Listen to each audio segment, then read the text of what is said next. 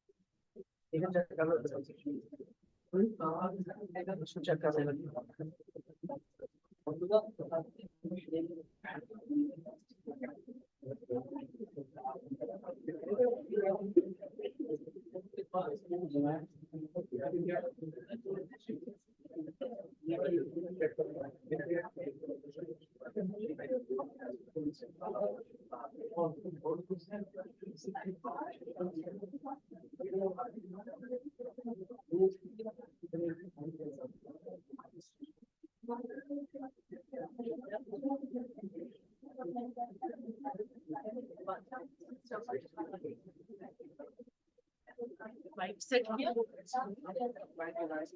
Mic set किया mic set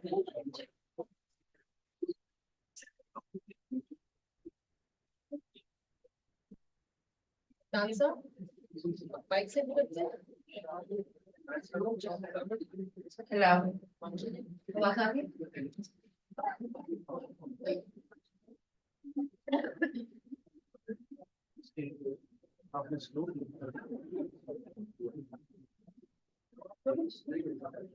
आवाज आ रही आवाज आ रही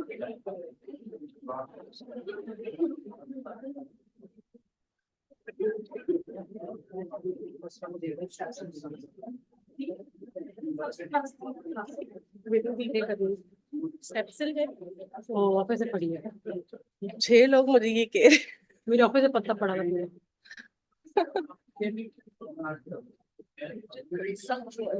खासियत हाँ वो भी रख लेती अब ऑफिस से पड़ी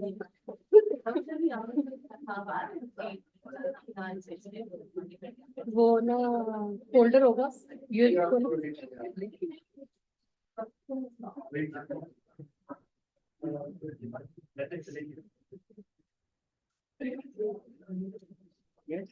यूज में डब्ल्यू एनडीआरएमएफ करें एनडीआरएमएफ नेम रेडियो के नाम से फोल्डर एनडीआरएमएफ नेम सारे वीडियो डाउन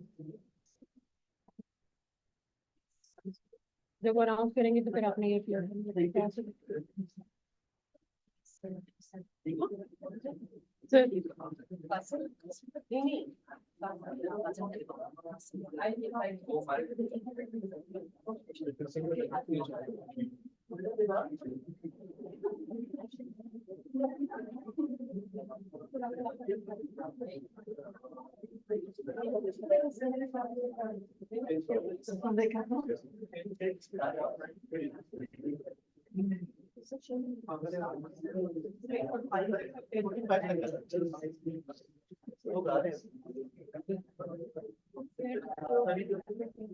यार ये काम नहीं किया था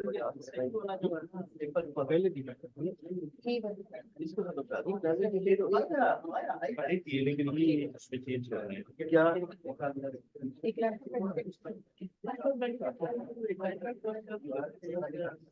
सही बात है सीरियस हो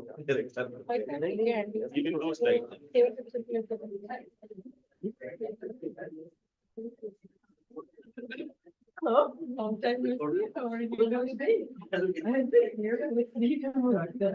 you know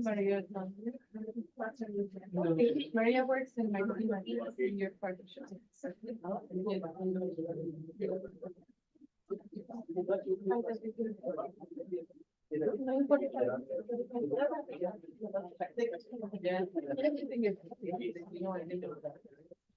So he looks like Denny about to face her.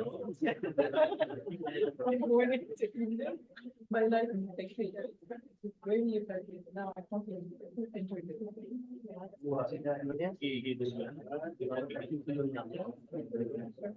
But this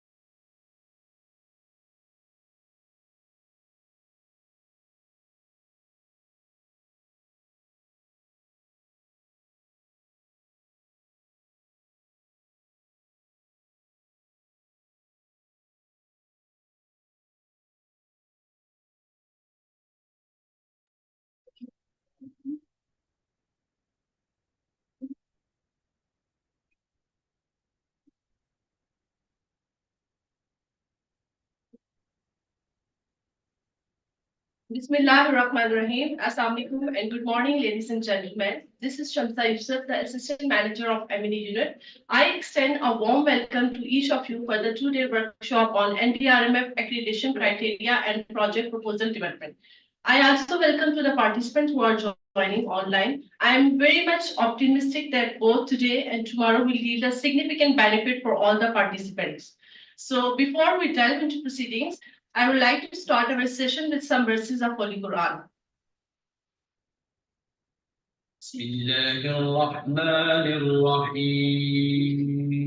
शुरू अल्लाह का नाम लेकर जो बड़ा मेहरबान निहायत रहम वाला है। إنا أعطيناك الكوثر فصل لربك وانحر إن شانئك هو الأبتر। ए नबी सल्लल्लाहु अलैहि वसल्लम, हमने तुमको कौसर यानी बहुत ज्यादा भलाई अता फरमाई है, तो अपने परवरदिगार के लिए नमाज पढ़ा करो और कुर्बानी किया करो। कुछ शक नहीं कि तुम्हारा दुश्मन ही बेनाम रहेगा। Now, I kindly invite Mr. Bilal Anwar, the CEO of NDRMF, to grace the stage and provide us with an insightful overview of NDRMF portfolio.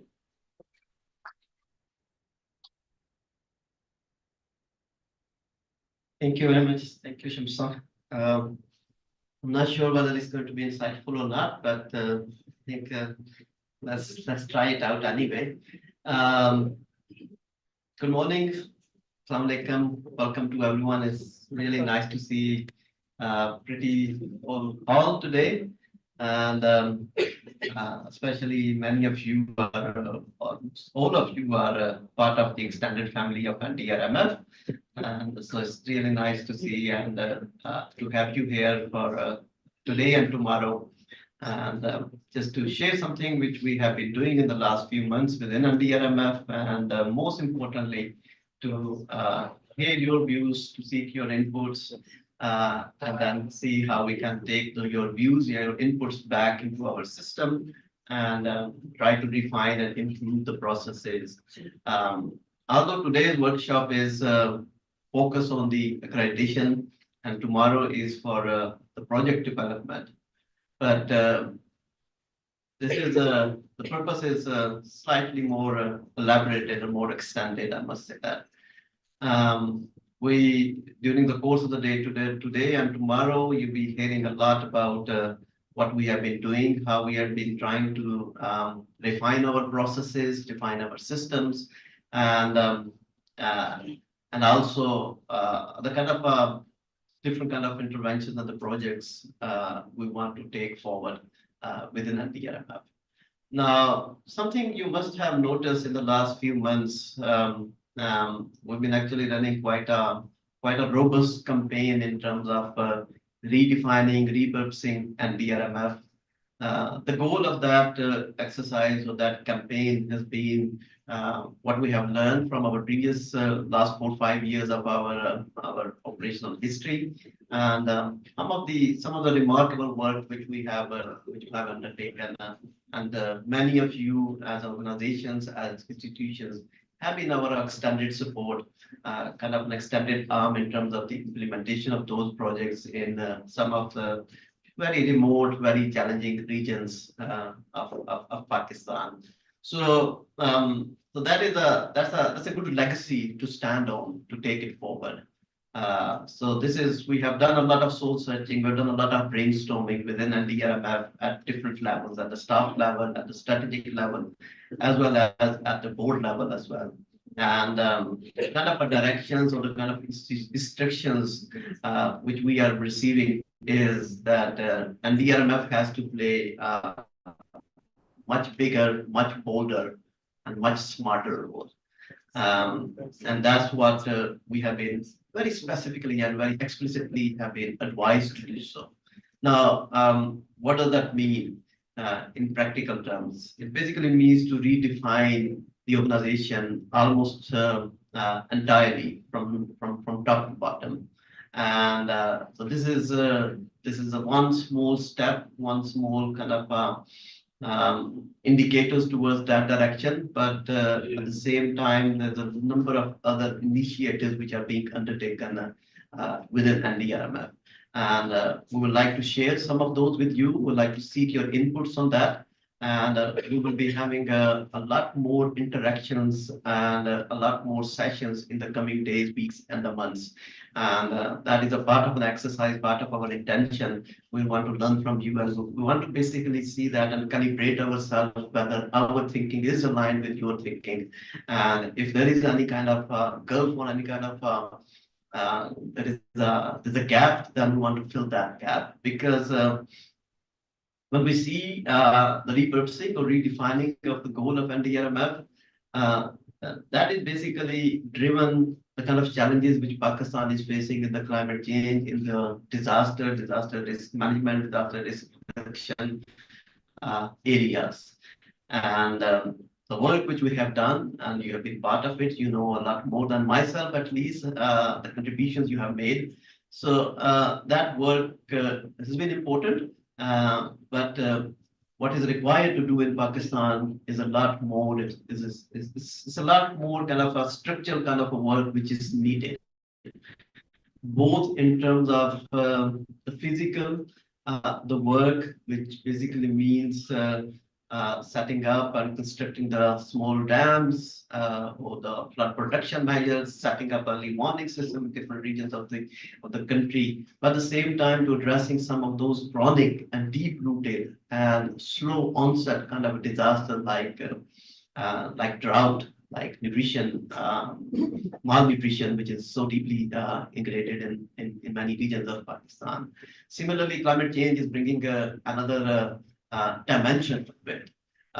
What we are hearing, both nationally as well, but more largely driven from international drivers, is that the climate change is the kind of a threat, is the kind of a menace which Pakistan is facing, and in the coming decades, it's going to be faced even more robustly, even more critically and seriously. So, in the last few months, the kind of exercise which we have done is, where are we placed as NDRMF? What kind of role we have been playing historically in the last 4, 5, 6 years of our operational history? And then at the same time, as an institutional value, what role should we be playing? And having done that, we came up with few kind of a big kind of a ticket items, which are now incorporated in our draft business strategy, which is being prepared, and it is still in the draft format. You'll be hearing about it from different presentations during the day as well, and we'll be sharing some of the controls of it as well.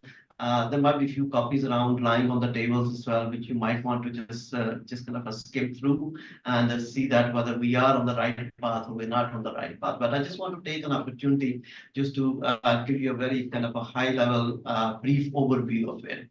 So given the challenges which Pakistan, of course, is facing, we see that, and we believe that disasters like floods are going to remain a very critical element of our work. So we call it as part of our interventions or part of our work as a DRR work, disaster risk reduction work, and which encompass flood protections in a very heavy-handedly. So that, of course, is going to remain one major part of our work, and in that context, we are going to be very much dependent on your expertise, and especially your the assets and the network which you have on the ground with the communities in some of the remotest areas of the work as well, the remotest areas of Pakistan. We believe that we just cannot extend ourselves to that level, and we do not intend to extend ourselves to that level as well. So a big promise, or the big kind of philosophy of redefinition or repurposing of NDRMF is, while we are strengthening ourselves, while we are extending ourselves in several areas, we are going to be limiting ourselves in some areas. So we'll be dragging our feet, we'll be kind of see that where others can do this work, the part of the work much better than us.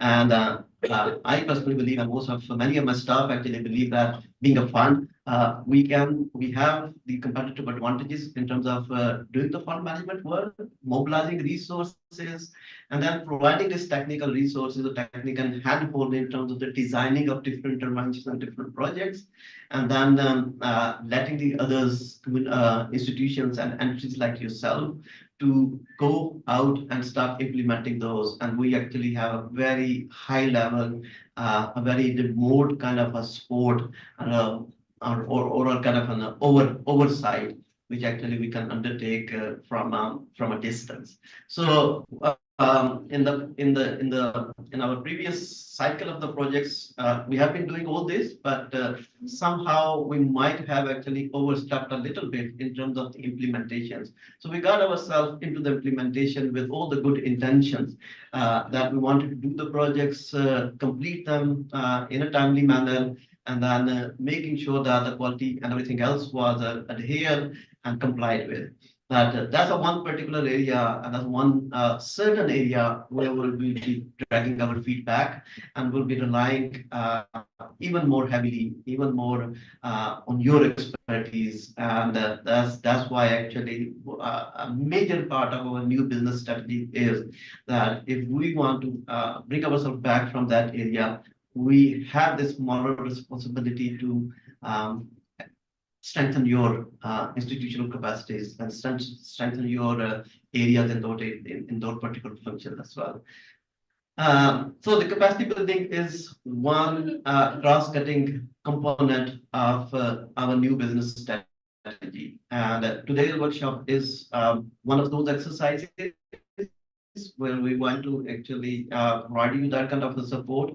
And you are going to be seeing a lot more aspects of the capacity building actually coming through from our side towards you. It can be in a workshop mode. It can be providing a different kind of a documentation or instruments or tools or templates, or we actually do engage and we do apply some of the more kind of technological oriented tools and the means to reach out to you and to provide you the information and the knowledge which we are trying to embark ourselves on.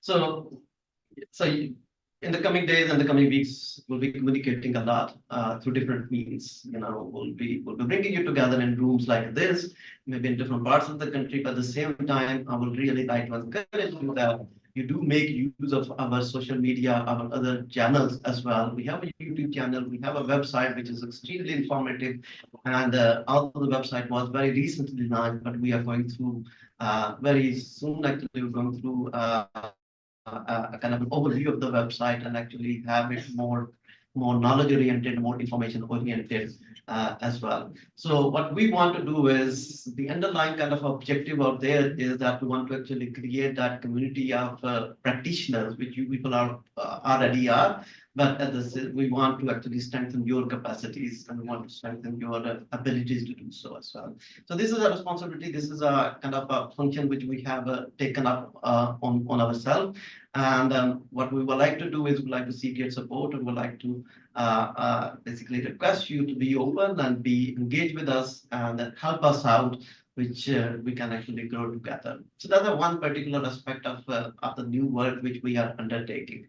The other one is the climate change and climate finance. So those two areas which have evolved quite a lot internationally, and we hear a lot about them in Pakistan as well. Everyone says that these are the new areas. To be honest, they are not. I have built my entire career on climate finance. I started working in climate finance in 1999. So that's how new it is. And I've actually grown my hair from pitch black to almost gray now, and most of them lost anyway. So I think this is not exactly a new area, but this is in Pakistan is being experimented, is being actually taken up slightly late, and we again see kind of a knowledge gap in terms of the understanding, in terms of the different financial instruments which have been experimented in climate finance, and that again is a one particular area where We would like to build your capacity and your institutional capacity, your individual's capacity as well. And we would like you to incorporate the different financial instruments into your project design and the financial engineering of the different projects as well. I think one particular area, not to my knowledge, actually, I've done some research on it. In Pakistan, the financial engineering of the projects, and that's also with the NDRMF as well. The financial engineering of the projects is always extremely simple. Most of the time, I would say that oversimplistic. Now, simplicity is always good, and some projects actually demands like this. But then there's the whole dynamic is actually changing internationally, regionally, as well as nationally as well. What we know that the public finance is becoming scarce. It's not readily available. Even international grant financing is not readily available as well. But there's a new instruments which are available. But then we do not have the capacities or the expertise to actually apply and employ those new financial instruments into financial engineering of it. I haven't come across in Pakistan any adaptation project or even a DRR project which actually have a different mode of the financial engineering or the financial instrument. I haven't come across with a single project which basically has a loan component, grant component, equity component, guarantee component, and similarly there are a number of other instruments as well, which are quite successfully being experimented and being applied in many parts of the world. So those are the areas which are evolving, and those are the areas which we haven't really haven't mustered the courage to look into those and then to come up with the project ideas and come up with the different types of interventions, which basically by themselves, by the nature of them, they do justify for these different financial instruments. So this is one area, and this is one extremely essential part of our new business strategy, which we want to apply and we want to actually experiment. At the same time, we want to build the capacity of our partner organizations to actually come up with those kind of different financial instruments and apply them in one single project, in one single intervention, and then see that how it actually facilitate the implementation of the project.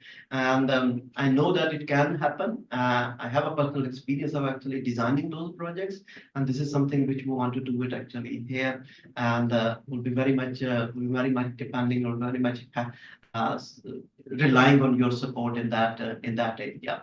Now, the third area on which we are going to be working is actually slightly out of our comfort zone, and that is a kind of a extended our institutional support for institutionalizing the humanitarian work to the relief, recovery, rehabilitation, reconstruction kind of work as well. And once again, there's a whole thought process behind it. And being a DRR fund or disaster risk reduction fund, one can very easily question about it, whether we should be doing it or not, because this is not our mandate. And we have actually looked into it against our article of association, our mandate. It doesn't really bar us, but at the same time, I think what motivated us is that there is again the gap in it. And we have seen in 2022, soon after the floods, there was a lack of coordination, and this is the feedback which actually we received from a lot of international players as well, who wanted to come forward and they wanted to actually support Pakistan and the communities in Sindh and Balochistan, but they were not really sure that which organization, which particular government entity to reach out and how we can actually coordinate the efforts. So we do not want to go into the relief efforts, but we want to actually bring some of the international best practices and want to bring some kind of institutional knowledge and support the government as well as non-government entities how to do it slightly better. I think this is a very high level goal there as well. Now, I meet many of you in our personal spaces, individual basis, and we do actually come across with each other, and we do share our notes, and we do actually kind of chat and share our experiences with each other as well.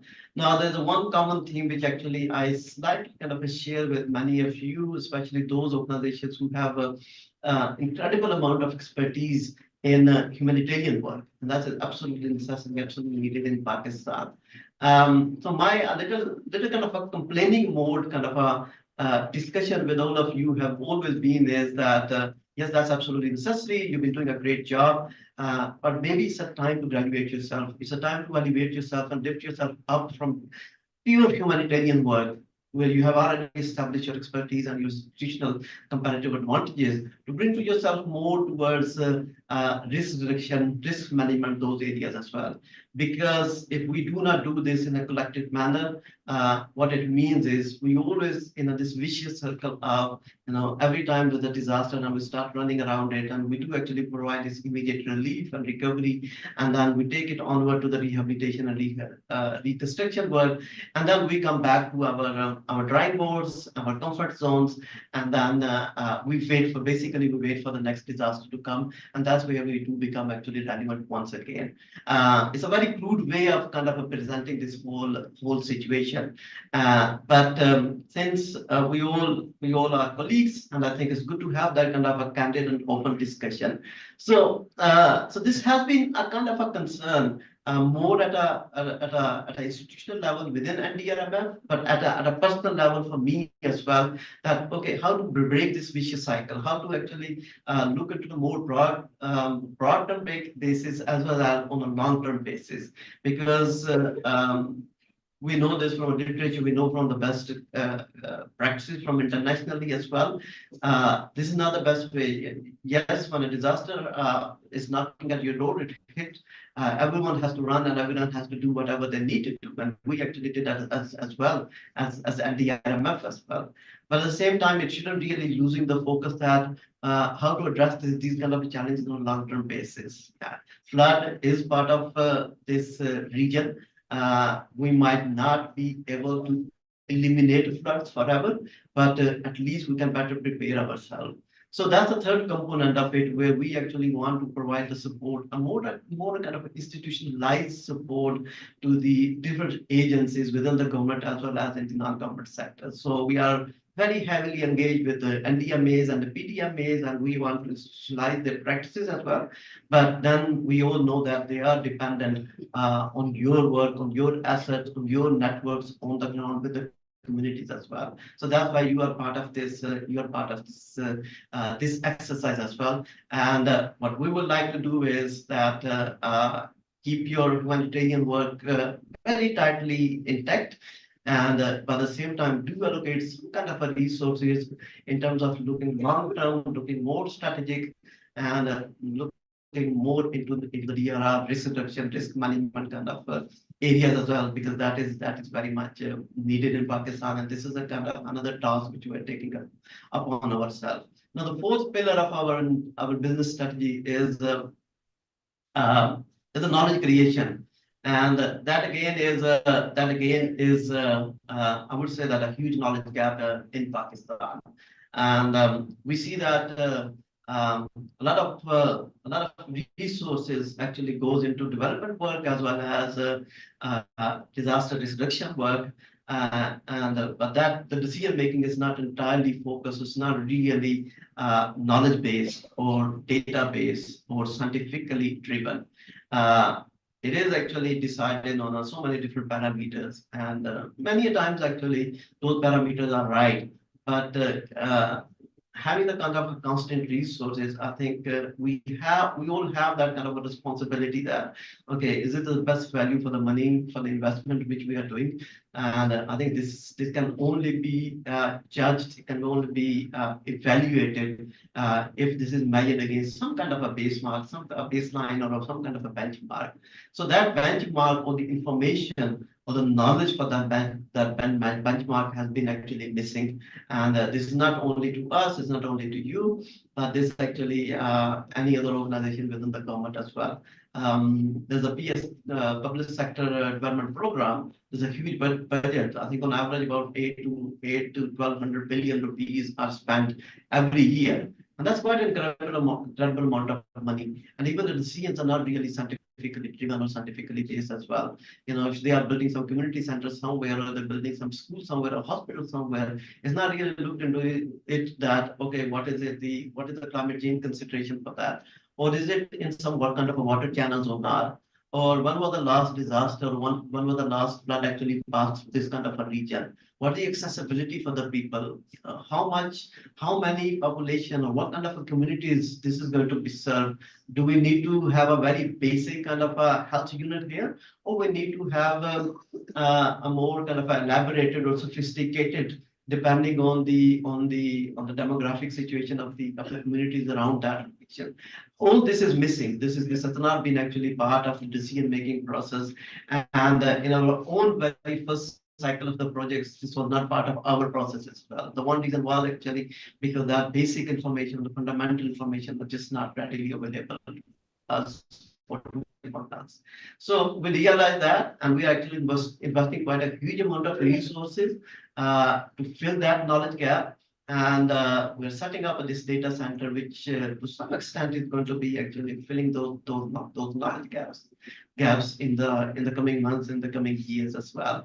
And this is the very first step. So I'm not saying that this is going to just make everything perfect or close to perfect, but I think it's going to be a very first step towards that direction. Will basically allow us to take a step back and look any kind of intervention, any project which we are designing, that whether this project is needed here, or this is the best utilization of the resources at this particular time or this particular spot.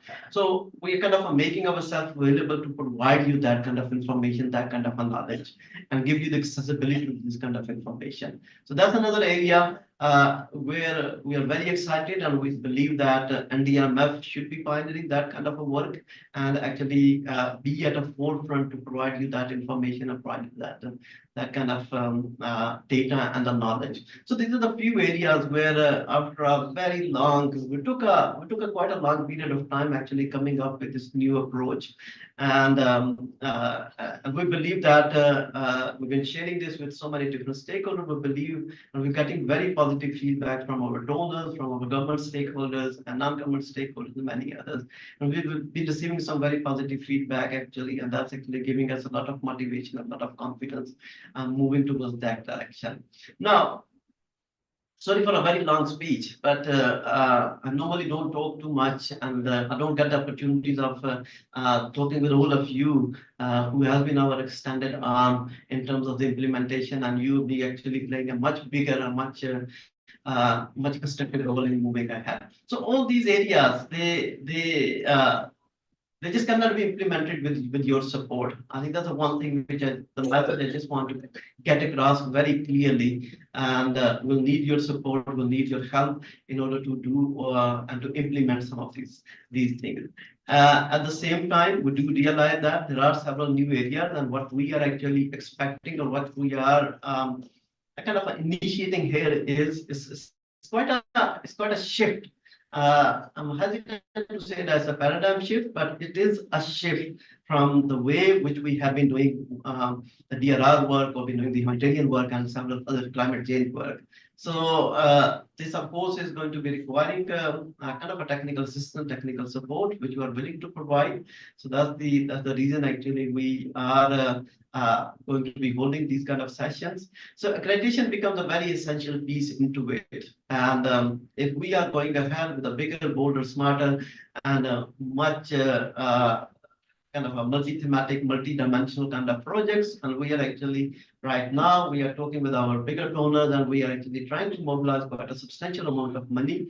We have to provide the confidence to our donors and to our lenders that the funding which they are going to provide is going to be best spent, and there is going to be an accountability mechanism. There's going to be a financial management aspects tightly built into the work which we're going to do, and this is all is going to be assured. It's going to be ensured through the accreditation process, which we are actually just about to start. You'll be hearing the kind of a revisions which we have done, and nothing to worry about, because the science of accreditation is pretty old, and the room for intervention is pretty small. I think to me, it's very simple. It's a system-based accreditation, and what we would like to see is we want to see your systems and identify the areas where you need to improve, and will help you and will work with you to improve those areas. And then we basically trust your systems, and you should be trusting your system that they are going to be allowing you and they're going to be driving you to spend the resources in the best possible way to design the projects which are needed in that particular time and the region, and to implement and to complete those projects in the best possible way as well. So this is what you'll be hearing, many things which you already know, you're very much familiar about it. And there might be some few areas which we have tried to tweak and refine. And just give us your feedback whether you think this is the best fit, or this can be done differently. But I think I just want to leave kind of a one kind of message is there is any accreditation system. It actually comes with a different kind of standards or the protocols or the requirements. And what we're expecting is that through a different means you basically demonstrate your compliance towards that particular requirement. And there is no one way of doing things. And the system is pretty flexible to allow that. Just to give you one example, if we are saying that, okay, we need some kind of organizational structure, and that can be done in so many different ways. We do not really demand, we do not really prescribe that you should have a board of governors or a supervisory body or this or that. Your system must have come up with some kind of governing structure. And you just need to demonstrate to us that the system is there, and demonstrate that the system has been working, has been functioning, and with time it has been actually improving itself. That should be sufficient for us. And if there is a need for improvement, we will be very happy and we'll be working with you to incorporate those changes, to incorporate those refinements. I think this is what we want to achieve from accreditation. Now, the other thing is, we've been actually receiving quite a lot of interest from many new organizations who have been reaching out to us, and they've been asking for accreditation. One particular kind of a flexibility which we're incorporating is that because we are very close to our new portfolio of the projects which we are developing, and we actually have a time span of, we're thinking about June, July, when we'll be actually kickstarting our new project portfolio. And that's where we actually want all of you to have completed your accreditation, to be up and running. But at the same time, what we want to do is kind of have the flexibility that you have passed certain stages, and then which basically gives us the confidence, and this doesn't really bar you to kind of working with us. But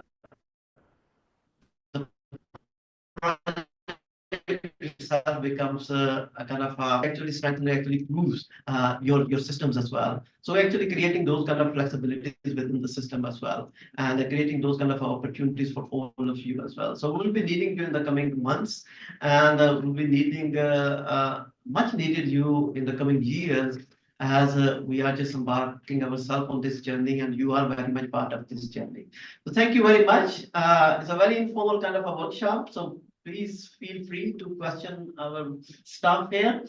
Seek clarifications if you think that something is not clear, and I can assure you that there are going to be many things which are not clear. Even until last night 8 o'clock, I was asking the question. So just feel free and just feel open and give us your opinion, give us your thoughts. You basically allow us to improve ourselves, and which ultimately help you out as well. I thank you very much.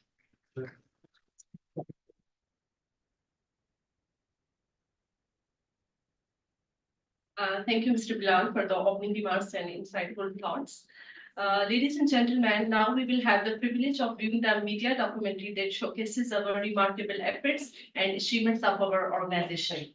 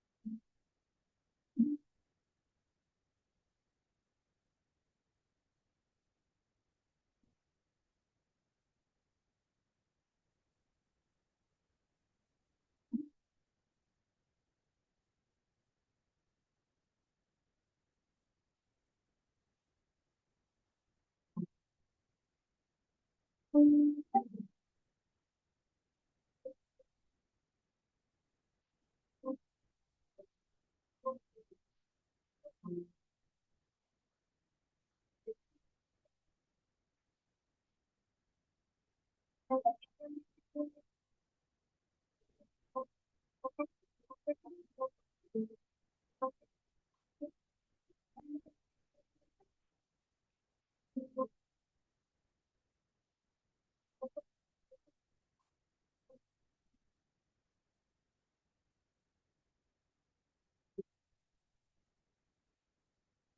you.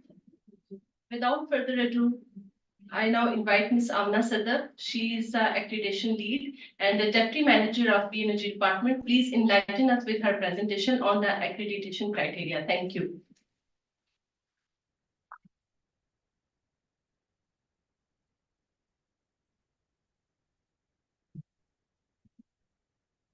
Bismillahirrahmanirrahim. Assalamu alaikum and welcome to all the participants.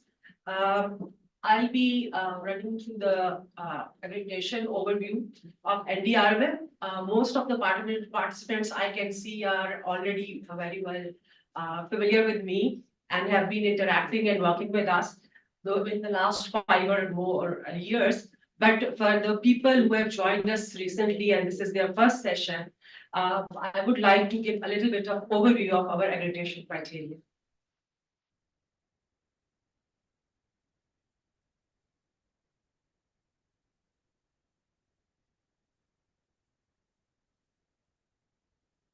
So when we talk about the accreditation of NDRMF, why we have this criteria and why we are going through this process. Basically, this is a process of due diligence for NDRMF fund implementation partners who belong to non-government organizations. And why we are doing that, there are main 3 core objectives to that. One is that all the non-government organizations are accredited related to their capacity, institutional capacity and eligibility to work with NDRMF.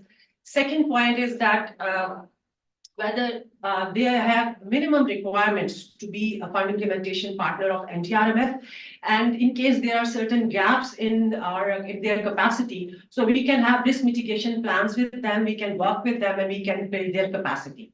And third, and most important is that we should have similar or the same type of parameters, standard parameters, where we assess our partners in order to ensure transparency in the process.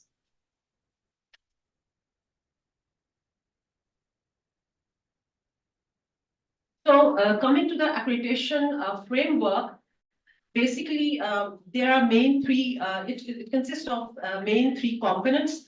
First part is application completeness checks. Once our fund implementation prospective partners submit their applications, our internal teams or the people who are taking care of accreditation process, they check the completeness of the application. And over here, it's seen that eligibility criteria is met or not. Then once this stage is passed, then the review by the accreditation panel is done. This panel is our internal panel. We call them internal review committee members. They have the different desk members are reviewing the criteria, the different capacity assessments of your institutions and organization, and then they get back to us on that. The last is the approvals by the management. Once evaluation and assessment is done, all the evaluation criteria results are consolidated and are being approved by the management and board members. And then they are communicated to the applicant along with it's publicly displayed on our website. Once the partners or the organizations are accredited with us, then they are eligible to submit their proposals and concept notes to become our fund implementation partners. So coming to the steps, in these 3 components, when we talk about application submission, it consists of 3 steps. One is that after receiving accreditation application, their eligibility is ensured, as I said earlier. Then provision of eligible entity documentation for internal review is being done. It's provided to our internal desk review members. Then the documentation completion checks by the desk officer is done, that if there are some documents missing, we get back to our prospective partners and tell them that you have to resubmit your documents. Some manuals, documents are missing. So kindly get back to us within 2 to 3 days so that we can proceed with accreditation process.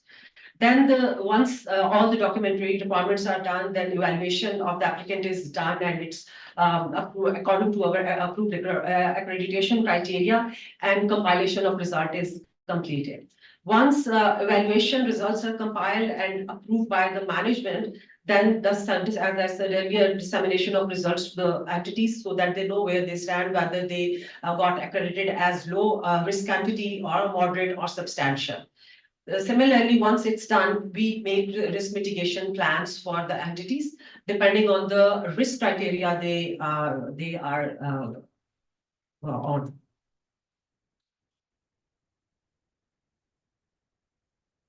So today we are going to share our NDRMF updated or revised accreditation criteria. There's a basic reason behind it. In the last 5 years, we have completed our first phase of a batch of projects implementation with different partners in government and private sector. So as far as non-government organizations are concerned, our initial criteria was basically totally, I would say, functional and systematic. And there were major 4 to 5 criteria for the organizational capacity assessment.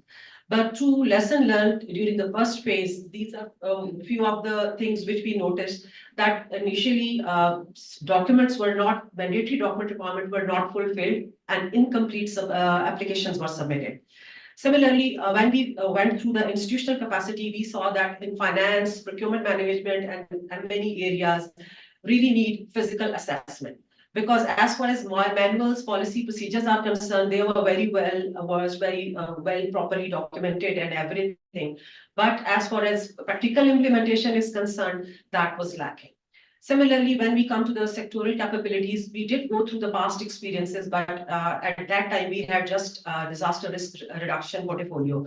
Now we are working on different portfolios, starting from health emergencies to climate change adaptation, climate change mitigation, and other relief and rehabilitation works as well. So we needed to update our criteria in order to meet with NDRMF mandate.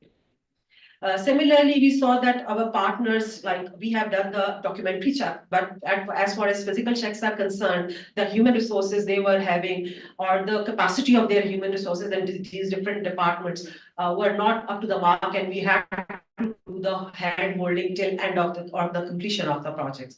So similarly, there is a few areas which were lacking on our part as well, that all the accredited entities in the first phase, we did communicate risk mitigation plans, but we did not do the follow-up.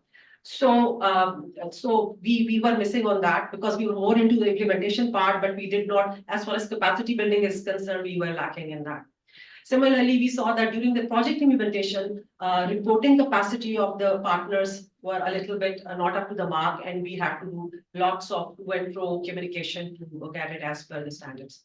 Another thing which was very significant in the implementation part was compliances issues.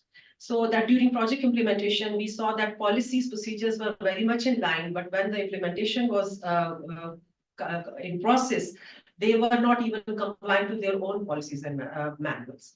So based on our lesson learned in first session, we have conducted certain consultation sessions with our partners and in-house as well. And then we revised the accreditation criteria, which we are going to share with you in today's session. So in order to proceed further, what is the purpose of accreditation criteria revision? There are main 3 to 4 purposes. One is that, as I shared with you, that our mandate has been, changing and enhancing. So we had to update our criteria accordingly. Secondly, we had to align our NDRMF's accreditation to our current portfolio. And third point is that we had to make, initially we were just going through the systems checks and all, but we were not aligning it with our project-centric approach or fit purpose or inclusive. So we had tried this time to make it a little bit project-centric and more relevant to our mandate. And similarly, as I shared with you earlier, that based on lesson learned, we have added certain criteria into this process.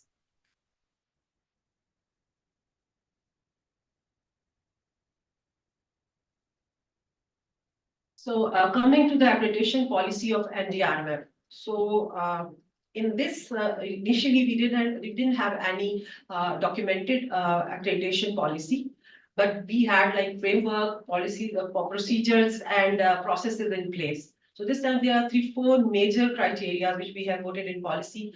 That earlier our accreditation criteria was open-ended, but now it would be for 3 years, consecutive 3 years. Terms and FIPs or our fund implementation partners have to re-accredit after 3 years. Secondly, based on our lesson learned, this has been decided that those our fund implementation partners or accredited entities who cannot comply to their standards, upon which we have accredited them, then their accreditation can be cancelled with NDRMF. Fourth is that we will be conducting annual and mid-term compliances with our accredited entities to ensure that their policies and procedures are up to date. Similarly, as I shared with you earlier, as far as mitigation plans are concerned, we were initially communicating mitigation plans to low-risk entities, those who were our prospective partners. And we used to give them certain gaps, identify their gaps, and gave them certain time before project award to comply with it, and then they could proceed with a project submission. But now we are also considering moderate risk entities in order to enhance their capacity, and we are giving them 1 to 3 months within which they have to revise if there is any gap in the policy or they are not compliant with NDRMF standard. They can come back to us, resubmit their documents, and then they can become our prospective or our implementation partners. Coming to the major revisions, I'll go through the whole accreditation criteria, but the highlights are that in functional criteria, we have included M&E capacity assessment of the applicant, which was missing in the last criteria. Then there's a separate criteria for social and environmental safeguards. Initially, there was hardly 4 to 5 questions or the parameters on which we were assessing organizational capacity on social and environmental safeguards. But now there are separate criteria for social safeguards and environmental safeguards. Similarly, we have included project management capacity assessment as well in the criteria. As far as processes are concerned, we have done the reassessment of compliances, conformity to policy manuals, and agreed terms of the agreement on annual and mid-term basis. So physically, documentary checks will be done, including audited financials, updated manual policies and procedures.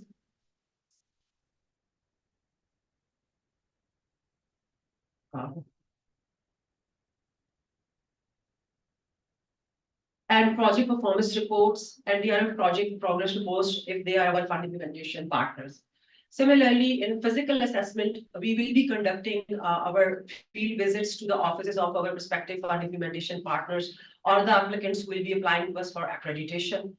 And similarly, we have added this part that we will be trying to make our accreditation criteria project-centric by introducing separate assessment criteria for DRR, climate change, because earlier we are asking for the past 3 or 4 years experience with the projects entity have already submitted to us. But now it would be your project-centric. The project proposal or concept notes you are bringing in, you have to show that you have the past experience in the same category, whether it's DRR or climate change mitigation. And so, secondly, as I said earlier, that we were lagging on risk follow-up on risk mitigation plans.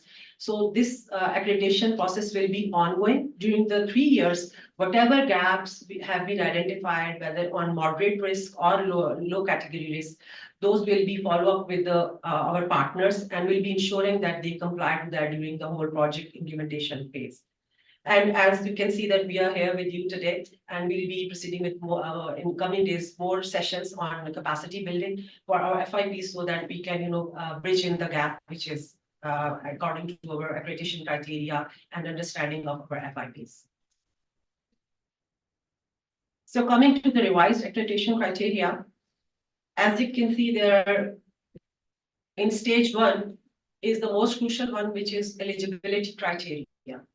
In this eligibility criteria, you can see it's a killer criteria. If the entity or the organization who is applying for accreditation cannot pass through that, they'll not be going into the second stage, and their application will be dropped at this stage. Stage 2 is like, as I said earlier, it's capacity assessment of the organization, their institutional assessment. So there are a few criteria which are marked in black. Those are earlier already in the previous accreditation criteria, like organizational structure, regulatory and legal regime, financial management and internal controls, procurement management. Now, environment and social safeguard, as I said, now they have been separated. There will be separate criteria for environment safeguard and social safeguards.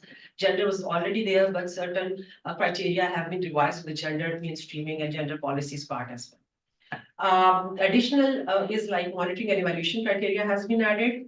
Project management and capacity assessment has been added. DRR and DRM criteria specifically has been added. Climate change has been added. And last is that whatever you have given in your policy documents, manuals, that will be properly checked through physical assessment, conformity assessment, and background reference checks as per the list you have provided for the previous projects completed by our prospective partners.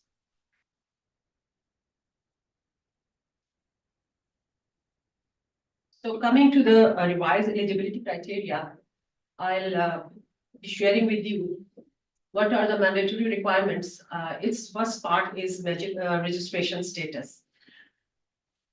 Here we talked about that the organization is legally registered in Pakistan, whether the organization is allowed to work in Pakistan in different areas in development sector or not, and whether they are registered legally as per Companies Ordinance 1984 or Companies Act 2007, which is prevailing as of now. Societies Registration Act 1860, Voluntary Social Welfare Organization Ordinance 1961, Trust Act 1882, or if they have any understanding, maybe with Ministry of Interior or approval NOCs from Ministry of Interior, Government of Pakistan for INGOs. Then coming to the last one, that is by means of treaty or other agreement that act as a charter with Government of Pakistan for UN agencies. For UN agencies and those who have accredited from GCF or REP or EU, they are exempted for accreditation. But at the time of application, they have to give the documentary proofs of all the policies and procedure they have, because most of the INGOs and UN agencies are having their head offices in globally at some main country, and they have regional offices with a small capacity in the regions. So we have to ensure when we are funding any INGO or UN that they have a proper setup over here and they can comply to our policies and procedures. Similarly, if initially this first criteria was already there, but there are two criteria which have been added in the registration status. One is that we have to ensure that any entity or individual is debarred or including those cross barred will not be eligible for this accreditation with NDRMF.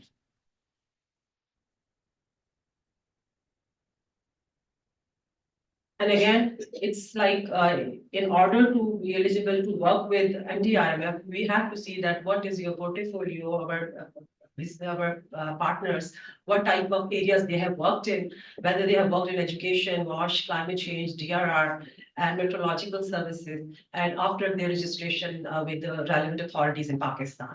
So for that, you have to provide certain list of documents. Like as I said, that this is the eligibility criteria. If these documents are placed and they are not expired and valid, then you will be going to the other the institutional capacity assessment part. So here, like you have to provide legal registration certificates along with memorandum of association, forms such as Form 29, Form A, whatever is applicable. Similarly, for INGOs and UN agencies, if you have MOUs with the Ministry of Economic Affairs or Interiors and NOCs with the Ministry of Interior, so you have to submit that, but it has to be valid, not expired. Coming to the last point, that is like again treaty or MOU signed with Ministry of Economic Affairs in case of UN agencies.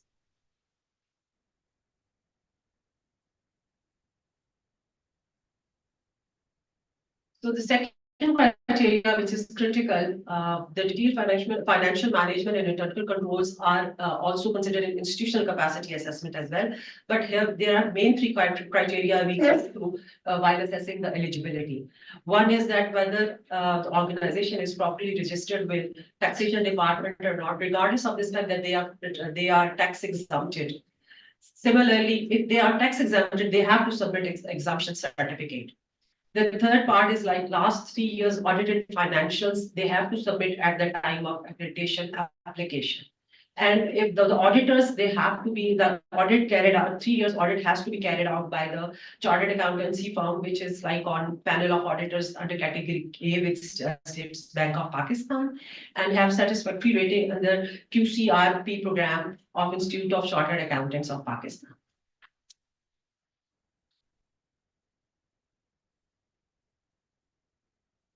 And these are the, again, documentary requirements, like you have to give the exemption certificates, tax registration certificate, last 3 years financial audit, and profile of the audit firm.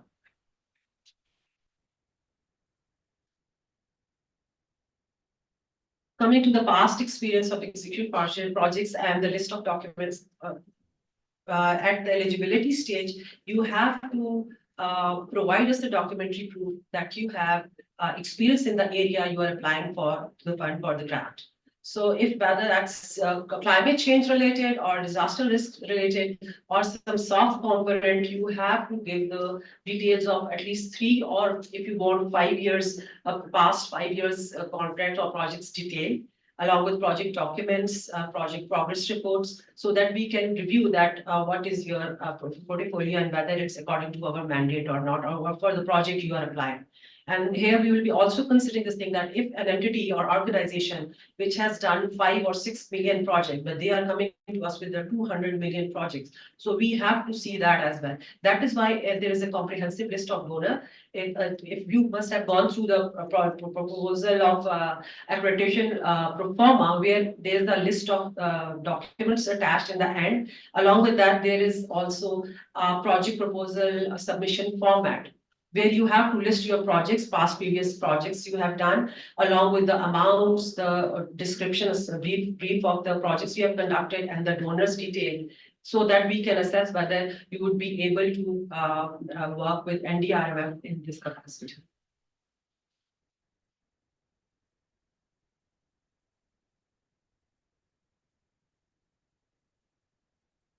Coming to the last slide, I would like to highlight here that when you are submitting the documents and this pro forma application, make sure the column which refers to the reference documents, make sure that all the annexes attached with the reference number are mentioned there.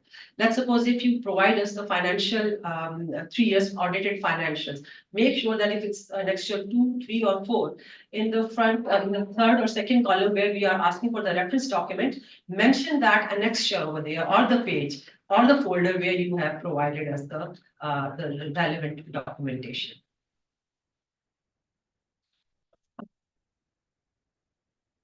The rest of the details of the criteria, my colleagues will be walking you through all the institutional capacity requirements in detail in the after a break. So thank you very much. I'm done, and now I would like to invite you all for a tea break, please.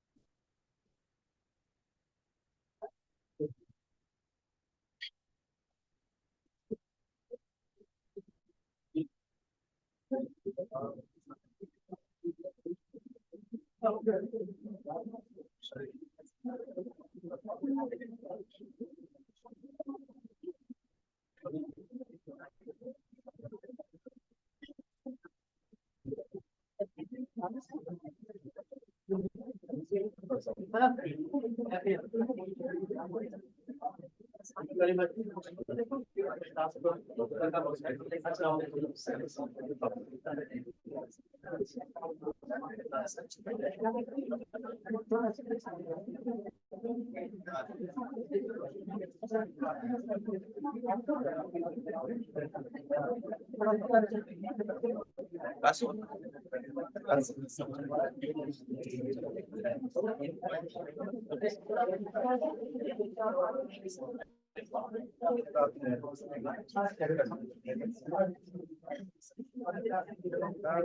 देख नहीं करना चाहिए आप event में इसके अंदर क्या है ना इसके अंदर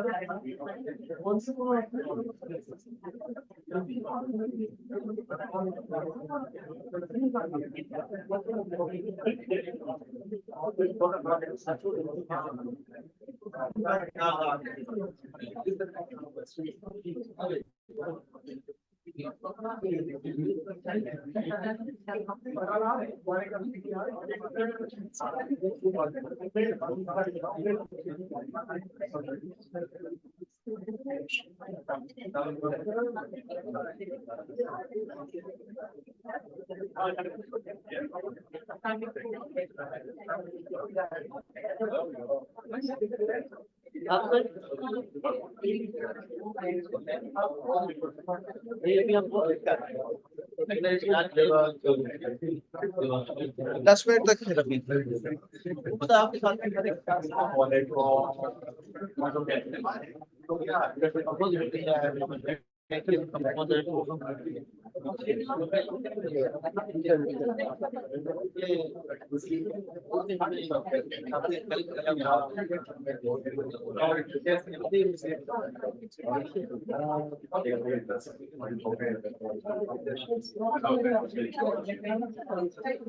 ठीक है फिर ठीक है बस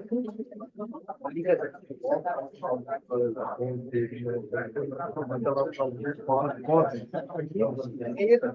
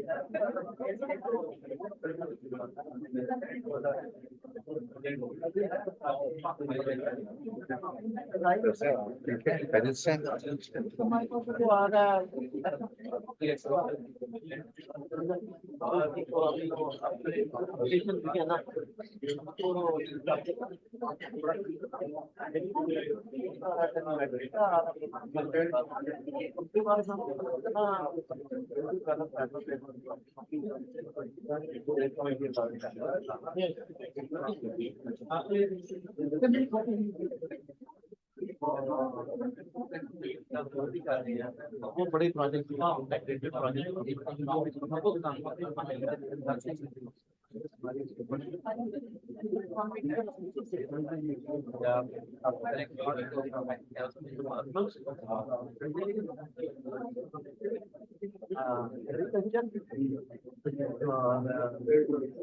water supply, vertical construction,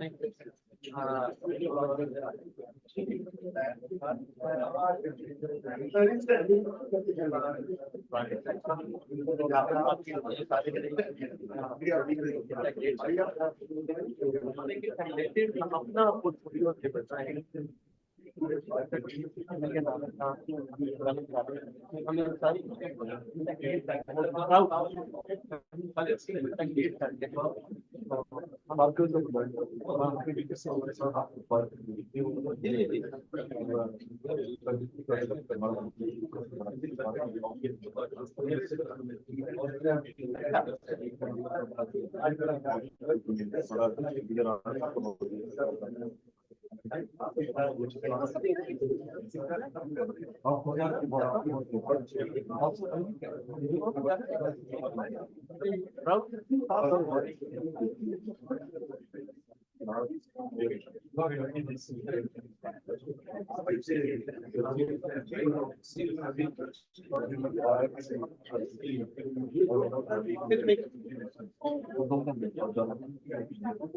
मैं वैसे भी क्या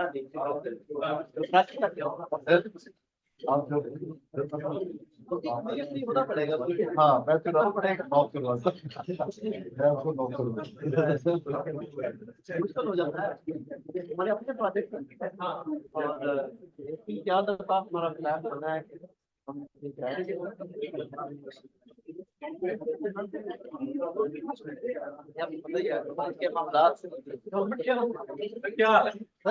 माशाल्लाह हॉर्टिकल्चर एग्रीकल्चर बहुत बहुत माशाल्लाह मैंने कहा कि हेल्थ भी अब आ गया न्यूट्रिशन भी है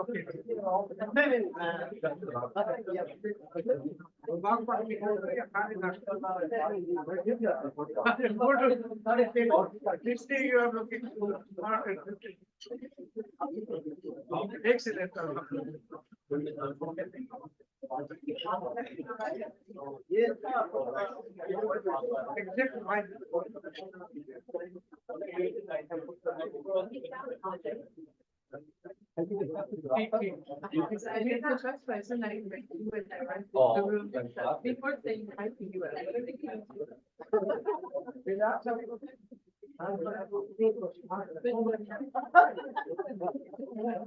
नजर देख लो जिसको देखते हैं तारीफ कर रहे हैं असल में महंगाई बहुत है सारे लोग डिप्रेस थोड़ी सी अच्छी बात करते हैं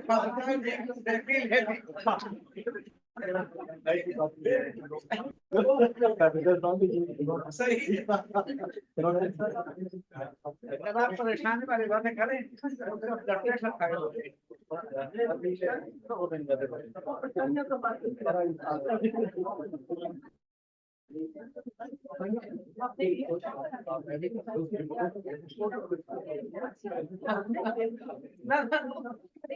अच्छा मेरी चाहिए क्या? अच्छा मेरी चाहिए हाँ तो मैं भगवान जी पुदीना शहर क्या बात है हाँ हाँ तो है ना दफ्तर के में अकेले ये आना मुझे लेके जा रहे हैं आना के कुछ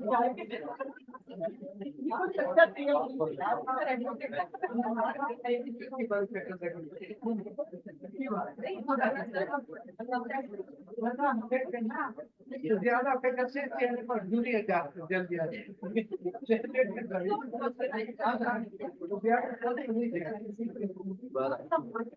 अच्छा सर मैं उस कैटेगरी का इंतजार कर रहा था मैंने आप भेजेंगे मैं एक सेंट फिर आपको भी वो बोले इतने लोगों को भिजवाइए We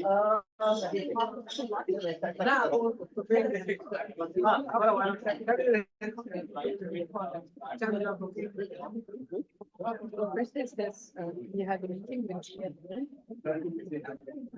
Vidal is our new CFO. Oh, yes, yes, yes. We met. पुराना कुलीग है PPF का now we are giving all the exodus, climate displacement.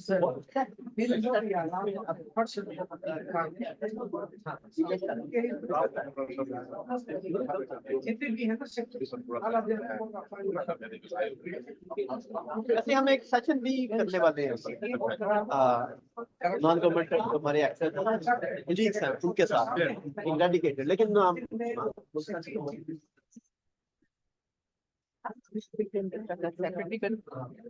We had this meeting with AFD around GB because we have this big project with AFD. Nana is about to say her, and they told us also about the health part that we wondered if they need something. Yeah, definitely about that. And I think we need to update you also a little bit on the energy front and so on, because we haven't had the transition. The climate finance suggestion that you made, I think is exactly where we're going to take. So maybe some of these models we can like kind of present a bit to you, like some of the financing models we're doing, then the private sector investment, because that could be interesting. My last meeting with Bilal sir, he was with the view that wasn't smart. But again, that needs to be re-looked in the context of the new strategy. I agree, and then bringing these innovation now that there is space for that. So maybe in the coming is next week your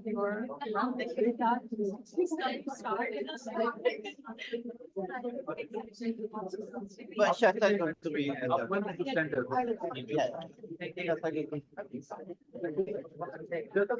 मैंने वो commitment में था तो मेरा राजस्थान में था तो वो जैसे आयोजन के जैसे वाइस चांसलर वो अब तेरा हाउसिंग के वाइस चांसलर वो दोस्त है हमारे मेरे ऑफिस में आए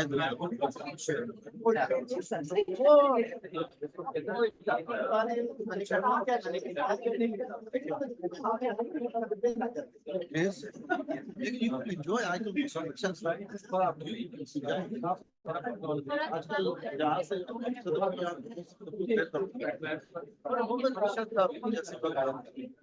And last week, social media cut off the whole thing. Yeah, I mean, we locked out.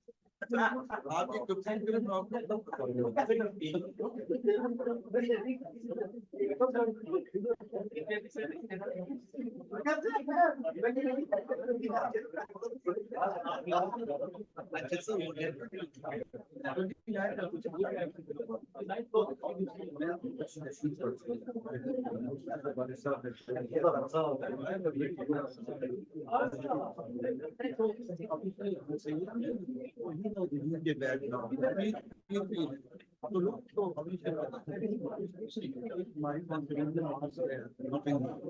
वहाँ में क्या तो they were waiting for नमस बुलाना से नहीं है जब बोल रहा था परेशान और हमारा नहीं खोल कर हमारे साथ होता है I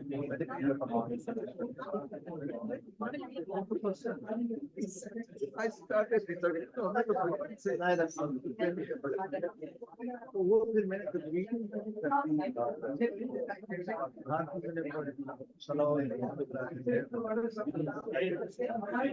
क्या क्या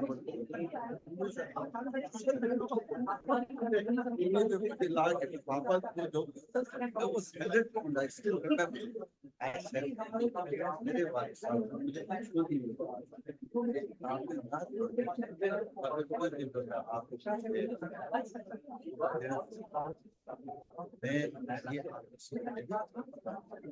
मुझे बात कहते आपकी पीढ़ी शुरू होगी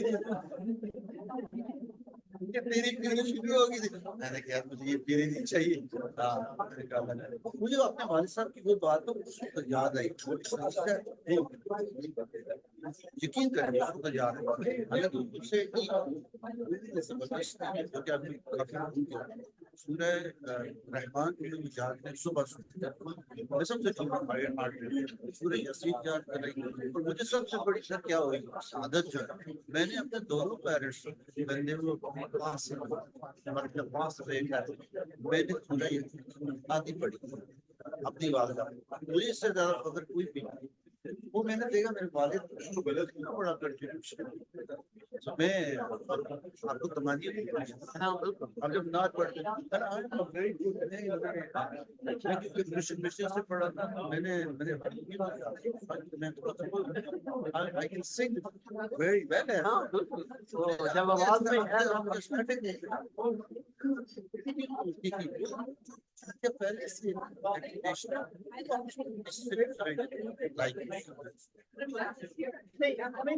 ये रीक्रेडिटेशन का अच्छा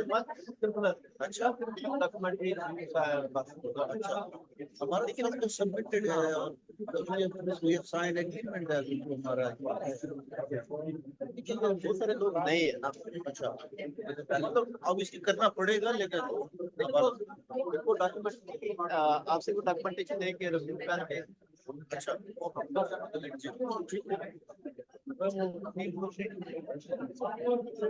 बाकी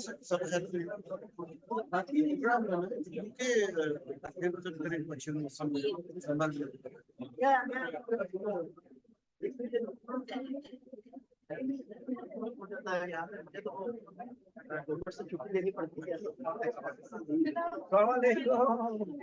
कैसे आप खैरियत से ऑल वेल पिक्चर मैंने अपलोड कर दिया ये सर हमेशा कहते हैं मुझे पिक्चर्स नहीं वो तो अपलोड हुई है मुझे तो नहीं मिली अपलोड हो गई है ना अच्छा वो लिंक पे शेयर कर सर वो you know NDRMF and Muslim same आपको जो पोस्ट अभी आपको पोस्ट करेंगे स्टाफ जो कर दी आपने देखा अच्छा ग्रेट जरा पढ़े उसको मैं तो अभी अपलोड within 1 minute सर वो नाज़िम साहब का मैसेज है वो कह रहे हैं 15 को उनका कोई अर्जेंट मीटिंग आ गई तो कैसे कर लिए पूरी से करते हैं 15 को देगा मैंने नाज़िम साहब से 15 को देना वो वी गॉट अनदर मीटिंग ये नहीं बताया तुमसे पूछे और क्या ऑप्शन है फैमिली एक्सेप्ट मीटिंग रिक्वेस्ट आई में ज्वाइन है क्योंकि 15 को मैंने कहा मैं सर के पास आना है मेरा वो उनकी मीटिंग आ गई ना तो कह रहे हैं कि उसको रिस्केड्यूल कर दें अरे उनसे पूछ रिस्केड्यूल आप कब तक होगा जल्दी करवा दें क्योंकि प्रोजेक्ट आ रहा है उनका खैर वो थोड़ा सा डिले हो गया वो भी यूएसएड को आपने ईमेल करनी थी उनका भी मुझे वो मैसेज आया कि आपने मैसेज मेल किया क्योंकि इनसे टाइम मांगा हुआ था ना हमने एमडी से मैंने वो कहा हमारे एक्टिविटी मेरे पास है मैं वो कहती कि एक्टिविटी हमारी चल रही तो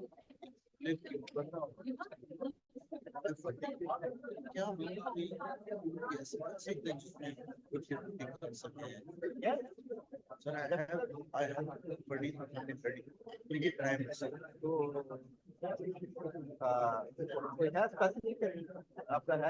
एरिया देखेंगे ना जिसमें ये जेके भी हो सकता है whatever you say चलता है कुछ एरिया में ये है हमारी एजे के की कुछ एरिया में चलता है लेकिन एजे चेंज करता है नहीं एजे के में कर सकता तो व्हाई नॉट एजे के so मैं इसलिए आना चाहता हूँ कि I have like around 15 million yes बस ठीक है हम मैं चाहता हूँ हम इकट्ठे करें so मुझे ना Shaista if you can fix my time with stuff I want to see ठीक है ना उसमें कुछ और एक्टिविटी सर डालेंगे जो मैं चाहता हूँ कि उसमें हमने एक सोचा था कि agriculture smart agriculture climate friendly agriculture की ट्रेनिंग्स भी स्टार्ट है डेफिनेटली हमारा वो लड़का अच्छा है सही टाइम है सर ये एग्रानी साहब से भी करते हैं हमारा वो मजाक तो भी कह देता ना he is a agriculture expert.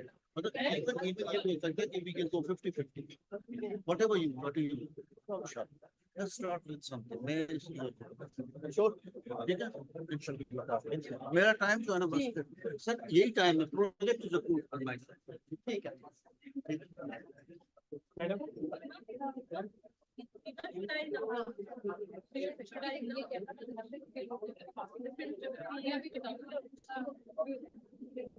वहाँ पे कब जाना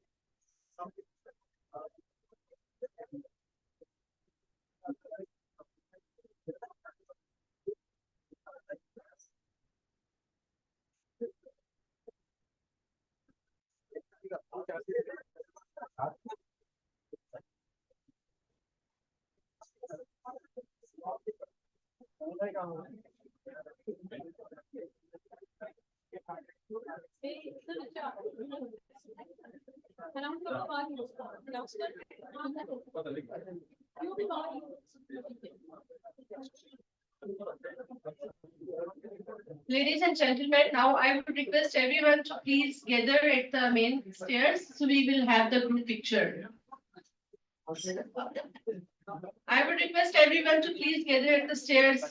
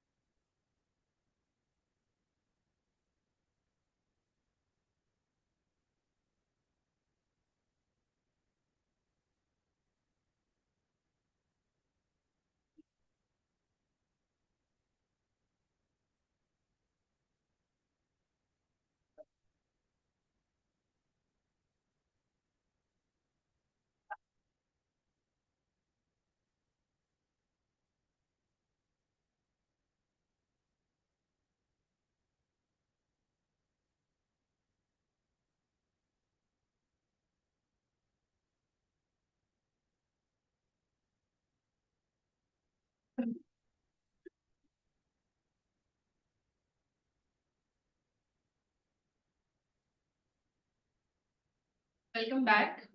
So for the regulatory and the legal regimes, now I invite Mr. Badiuzzzaman Hasib. He is the Deputy Manager Legal for his presentation.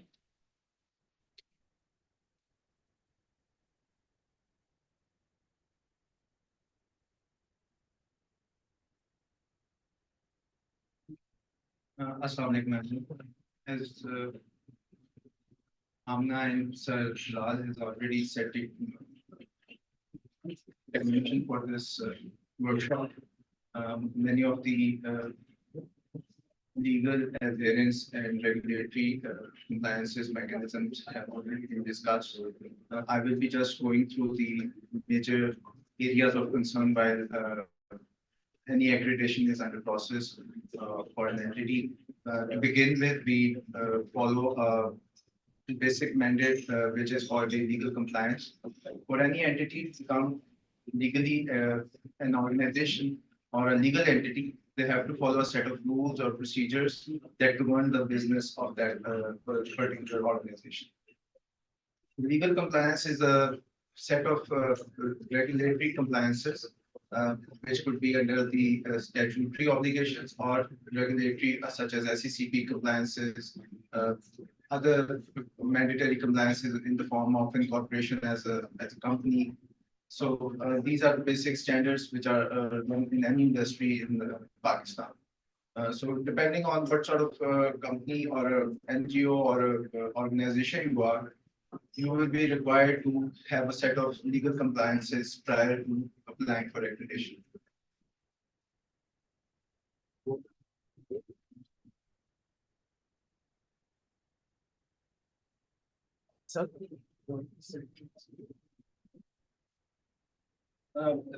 As already discussed and told before that legal registrations are a mandatory compliance criteria. Looking forward, I don't think that the businesses are in any capacity to run the whole enterprise on their own. They have to come in with the regulatory bodies at some point in time.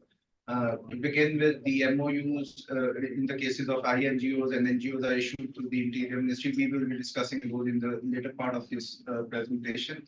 But the basic underlying phenomena is any organization having a legal adherence compliance is mandatory, and accreditation without that is a misnomer. It won't be a process to be undertaken. So any organization who is looking forward to become a part of NDRMF's FIP or a partnering body in the near future, they have to come in with their own set of legal responses, legal checks, and it is suggested that they hire a temporary or permanent source for legal due diligence before engaging on accreditation with the NDRM.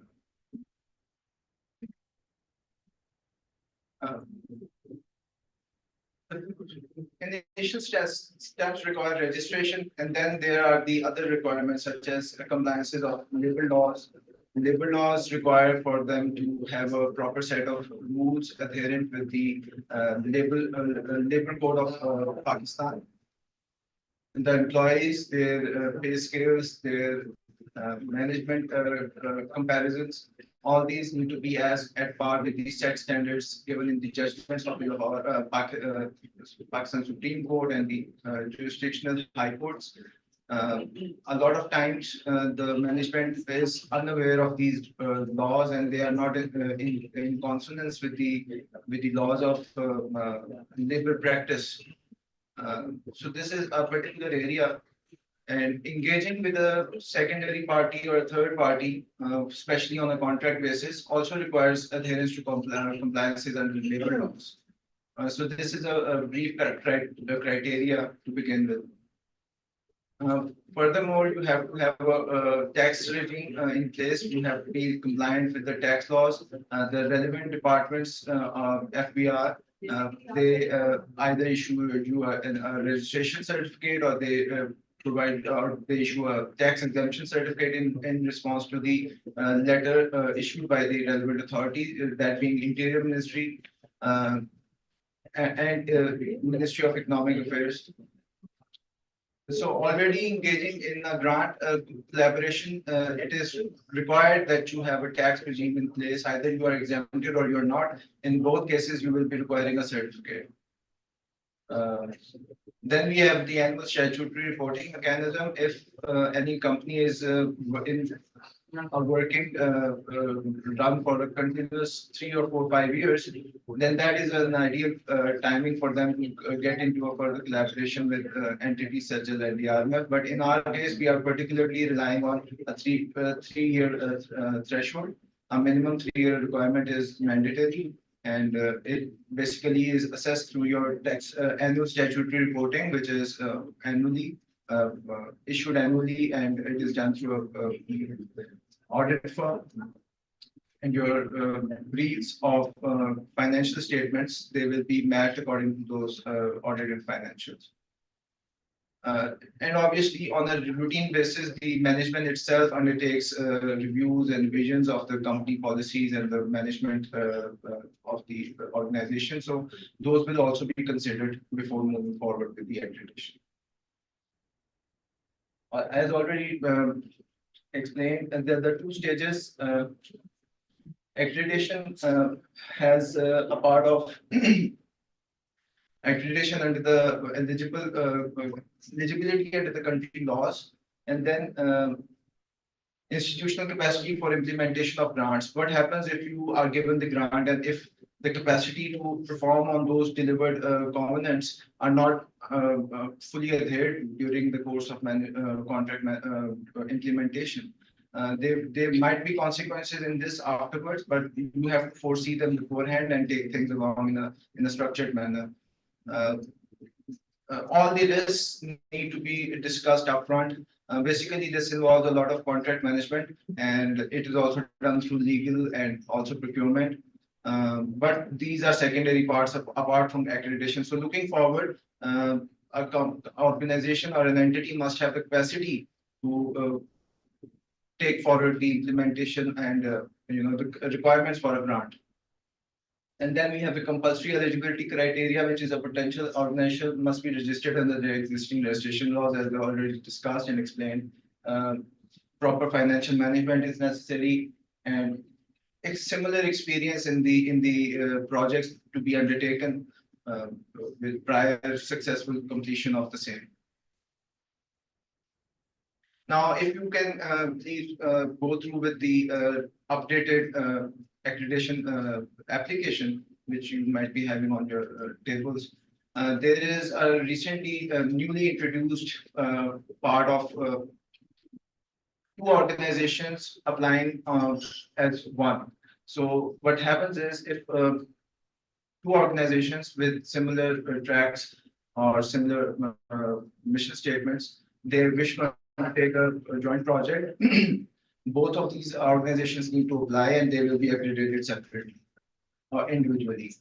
And once they have been accredited, they may nominate a certain or third person or a common representative to be agreed between both the entities, and who may undertake the accreditation process and follow on as per NDRMS requirement. So this is a recent introduction, and it has a lot of potential for all the shortcomings which any particular organization might be having at any given time, and they might want to partner with another organization just for the sake of collaboration and coming up with a JV and to initiate the accreditation and subsequent project partnering with MDR. So if you can just go through that, and it will further allow you to reason around the scopes of joint collaboration between two organizations to get into collaboration with NDR. So it would become naturally a tripartite sort of an agreement, but the dynamics of this whole will be something to experience around it, and we will be working around on so many new things. So it will be quite a engaging and a learning experience for both the organizations.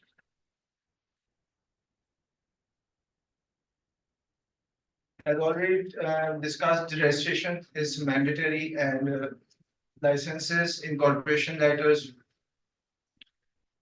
The main reason these are enforced are that at times there are companies who have revoked or their licenses have been at some point in time revoked due to underperformances or some statutory non-compliances. So this is the main issue which any engaging partner needs to have a due diligence for. Furthermore, if you are an NGO or an INNGO, you need to have at least 1 year prior valid MOU from the ministry, which will give you a sufficient time period to engage with that NDRMF's detailed accreditation criteria. Although the time period might be shortened due to the recent updates and the phenomena of enforcing the mechanisms in a more holistic manner. But in any case, if you are coming to accreditation for with a 3 months MOU, then that would be a time period which you need to realize that you have to get into a renewal. So the faster the renewal, the easier the accreditation will become. And the more time you have before you expire for the existing MOU, then again it is a time of something that both the organizations will be equally looking forward to comply with the MOUs and the incorporations. Okay, we have a vision, mission, and a value statement criteria. Any organization needs to have a vision, and they need to have a mission to achieve that vision. So basically, mission is what the entity aspires to actually do.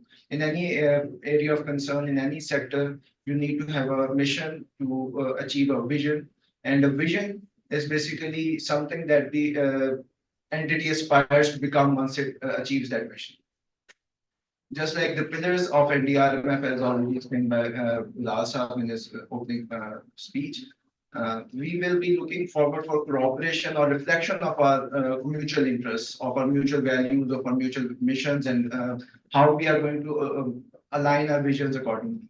So this is one part which is most important in reflecting the two organizations and coming along on mutual paths. As already discussed, these are viable for setting a set of goals or set of priorities for any organization. And projection and dissemination of these vision and mission goals is also crucial for our requirement as well as for the growth of the company itself. They must be having a holistic understanding of what they are doing and how they are trying to get that vision.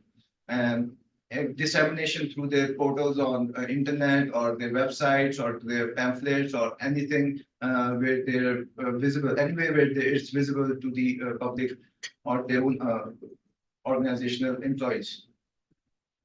It must be specifically mentioned in the internal HR documents as well, policy manuals, staff reports. I mean, they should be highlighting those visions and accrediting. It becomes easier for entities like NDRMF if these vision missions are in line with your HR policies as well. So it gives us understanding that the people we are working with, they know what they are doing. And they also understand, they would be in a better position to understand what NDR is envisioning to do. So it will be a mutual collaboration. And most importantly, for those who are managing these areas, they will be in a better position to understand that you have to undertake a yearly or a bi-year, twice yearly review of those vision missions. It helps you strategize and operationally improve yourself. Now the organizational part is where the organization with its mission goals, vision goals, has a potential to organizationally enforce those ideas. And now the organizational part requires that the reporting and organizational structures are in place. They must exist. Obviously, this is something which goes without saying. The requirement as per the accreditation, past experiences and the present and future that we are looking forward, we will be basing a lot of on these organizational structures requirement. If there is no DRR expert, then how do we know that the company is viable or will be collaborating on those lines where the DRR organizational requirements are met?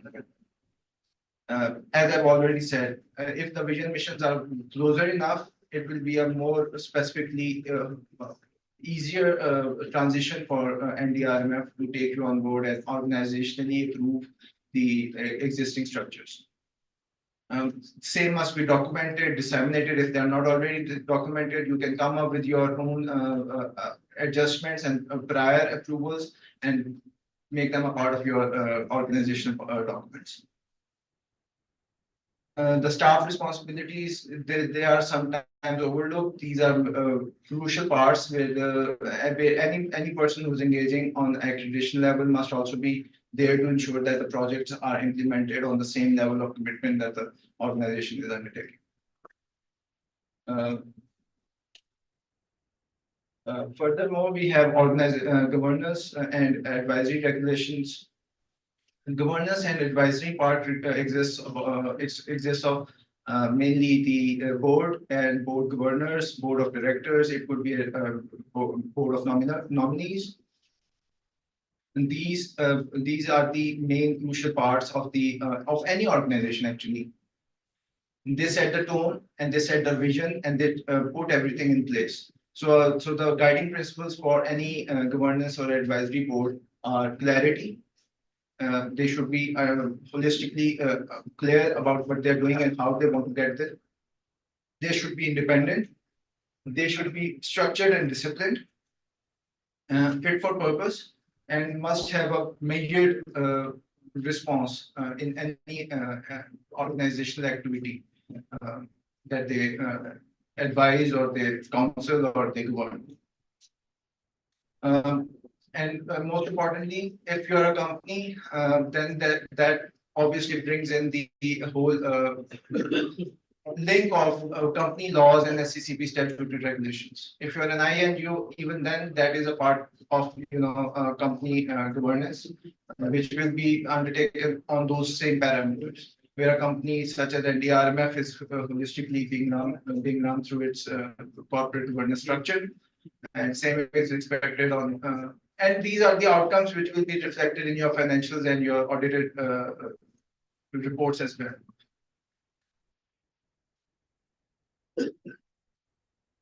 These bodies, these boards, is governed the board of nominees. They are expected to meet regularly. They must have review meetings. They must be independently reviewing the scope of the organizational activities, and they must have a term limit. If the term limits are that a person has been running the whole governance structure for the last 10 years, then that's a shortcoming which the company needs to overcome, and they need to come up with a better governance mechanism. Needless to say that the governance is a part of strategy and planning and execution. So the board is proper, the advisory is strong, then the three elements would be perfectly in line. And this is the last slide. I would just like to go through the whole list of things that I've mentioned already, but the reference documents that are required are mostly certificates, forms, MOUs, NOCs from Interior Ministry, and tax exemption and registration certificates. Along with experience wise, we look into the already existing portfolio of projects that are undertaken or done. And in the end, also, I would like to add that being legally adherent does not mean that you are having a set of legal compliances in line with the controls shown on the TV, or the kind of legal understanding that we have in this country. It's basically a step-by-step ease of business, doing business in Pakistan, which helps you to be legally compliant in all the areas of your working. So try to be more observant of these requirements, and not to be, negatively discharging the compliances. It is always done to support business. So if you're looking at any of these things in a negative parameter, then I would rather suggest that you take up a legal opinion beforehand and engage on a practical level.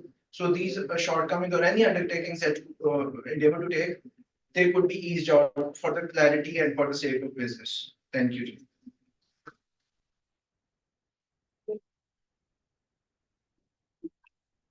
Thank you, Badiuzzzaman, for your presentation. So I would request every participant to please complete your presentation within 10 minutes, as we are already behind the schedule.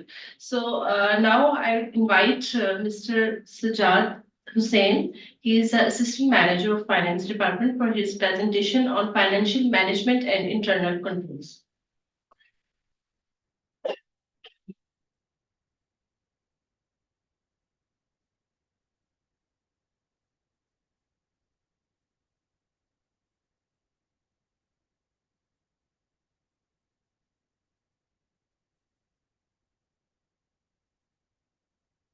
Ji Sajjad Hussain FCM from finance department NDRMF। जैसा कि आपके साथ accreditation pro forma share किया गया है, आप अगर उसको ओपन कर लें तो उसका जो सेक्शन C है वो डील करता है financial management and internal control. क्योंकि अगर हम इसको व्यू करें तो इसके अंदर 4 सेक्शंस हैं: financial policies and procedure, internal control, financial documentation and reporting, financial planning and sustainability. तो इसमें 1 बाय 1 हम इनके अंदर रिक्वायरमेंट्स हैं, उन रिक्वायरमेंट्स को व्यू करेंगे, उन पे डिस्कस करेंगे। अगर किसी का कोई क्वेश्चन होगा तो उसको एक्सप्लेन किया जाएगा।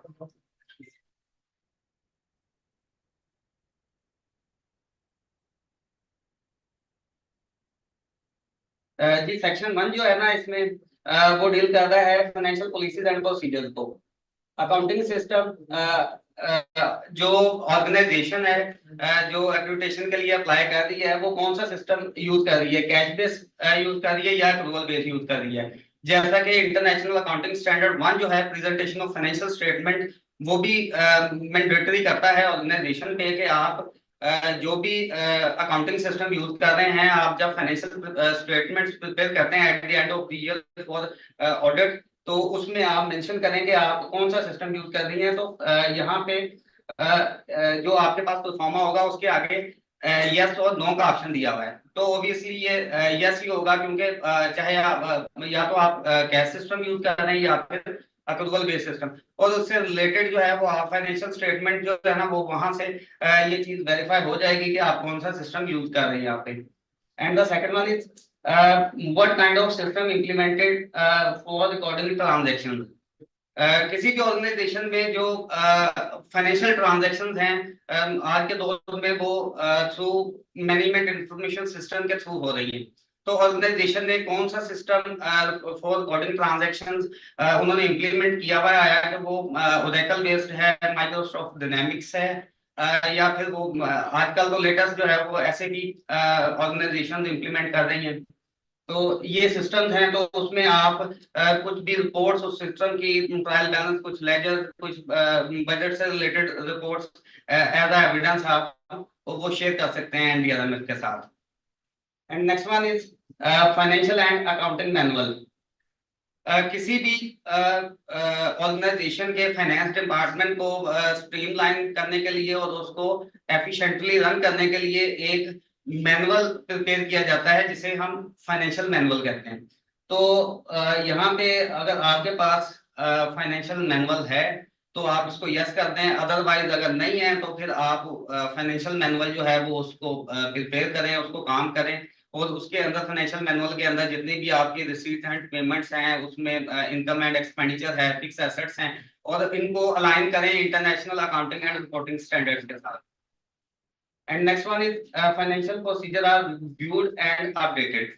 अगर आपने फाइनेंशियल मैनुअल प्रिपेयर कर लिया हुआ है और वो इम्प्लीमेंटेड है तो टाइम टू टाइम इसको रिव्यू भी किया जाना चाहिए, क्योंकि जो मैनेजमेंट है उसको चाहिए कि वो उसको टाइमली बेसिस पे, क्योंकि ड्रास्टिक चेंजेस आ रही हैं international and financial reporting standards में, और उनको अलाइन होना चाहिए फाइनेंशियल मैनुअल के साथ, ताकि जो आपकी स्टैट्यूटरी रिक्वायरमेंट है, जैसा कि कंपनी एक्ट 2017 है, उसके अंदर भी जो इंटरनेशनल फाइनेंशियल रिपोर्टिंग स्टैंडर्ड्स हैं उनकी इम्प्लीमेंट जो है ना, उनकी इम्प्लीमेंटेशन वो कंपल्सरी है। Next one is what is included in financial policies and procedures. तो इसमें फर्स्ट वन है procedure for managing bank accounts, कि ऑर्गेनाइजेशन किस तरह से अपने बैंक अकाउंट्स को मैनेज कर रही है, आया कि उसमें कितने सिग्नेटरीज हैं, कौन लोग जो है वो सिग्नेटरी बनेंगे, उसके बाद जो कंपनी है वो अपनी बैंक रिकंसिलिएशन वगैरह वो प्रिपेयर कर रही है, क्योंकि ये कंट्रोल्स हैं। अगर आप इन कंट्रोल को मेंटेन नहीं करेंगे तो यहाँ पे जो है वो रिस्क ऑफ फ्रॉड जो है वो इंक्रीज कर जाएगा। तो next one is monthly reconciliation of our cash accounts. तो कैश अकाउंट जो है ये भी फाइनेंशियल मैनुअल में इसके प्रोसीजर होने चाहिए कि जो कैश अकाउंट है उनकी मंथली जो रिकंसिलिएशन हो मतलब होनी चाहिए, ताकि जो है वो जो मिस यूज ऑफ कैश है वो ना हो सके। Next is process and frequently about training of staff on procedure। जो आपने फाइनेंशियल मैनुअल बना लिया हुआ है, जो आपका स्टाफ है उसको उसके बारे में अवेयरनेस होनी चाहिए। जो फाइनेंस डिपार्टमेंट में उसमें जितने भी लोग काम कर रहे हैं उनको उन प्रोसीजर के ऊपर अवेयरनेस होनी चाहिए।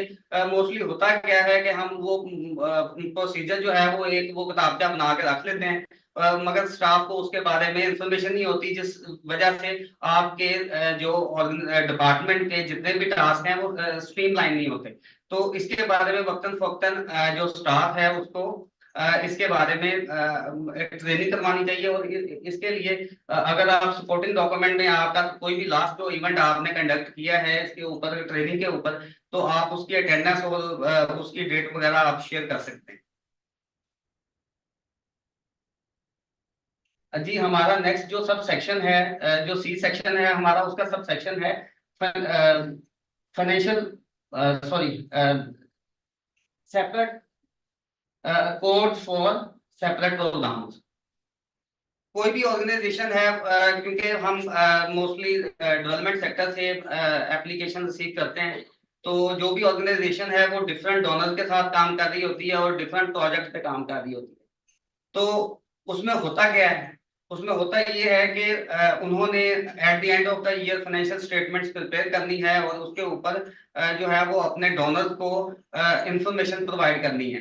तो फाइनेंशियल ट्रांजैक्शन जितनी भी डिपार्टमेंट में हो रही होती हैं तो उनको आपने सेपरेट जो है वो चार्ट ऑफ अकाउंट के साथ, अगर आपने separate chart of account maintain नहीं किए हुए तो आप कोई भी ट्रांजैक्शन करते हैं उसके लाइन आइटम के साथ आपने उसको उसका जो भी प्रोजेक्ट है या उसका डोनर है उसके साथ आपने उसको सेपरेट रखना है, ताकि at the end of the year आप अपने सिस्टम में से सेपरेट ट्रायल बैलेंसेस वगैरह निकाल सकें और उससे सेपरेट जो है वो फाइनेंशियल स्टेटमेंट बना सके for separate reporting purpose.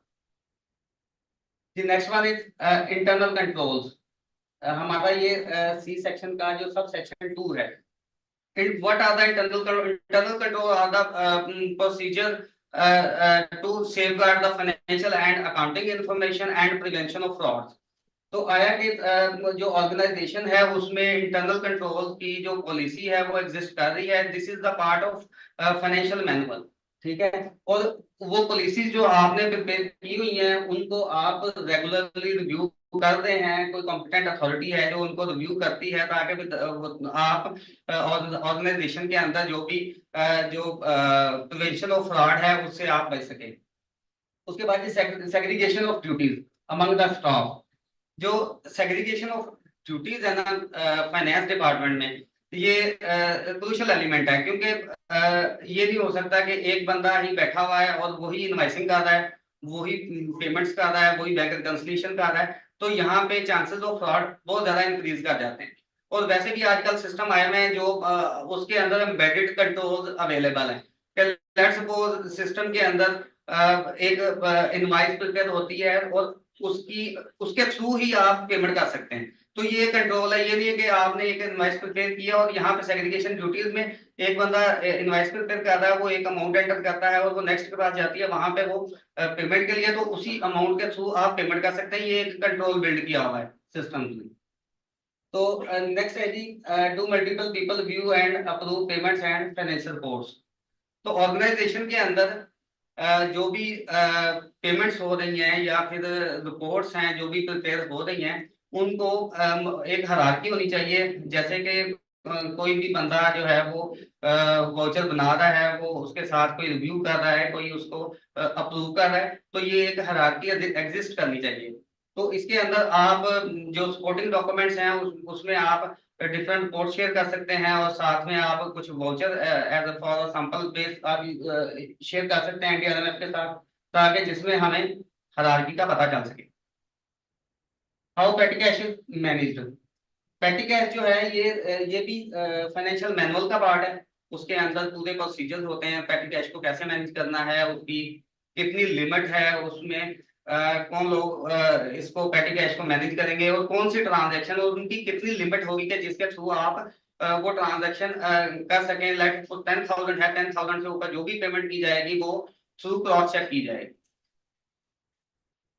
Next है जी, financial accounting record secured and only authorised person can access it. क्योंकि फाइनेंस डिपार्टमेंट में उनका जो रिकॉर्ड होता है वो सबसे ज्यादा कह लें कि कॉन्फिडेंशियल होता है, कॉन्फिडेंशियल इंफॉर्मेशन होती है। तो ऑर्गेनाइजेशन ने कोई स्टेप्स लिए हों उस सिस्टम को प्रिवेंट करने के लिए, और उनका जितना भी डाटा है वो किसी सिक्योर प्लेस पे होना चाहिए, जहाँ पे ओनली जो अलाउड पर्सन हैं उनकी एक्सेस हो, इररेलेवेंट पर्सन की वहां पे एक्सेस नहीं होनी चाहिए। Pre audit and internal audit mechanism in place। Pre audit जो है वो normally with in the department, finance department में किसी की रिस्पॉन्सिबिलिटी होती है कि वो जितनी भी पेमेंट्स आ रही होती हैं, रिसीट्स आ रही होती हैं, उनको एक दफा वो उनका प्री ऑडिट करता है। जो इंटरनल ऑडिट है ये तो एक सेपरेट डिपार्टमेंट है ना, इनकी तो रिस्पॉन्सिबिलिटी है कि ओवरऑल इन्होंने ऑर्गेनाइजेशन के जितने भी मामला हैं उनको ऑडिट करना है। फाइनेंस डिपार्टमेंट के अंदर रहते हुए प्री ऑडिट का जो फंक्शन है ये मतलब किसी ना किसी की रिस्पॉन्सिबिलिटी होती है कि उसने जो भी ट्रांजेक्शन है उनका एक प्री ऑडिट करना है, ताकि जो एरर्स हैं उनको अवॉइड किया जा सके। Qualified professionals are in place in finance department. International एक अकाउंटिंग बॉडी है आईफैक जिसे कहते हैं, international federation of accountants. International federation of accountant एक इंटरनेशनल बॉडी है जो अकाउंटेंट को लीड करती है, और ऑल ओवर द वर्ल्ड जितनी भी अकाउंटिंग बॉडीज हैं, लाइक इन पाकिस्तान आईकैप है, आईसीएम में है, बिफा है, यूके में आप कह सकते हैं सीमा है, एसीसीए है, these are the professional accounting bodies.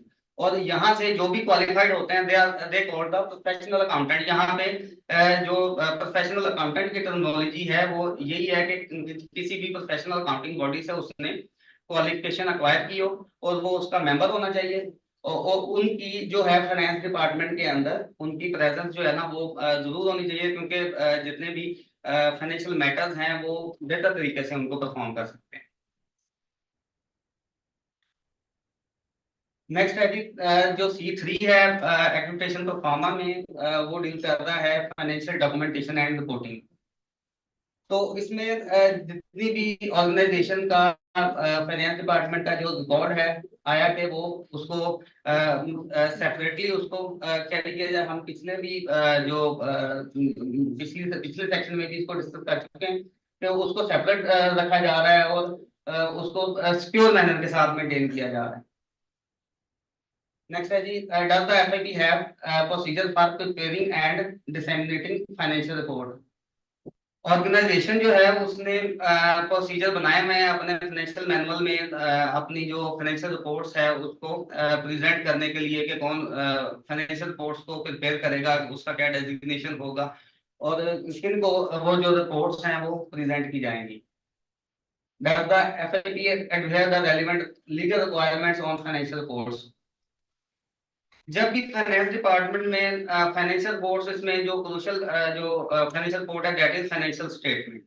Financial statement जब भी आप प्रिपेयर करते हैं, क्योंकि ये एक कंपनी एक्ट की मैंडेटरी रिक्वायरमेंट है, उसके अंदर आपने जो जब भी फाइनेंशियल स्टेटमेंट प्रिपेयर करनी है तो आपने रेलिवेंट जो रिक्वायरमेंट्स हैं, international accounting and reporting standards हैं, टैक्सेशन लॉज हैं, कंपनी लॉज हैं, उनको आपने अकाउंट फॉर करते हुए फाइनेंशियल स्टेटमेंट्स प्रिपेयर करनी है। और आपने अपने ऑडिटर से वो रिक्वायरमेंट्स आपको बताई गई हैं कि जो ऑडिटर्स हैं वो स्टेट बैंक की कैटेगरी ए में होने चाहिए और QCR रेटेड फर्म से आपने जो ऑडिट फर्म है उससे आपने ऑडिट करवानी।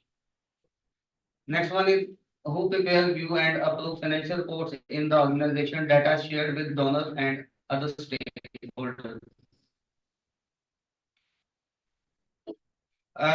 ऑर्गेनाइजेशन में जो भी फाइनेंशियल रिपोर्ट्स प्रिपेयर हो रही होती हैं उनका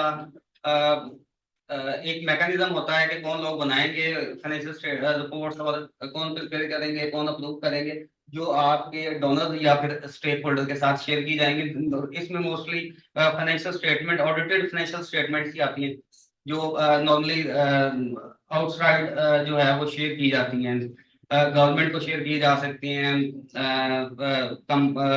जो SECP है उसको शेयर करते हैं लोग, टैक्सेशन डिपार्टमेंट है, या फिर आपके जो स्टेक होल्डर में डोनर्स आते हैं आप उनको वो रिपोर्ट्स जो है वो शेयर करते हैं। The last one is financial planning and sustainability. Master budget and its development process. आया कि ऑर्गेनाइजेशन में मास्टर बजट जो है वो एग्जिस्ट कर रहा है, मास्टर बजट का एक पूरा प्रोसेस है, अगर तो एग्जिस्ट कर रहा है तो इसका प्रोसेस क्या है कि वो किस मेथड के साथ उसको प्रिपेयर किया जा रहा है, कौन सा मेथड है, या कि फ्लेक्सिबल बजटिंग है, जीरो बेस्ड बजटिंग है, इंक्रीमेंटल बजटिंग मेथड जो है वो यूज कर रहा है। और नेक्स्ट है जी, आर दे फ्रीक्वेंटली अपडेटेड, कि जो बजट आपने at the start of the year आपने प्रिपेयर कर लिया हुआ है, आप आया कि उसको टाइम के साथ साथ उसको व्यू भी कर रहे हैं, क्योंकि आपका जो बजट है वो आपके एक्चुअल के साथ अलाइन होना चाहिए। आफ्टर अ क्वार्टर आप उसको व्यू करें कि आया कि जो हमारा बजट हमने प्रिपेयर किया था वो हमारे एक्चुअल रिजल्ट के साथ मैच कर रहा है। अगर उसके अंदर कोई वेरिएशन है तो आप जो आपका मास्टर बजट है आप उसको अपने एक्चुअल के साथ अलाइन कर सकते हैं, या फिर आप अपने एक्चुअल रिजल्ट्स को, अगर उसमें आपके जो रिजल्ट्स हैं वो अचीव नहीं हो रहे, उसको एक्चुअल को आप जो है वो कंट्रोल कर सकते हैं और उसको अपने बजट के साथ आप अलाइन कर सकते हैं। नेक्स्ट है जी, resource mobilisation strategy. Resource mobilisation strategy भी जो है वो ऑर्गेनाइजेशन जो है इसके प्रोसीजर जो है वो मेंटेन होने चाहिए। रिसोर्स मोबिलाइजेशन में होता क्या है जी कि ऑर्गेनाइजेशन जो है अपने रिसोर्सेज को यूज करते हुए अपने जो गोल्स हैं उनको अचीव करती है। तो रिसोर्स मोबिलाइजेशन स्ट्रेटजी जो है इसका एक मैनुअल कह लें या फिर this is part of financial manual. Income generating activities और other source of unrestricted funding.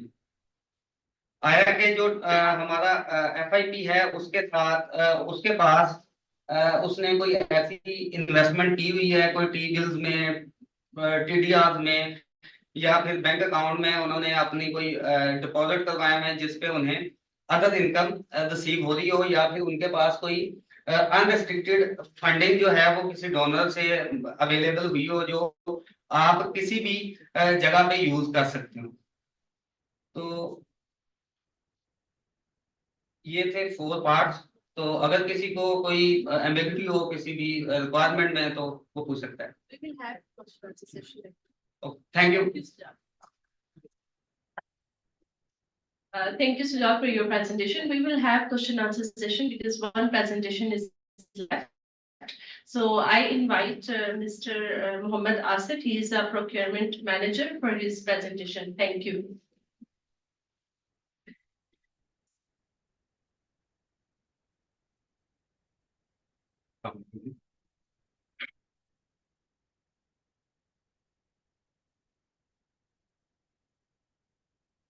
As you all well aware that projects which we will be undertaking and which you are doing are time bound, and procurement activity or procurement function is very important in this regard. NDRMF is assessing an organization in major 5 areas to assess the procurement function. First of all, first area is their framework. Is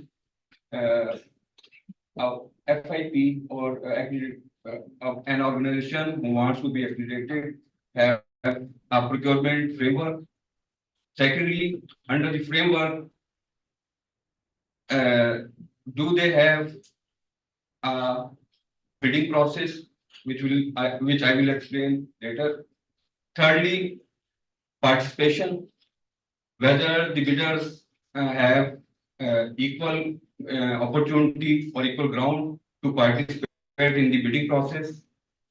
Thirdly, what is the narrative and logic behind evaluation and qualification criteria, and how the awards are contracts are awarding to the prospective bidders. And lastly, a complaint management system. These 5 areas have been explained in this document deliberately, and an overview of these 5 areas are first of all, if we are talking about framework, in second place, does the regulatory framework support non-discriminatory participation, and transparent bidding process, and anti-corruption provision, or and further framework have e-procurement provisions or not. Secondly, which is in first place, a procurement department have an office which is governed by an competent procurement staff. And third one is annual budgeting must be aligned with the procurement planning. And there must be procurement committees who will oversee the processes of the procurement. There must be committees. These will be notified prior to the initiation of the procurement processes. Whether an entity have experiences in procuring goods, works, and services, consulting or non-consulting services, since these 3 areas are very critical, and these encompasses all the procurement processes. And I have already mentioned the evaluation criteria must be unbiased and general, so that maximum participation of the bidders must be maximum bidders must be participated in the bidding processes. Whether the prospective bidder have FIP have public sector procurement experience or not, and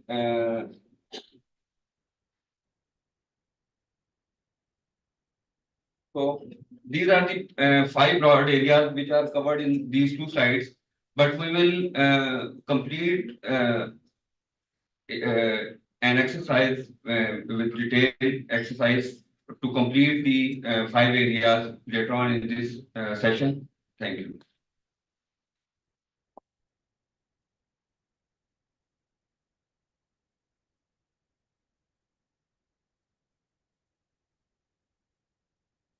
Thank you, Mr. Asif, for your presentation. Now forum is open for the question and answer session. May we have the mic, please?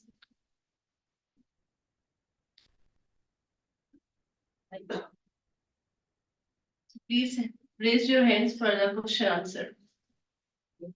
Mubarak, please.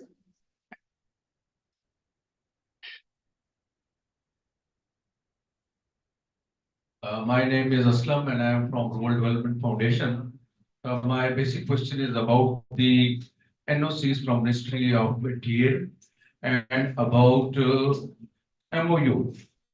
Normally, they only have ask and they do MOU, or they give NOC once you have a project in hand. They don't give an open-ended NOC to you.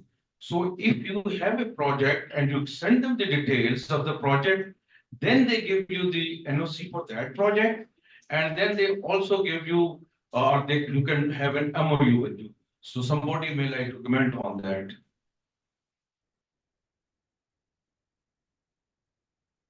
Mubarak, can you please give mic to the belly?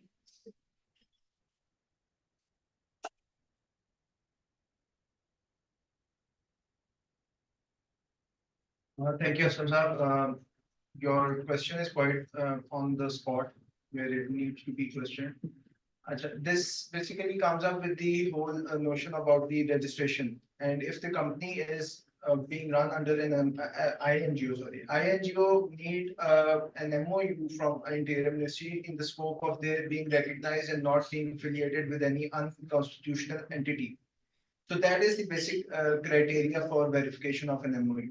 As far as the project scope is concerned, as I've already mentioned, that the accreditation requirement is based on both eligibility and in terms of organizational capacity as well as prior experience. So if the company is already undertaking a project which entails an MOU from the Interior Ministry, then that would be a given yes from our side that we will undertake the accreditation accordingly and positively.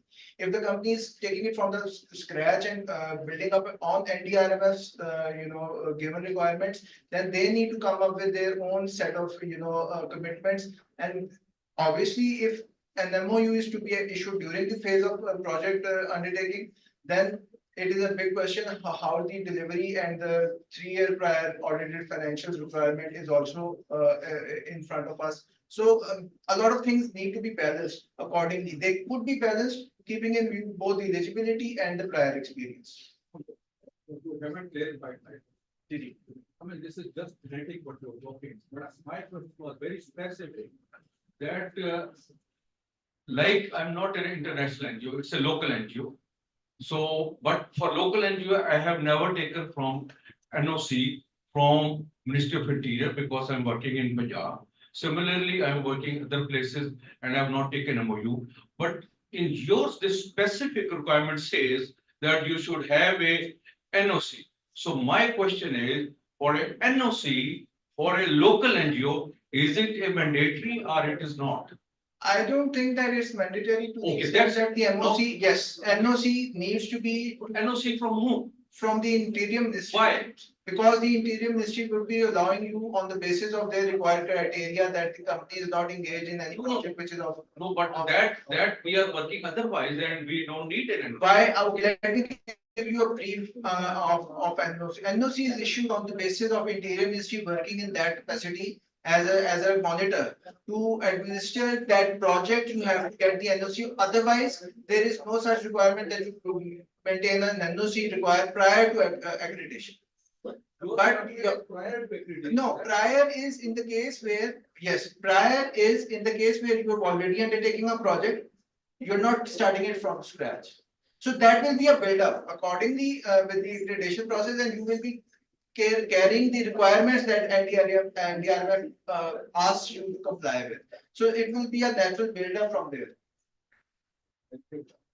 Sir, I would like to elaborate a little bit on it. For local NGOs, in the very beginning, I have showed 3-4 criteria that they have to be either registered as a society, trust, and non-for-profit organization under section 42. So there were 3, 4, 5 criteria for that. This NOC or MOU requirement is basically for INGOs and human agencies. It's not mandatory for all.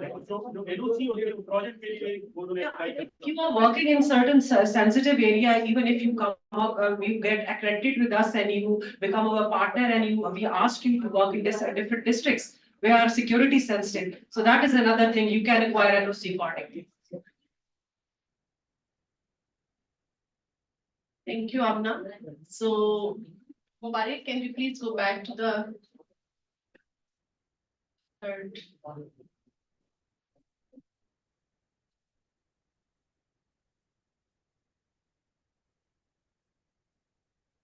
Thank you so much.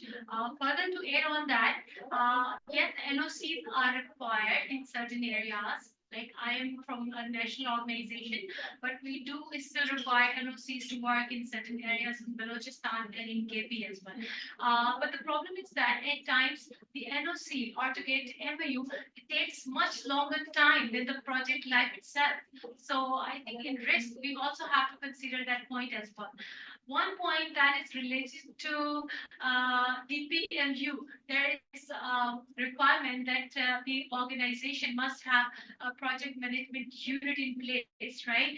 So I'm just asking, PMU is the requirement, or we can go for some other options? Like in some organization, there is no project management unit, but we do have SMTs to work on that. So is it okay?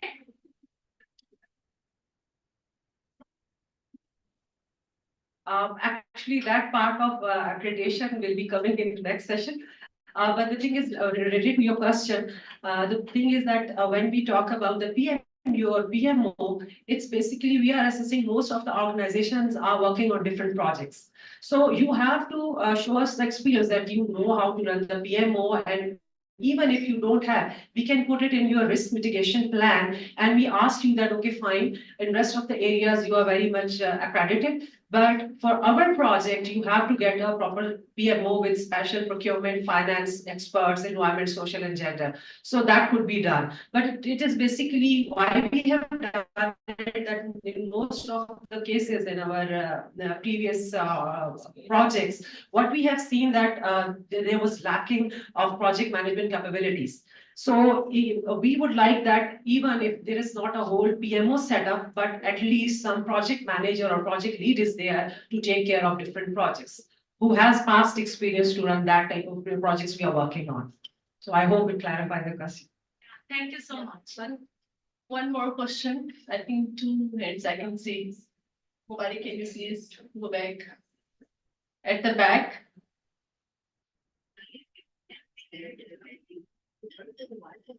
Okay. Okay.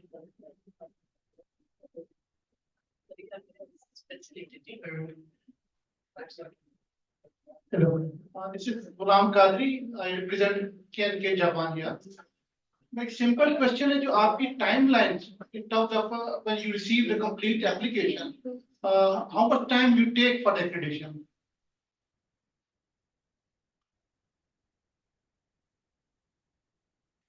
Sir, that depends on the completion of the application submission, right? So if the documentation we have asked is already provided, so I believe it won't take more than a month's time. But generally, what we have seen in the past and why we are doing this inception workshop is basically that mostly the submission is not complete, and we have to go lots of through emails to and fro, information are being exchanged, and then we reach to a conclusion that, okay, fine, this is the final list of documents, and now we can proceed with the accreditation process. So basically, it's up to the applicant if they provide us the complete documentation, complete processes and procedures, and as I refer to the KNK as well, there were a few documentation or policies which were missing, few were to be approved by the board. So that type of things our industry review members review and then communicate it to our applicants. So if all the things are in line, then definitely it won't take more than a month's time. Because every desk internally, we have 1 week time period within which they have to come up with the evaluation and the scoring part. So I would again request those who are intending to apply to us, they should ensure that all the documented requirements are in place, and if there is anything missing, then obviously we will be scoring them accordingly. So it's up to the applicants. As soon as they provide us the documents, we proceed with it. I think we will take one more question, then we will start our session because we have a lot of more presentations. Yes, please. Assalamualaikum, I'm Abhiram from KNK Japan. I have three questions. One is PCP evaluation is mandatory? Another question is, as you know that exemption under 236 is a very time-taking process and we don't get it so much easily, and it takes time from government departments to get this certificate or exemption. What's the solution for this? Is that exemption is mandatory? Is that 236 is mandatory for every year?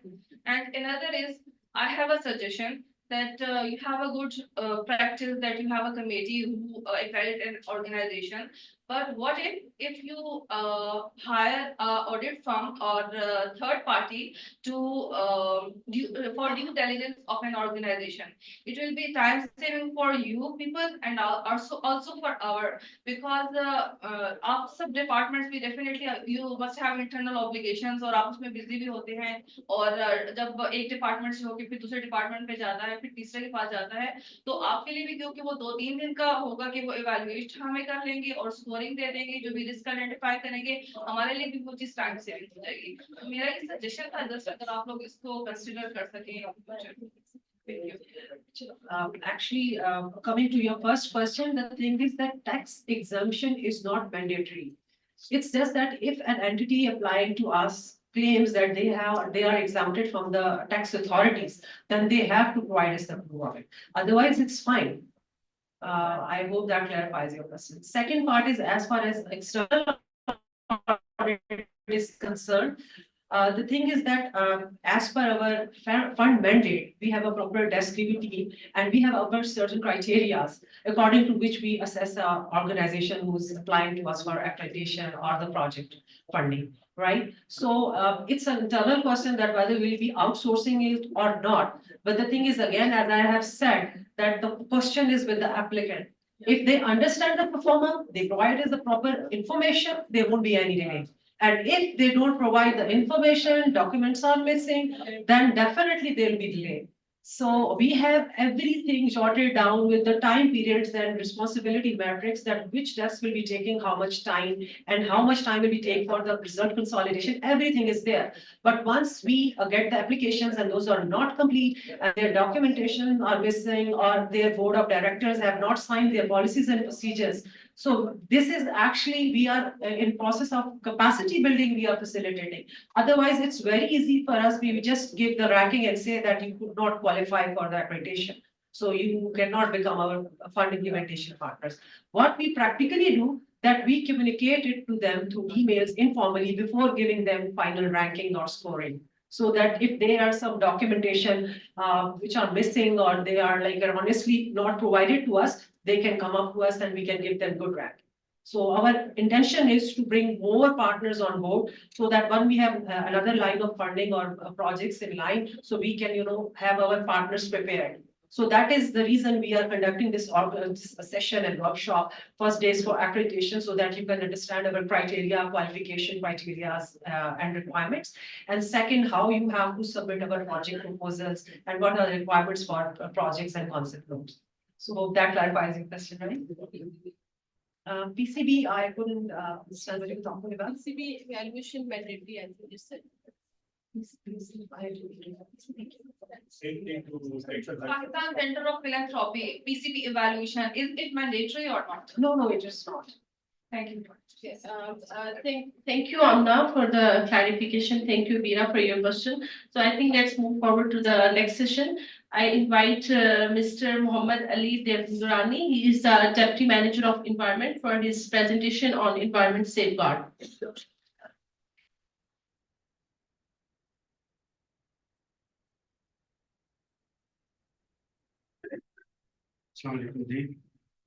Thank you, Shamsa, for the inviting to the presentation.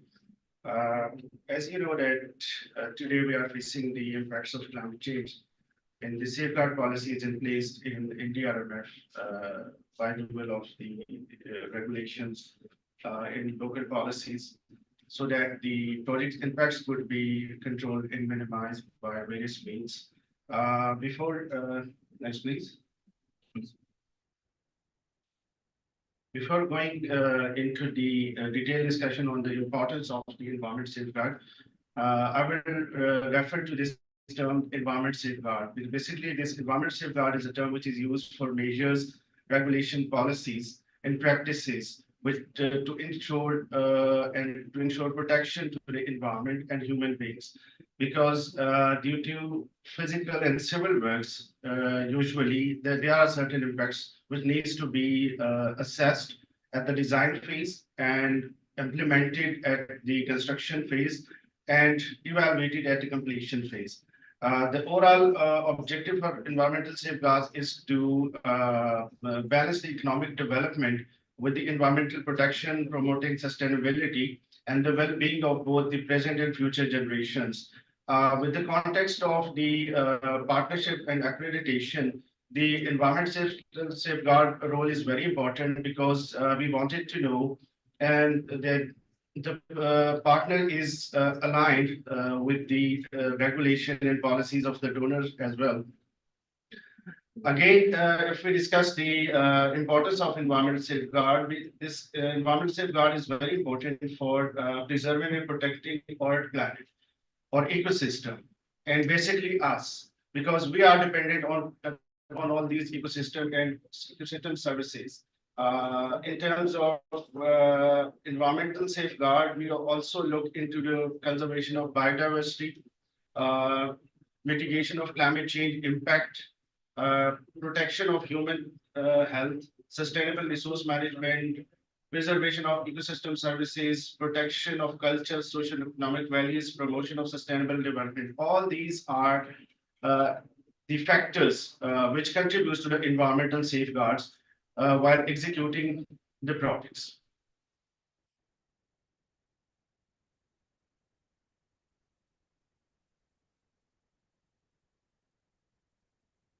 Basically, these are the 5 pillars on which the environmental safeguard accreditation is based. Initially, we see the environmental safeguard compliance. Normally, the policies are very brief, and do not cover the donors' requirements because we receive donor funding, and in most of the policies, there is a brief policy with 1 or 2 pages which do not cover all the safeguard aspects. It needs to be covered flora and fauna, the physical impact, the biological impact, and the chemical impact. So it must be a comprehensive policy which cover the all environmental safeguard compliances. And then the resource management. In this case, in environmental safeguard, I mean is the financial resources allocated for the environmental safeguard compliances and the human resources. If you have allocated budgeted, and some of our partners who are working with us and previously got accredited, this practices is ongoing and they have their allocated resources as environmental specialists and budgeted in their projects. Similarly, the pollution prevention. I will show you the performer quickly, which say that do you practice this screening and categorization? Screening categorization means there is a checklist which says rapid environmental assessment. It is a set of 20-30 questions which tells us about the potential impacts of the project. So if you screen the projects, this means you controlling the pollutions. Then the community engagement. In donors' perspective, all the activities which are going to be carried out, this should be community driven. Community people must be consulted, whether they are effectees, whether they are beneficiaries. Again, the transparency and reporting. In this case, the transparency and reporting means the GRM system, because many stakeholders are not involved in the community engagements process, like the EPA. If you do not have any representation from the EPA in that GRM system and the community elders, the INGOs, the local NGOs, any other party, so in that case, this will be totally avoided and your ranking will be low.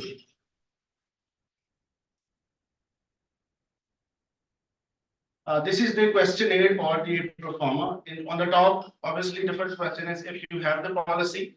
I will request, in many cases, we receive that it is marked as yes, but the policy is not attached. So please be careful in that case to provide your policy. And then is that policy approved by any authority? We need to check the authenticity. And if yes, any authenticity letter or whatever, please provide us. Then this is the effort we have the past experience on that. This pro forma is only for the emergency related health projects. Previously, where you are dealing in the emergency of COVID-19. So your past experience, your understanding on the EPA regulations, preparation of IEE and EIA documentations, and the approval process of NOC from the APA, which is very important. Many of the organizations who are sitting here, they struggle a lot initially while getting these NOCs, and luckily they got all these approvals. Again, if you say you must be having some dedicated and experienced staff, we will definitely look into that. If you have, please attach his or CV or experience in your performance so that we can assess it. And later on, working experience in terms of safeguard, not the programmatic, the safeguard experience.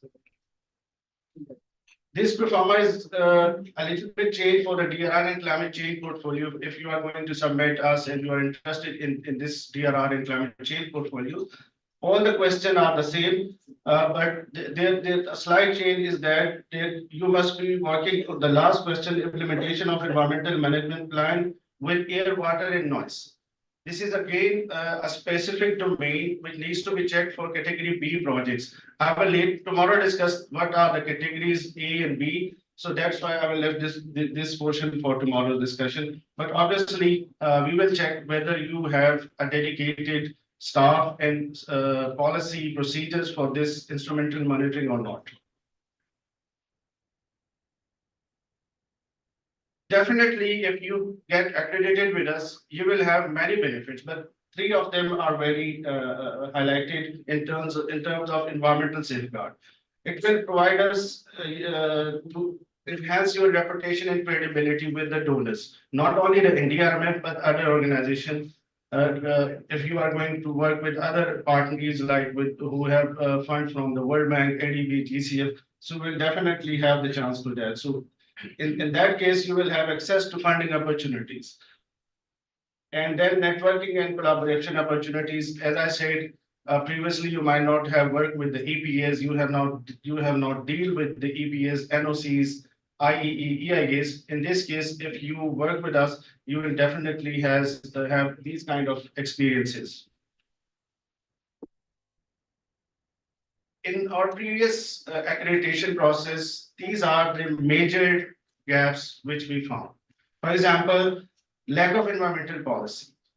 In few cases, we don't have a policy. So in that case, we can proceed for this environmental safeguard review. In next case, they are very brief policy, a one-pager or two-pager policy which do not cover all the environmental aspects, and a limited coverage of environmental aspect. For example, as I mentioned, that there is no discussion on the screening, categorization, preparation of environmental assessment studies like IEE, initial environmental examination, environmental social management plans. These things are missing.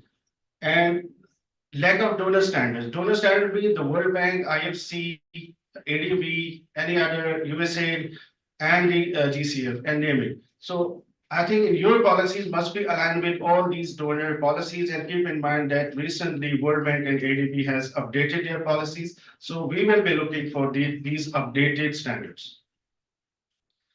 And resource constraint. In most of the cases, when we review the organogram, we can't see the environment specialist position there. So if you don't have any environment specialist, I think any good policy is not a good policy for us. We need a dedicated person in your organization. And I will suggest that please hire environment specialists in your organization. If not a dedicated full position, hire a consultant. Whenever you need to deal with such projects, you can call them. They can discuss with us and any other partners so that your projects and your process could be aligned. Thank you.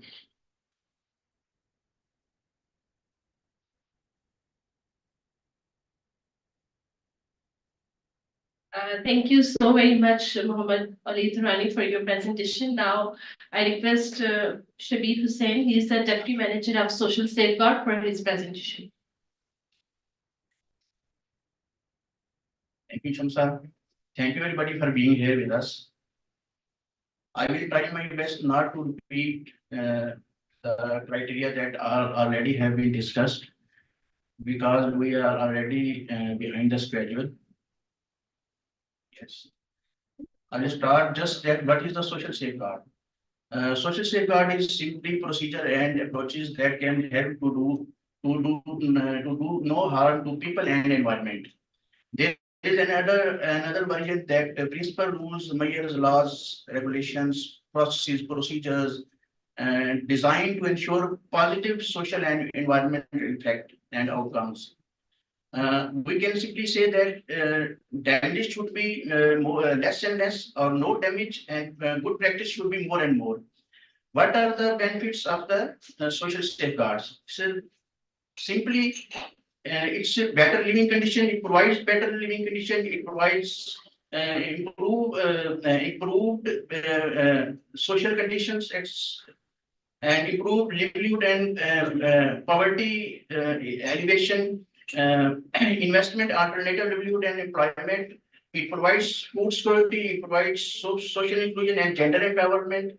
It minimizes the social gaps. Next.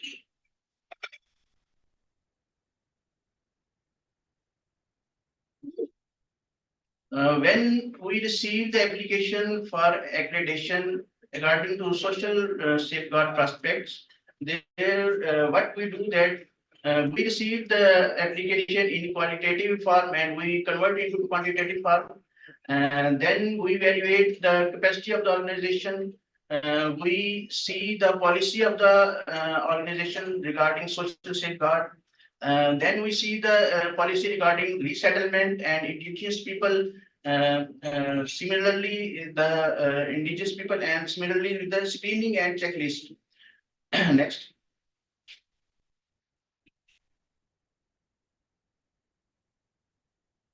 This is the criteria of the social safeguard that has been provided to you. If you have social safeguard policy, it should be approved by board of directors, by the council, by the management, and there should be the specific documentation regarding the policy, and these documentation should be provided with your application.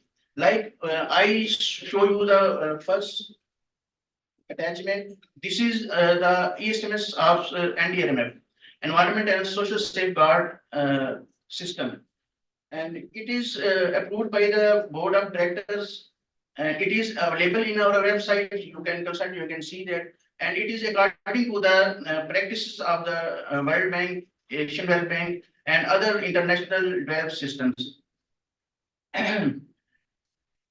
As I discussed earlier, that you see that we have other documents that are that should be the part of the social safeguard accreditation application. Like I show you, this is the resettlement checklist. There are 3 or 4 checklists. This is resettlement checklist. You can see it is approved by the Indian social safeguard staff. It is also approved. It will approved by the donor agencies like ADB and World Bank. You can take this. You can take these documents from our websites. What we see, other thing that the capacity building of staff. Do you have a process and procedure of capacity building of your staff regarding social safeguard? And do you have established grievance redressal mechanism, and how is it is working, and how is it has been established? Then we see that your monitoring and evaluation process, that how you monitor and evaluate the social safeguard process and systems. Next. What we face challenges when we receive the application for accreditation regarding to social safeguard prospects, that mostly there is no staff available regarding social safeguard. There should be, like my colleague said, Ali Durrani environmental safeguard staff, there should be social safeguard dedicated staff. And there is mostly the lack of understanding of ESMS, our environmental and social safeguard system, lack knowledge of resettlement, land use, indigenous people categorization, and thematic area are not identified, like what is the scope of the project. Previous experience is not discussed regarding social safeguard. Reports are not attached.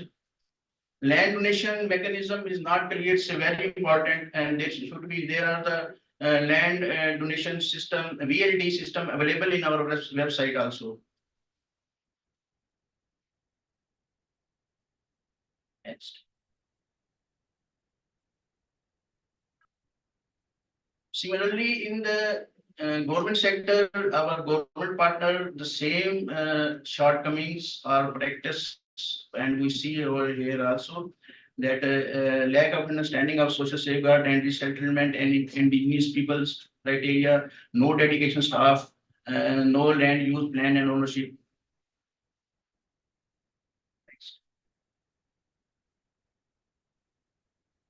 What we do when we receive the application and for the accreditation of social safeguard, what we provide, we commit the shortcomings to the FIPs. We organize trainings workshop. In future, we are also conducting a training workshop regarding social safeguard, environmental safeguard, and gender safeguard. And we discuss the shortcomings with the staff available in the organization, and we sometimes we visit the site and we assist the staff of the FIP organization. Thank you.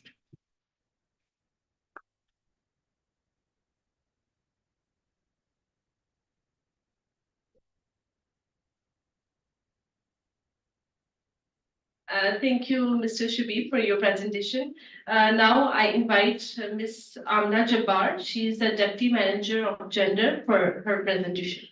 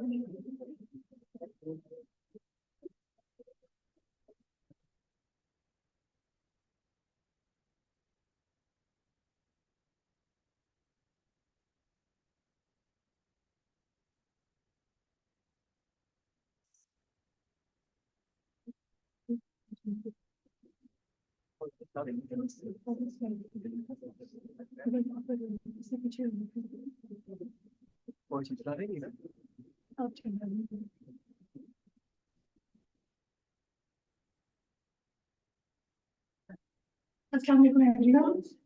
Apologies for little delay. Things have been okay. Okay. Just give me 1 minute to explain. Usually people ask why gender policies are required, why take so hassle, why go through such lengthy processes. Let me give you a little brief picture. In our societies, things are not so simple. There are many disparities based on sex or gender identities, race, ethnicity, abilities, disabilities, political affiliation, religious beliefs, and there are so many factors that restrict people's access to their basic rights and their ability to exercise their human rights within their given context. In our development sector and organization, government or non-government, or even other institutes, they are bound to develop certain policy statements, certain mechanism to address all these disparities. Gender policies, whether you call them gender policy, gender and inclusion policy, gender and development policies, these are institutional mechanisms and certain commitments that organization in place to maintain certain standards and to articulate their commitments.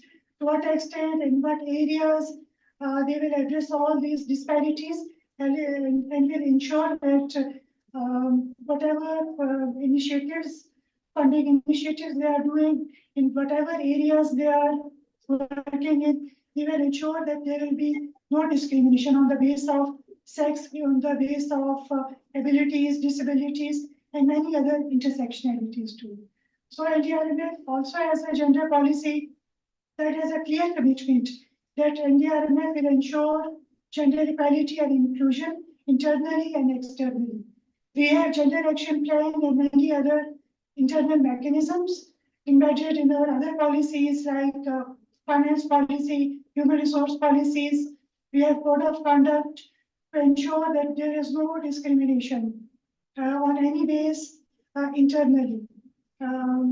In the same way, NDRMF has a commitment that NDRMF policies makes a commitment that it will ensure the same commitment externally too. So that takes us to our FIPs, and that takes us to certain criteria. One of it is accreditation process, and one component is on gender and gender inclusion. So what are the benefits of gender accreditation? Why go through this lengthy process? My colleague from K&K shared reservations that the process takes so long, it's very lengthy, why it takes so hassle. So here are some benefits. If you go through the process, it will help you and us to meet our commitments on gender equality and inclusion. Then it will help us to maintain certain minimum standards on gender equality, disability, and social inclusion. That is not just any organization's commitment, internal and external, but these are legal commitments because the Constitution of Pakistan promises the same commitment. So we have to abide by it. Then it reduces jet risks. Again, whenever we work, there is always a chance that there will be discrimination, no matter what. So there need to be certain standards that make sure that we are skilled enough, experienced enough to take certain responsibilities with the community, where we can ensure these standards, these compliances to ensure equality and inclusion too. Then it helps enhance credibility and improve chances for funding opportunities. So any organization, whether it's accredited with NDRMF or any other organizations, definitely will have certain worth on their profile if they are accredited. That means that that particular organization has certain standards and mechanism established. So they are safe enough to work with. So going through the process will help you maintain your integrity with your own policies as well as global policies too. Then it provides opportunity for self-assessment on gender equality commitments. Usually happens if our funding agencies, loan agencies don't ask us for certain commitment compliances, we tend to feel a little more relaxed, especially on compliances, especially on quality assurance aspects. And gender equality inclusion is one of it. So I think this process, going through the process, gave all FIPs a chance to for self-assessment to look at their policies that are sometimes outdated, look at the policies that are sometimes very generalized and not relevant anymore. Look at their mechanism, procedures that are no more relevant. So I think it's an opportunity for self-assessment for every one of us. So I will discuss certain compliances, checks that we ask you to go through during the process. At policy level, usually NDRMF, definitely NDRMF will ask you to provide us with your gender policy. You call it gender and development, gender and social inclusion, or any other name. But you have to share us with any policy statement on your commitment towards gender equality, how you are going to maintain it. Again, the policy should or must define your scope too. Sometimes we assess or review the policies that are completely focused on program area and do not provide any guidelines or any commitment for their internal environment too. So this is the reason we have to go back and forth with our FIPs, asking them, providing them input so they can revise those policies too. Then we ask if your policy has been approved by BOD or any other authority. It has been observed that the policy had been approved in 2015 and it was not even revised and it was not even updated because many documents mention that the policy will be revised within 3 years and will be approved by BOD too. So then we have to go back to our FIPs and ask them to come up with updated policies duly signed by their BOD too. Is gender policy or strategy communicated to top level of staff? Usually it's not. In many areas, many cases, staff do know that the policy exists, but they have never gone through those policies that calls for certain mechanism. For example, during induction process, some periodic trainings, orientation workshops for new staff, for old staff, to go through, you have to make them sit and go through your different policies that are updated, that were not updated or updated, but your staff need to know what are organization's commitment, because they have to work according to those commitments too. Is there a gender action plan to implement gender policy? Policy is there, but there is no action plan. Nobody knows how to implement that policy internally or externally. So organization need to develop gender action plan for internal environment as well as external environment. For internal environment, they can come up with certain gender elements that are also linked with other policy, like certain employment checks, percentages for women, for differently able persons, for minority groups. That is again linked with human resource policy.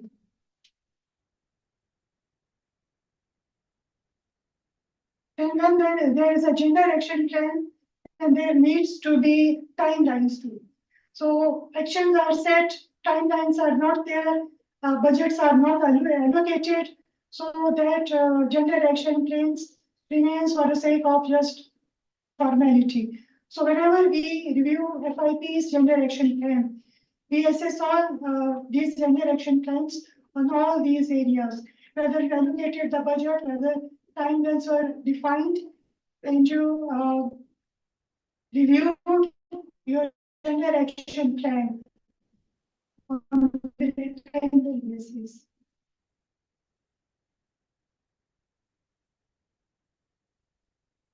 So gender action plan is there, policy is there, but there is no dedicated, designated, skilled, experienced, proper person to sit on the behind the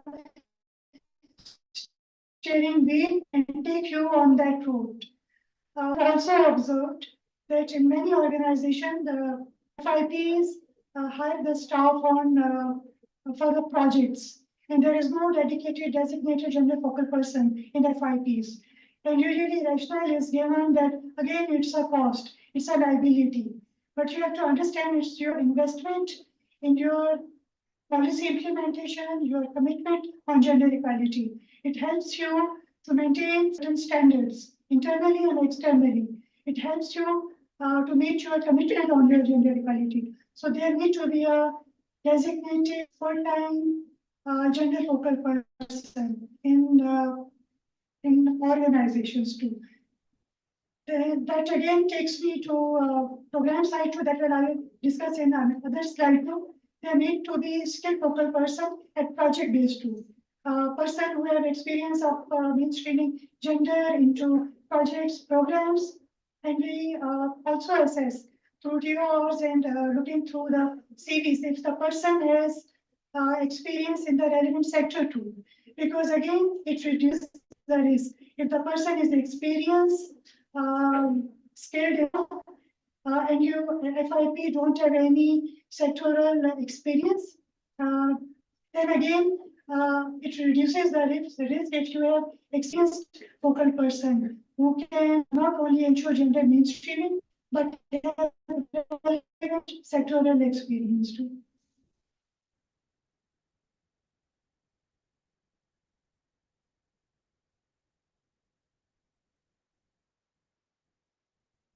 Next point is that does the organization comply with national policy for persons with disability? And does the organization comply with protection against harassment?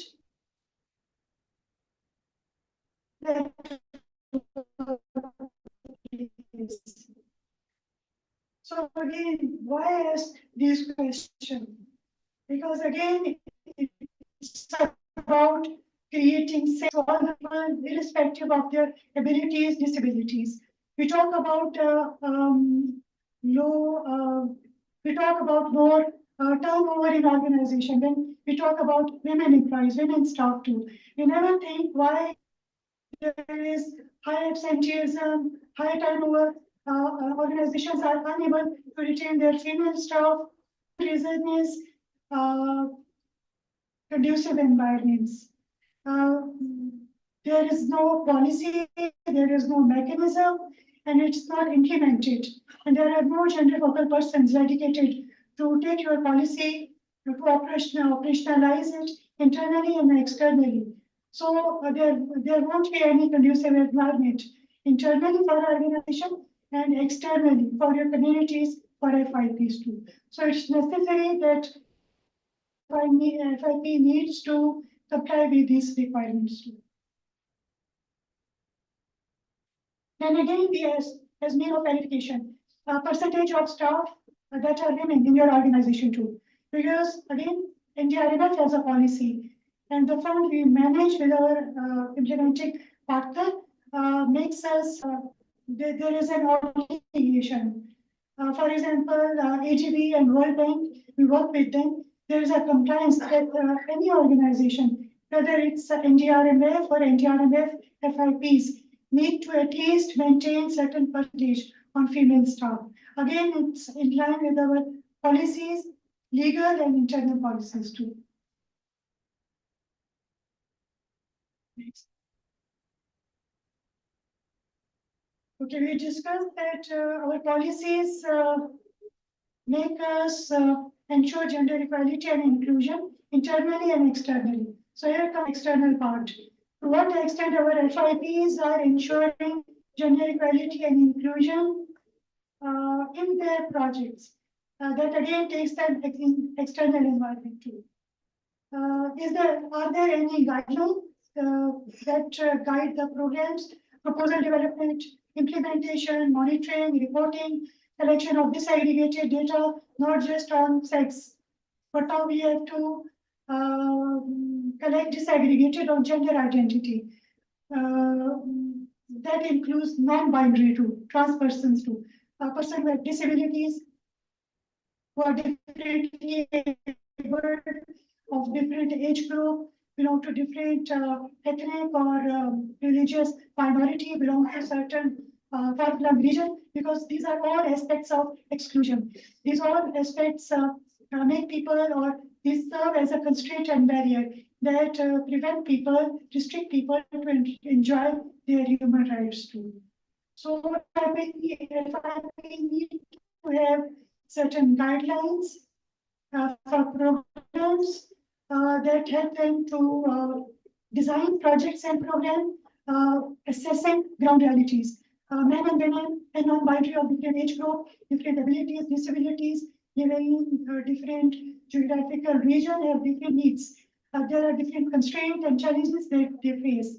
Identifying, knowing your ground realities, and these all facts will help us and DRMF and our FIPs to come up with responsive, inclusive projects and design that will help us to deliver our commitment with our stakeholders that are communities too. So whenever we ask, do you have any guidelines? Do you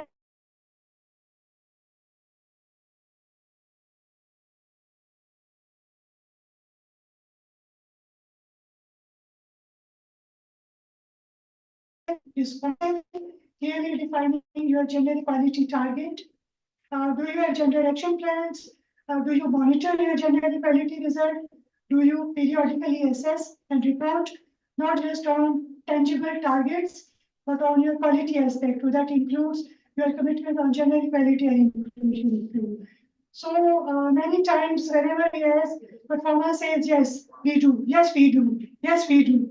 But there are no means of verification, no guideline, no checklist, or no any document, for example, any completed project that can serve as a mean of verification that you have a skill, you have ability, and you have the experience to implement such project with diligence, with commitment to. So I need to ask, and you need to provide all these means of verification. Next. Next. Some gaps. Most of the gaps I've discussed. A few I will again discuss to reaffirm my emphasis. Gender policy sometimes is too generalized. Sometimes it's old. It's not relevant. It's not updated with relevance to some changes legally, and it's not been approved by DoD. So you need to update your policies and get it approved from your board of directors. Then the absence of any institutional arrangement, that is gap, gender focal persons, your program guidelines that show that you have institutional arrangements, you have skill capacities to implement or to maintain or to show your commitments, you can fully fulfill. You can fulfill. No experience, you're just specialist on board. So really, whenever there is a human resource, every time we see and we check, focal persons are missing. Sometimes FIPs make a commitment that we will hire this focal person as soon as we will sign the grant agreement. That sometimes take more than 3 or 4 months because internal procurement compliances take so much time at FIP side too.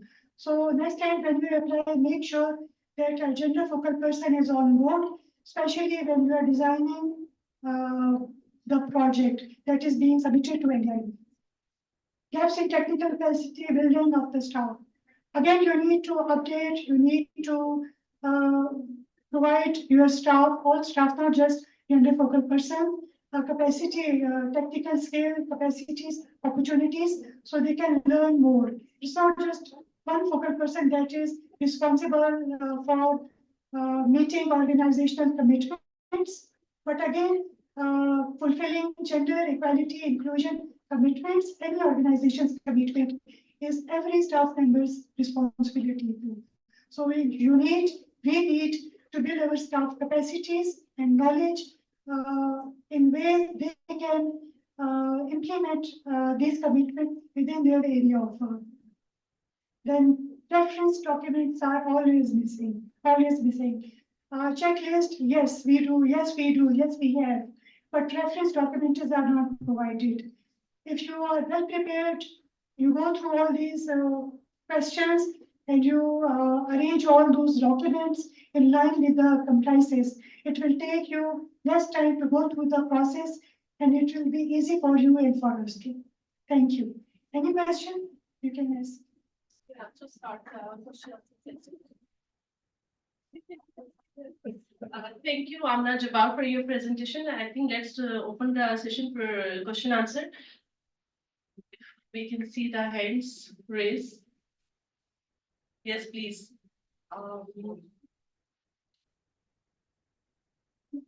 Yes. Environment. I request Shabir Saab, Durrani Saab, and Amna, please join us at the stage so we can have the questions.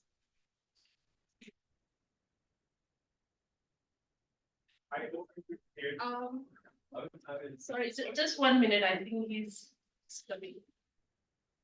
Raise my voice. Yeah, sure. Please go ahead. Thank you very much. Talal Anwar from Human Affairs. I have a couple of questions regarding both the gender and the environment side. Sir, in terms of first of all, thank you for all your presentations, really informative and productive for us. First of all, regarding the environmental, the NOCs and the approvals from the EPA, could you please specify which accreditation from EPA you're referring to, the Environment Protection Agency? And secondly, ma'am, regarding the gender, is it mandatory to have a gender strategy, gender action plan, and a gender marker as per the gender and inclusivity accreditation process? Or we can have either two documents. But usually we have the gender strategy and the gender action plan, and they cover most of the things that are in the gender marker. So please, if you can elaborate. Thank you. Thank you. A very good question in terms of environmental safeguard. As per Pakistan Environmental Protection Act 1997 and its amendment, projects must be categorized in any of the Schedule 1 or 2. So for NDRMF, we are only allowed for Category B projects. For Category A projects with significant and irreversible impacts, we do not fund such projects, like projects with large-scale physical works, like motorways, like high buildings, like any, you can say, big-size dam. So in that case, we do not fund the project. In Small scale project, yeah, limited scale project like the flood protection work, water conservation structure, retrofitting of buildings, etc. For that purpose, the EAPA require an initial environmental examination report. And for that purpose, you will need to consult the EPA prior to commencement of civil work. Please keep in mind that anything you are going to start on the ground physically, both the donor, like the NDRMF approval and the EPA NOC is mandatory. Without their prior approval, one cannot mobilize on the ground. So for category B projects, or you will need to prepare an IE. You will submit that IE to the EPA. EPA will review it. There is a process of 45 days. And in that timeline, they will provide you an NOC. Initially, when you would be working with us, the scope of work will be with the EPA with location. Location is very much important because any project that is sited in any of the sensitive area, protected area environmentally, that will not be funded by the NDRMF because it will trigger the category A. So in category B case, the EPA will accept your application. They will go to the site. They will review the scope of work. They will see the donors policies. And when you submit the IE, after approval, they will grant you an NOC, no objection certificate for 1 year, 2 year, depending upon the policy.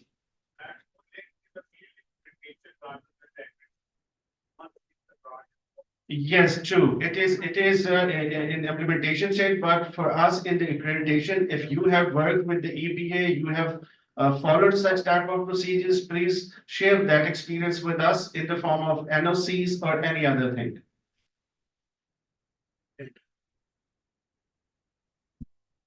First thing I will ask, if you have a gender policy, why not develop a strategy too? And why not allocate resources in form of gender action plan too? So again, it indicates a little bit hesitance, reluctance to stand by your own policy. So we had been NDRMF had been a little bit lenient in the past.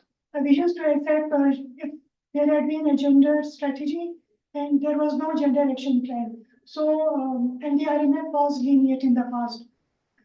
So our donor agencies are now little bit more vigilant, more proactive with us too, and they are asking us to do the same with our FIPs too. So this year, inshallah, you have to come up with strategies, policies, and action plans too. Because again, it's all about commitment too. Thank you. Thank you very much. Thanks first of all, NDRMF police for giving us an overview of the whole structure. And actually, I have to say that diverting our attention to certain things which needs to be brought into on the papers, which is very much certainly important. Regarding the correlation between environment and social safeguards, I really see, sir.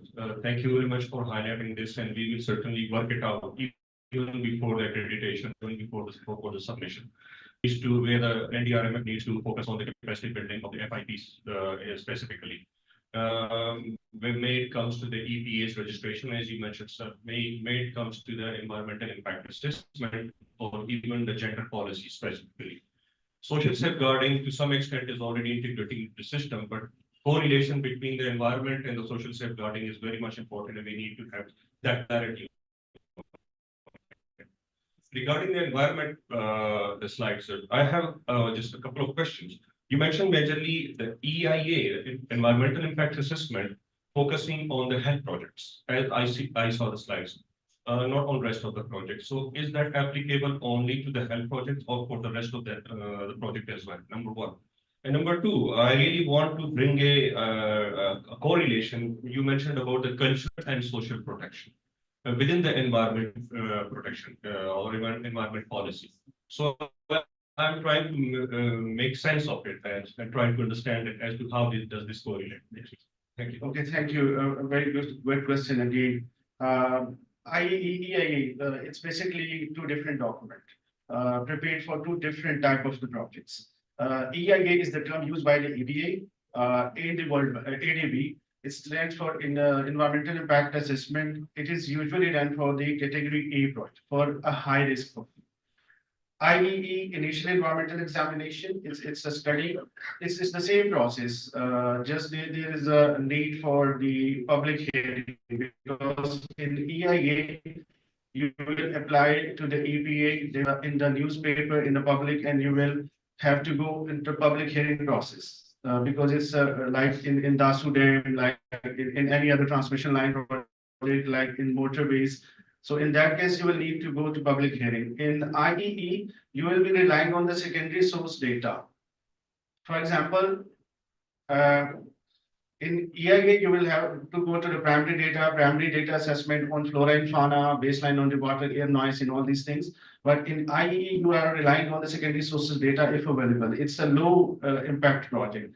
So these are the two differences between the two documents. While in World Bank, for the category B, they say environmental ESIA, environment social impact assessment. They just join the social aspect in that. And for category B, for IEE, it's the same document. They pronounce it the ESMP, Environmental Social Management Plan. So just to give you a quiz. Okay, now for the health project, EIA, and why not for the other projects? It depends on the project's nature, severity, and locations. If your scope have severe impacts with irreversible impacts, so definitely you will need to go for an EIA or ESIA. If your project have limited site-specific construction-related phase impacts only, so you will need to prepare an IEE or ESMP. So in any of the cases, in a health-related project, if you just proposed and it's an aerator. So as per Pakistan Environmental Protection Act and its regulation, it will be a category A project because it will release some NOx, SOx, and greenhouse gases. So for that reason, they classify this project in category A. So that's why I mentioned there. In other project, we do not support and we do not fund any category A projects. And for regarding the culture and all these things, so environment, if we look the term environment, anything that's around you is your environment. So community in all these things, the cultural resources, that is part of the environment. So we jointly, the social safeguard team and us, we work parallel to each other and interlinked and interdependent on each other. So these terms are very common in both social safeguards and environment safeguard. So it's a standard practice in IEE and EIA because we look forward for such things, because any cultural, socially important property there, like graveyard, like we can say cultural heritage, like any monument, any all these things. So if that has been cited in any of the projects, so that can trigger certain donor standards, which can upgrade the project category. In many cases, when you are working in such areas with sensitive cultural values, you will need to prepare an EIA. So that's why it is mentioned there. Yeah. Thank you, Ali Turani. I think there are more questions or not. I can't see the hands raised. So if there are no questions, let's wrap up the session. And now we are taking the 60 minutes break for lunch and prayers. Please enjoy your lunch.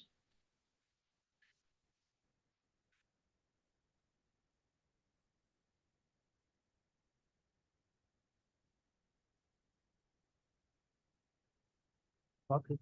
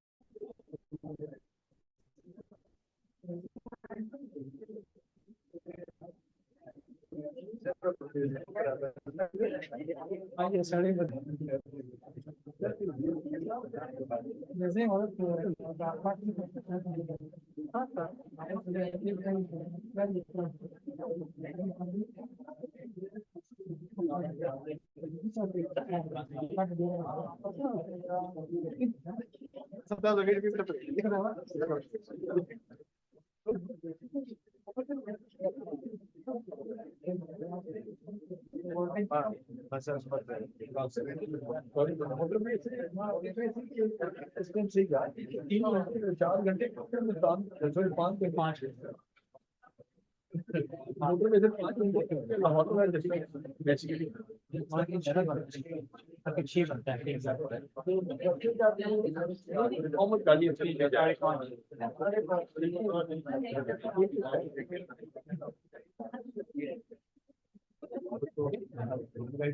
एक presentation सारी cover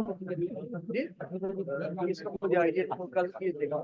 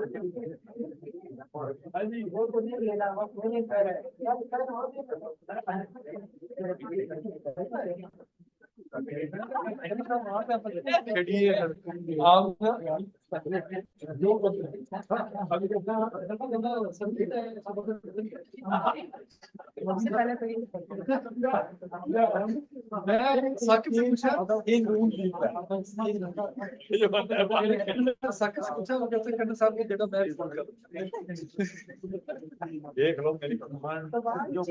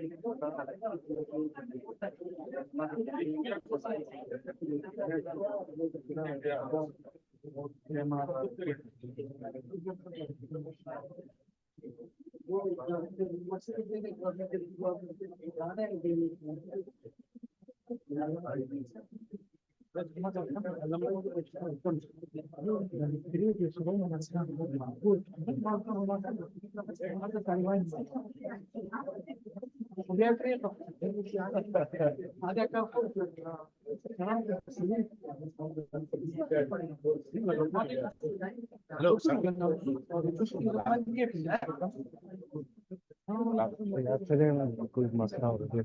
अच्छा 1 minute बस मैं washroom में जल्दी आ Yo, the planting management na say, well, just to confirm here,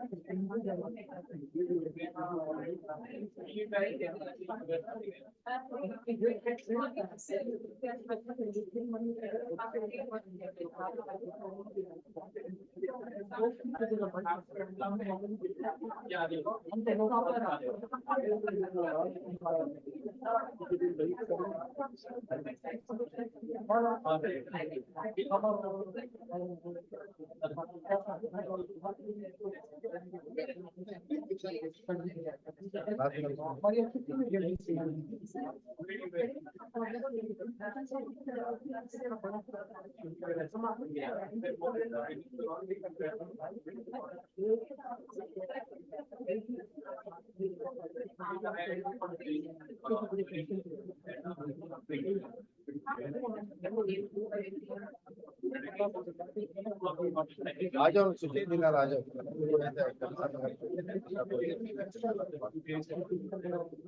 आ जाओ जल्दी बात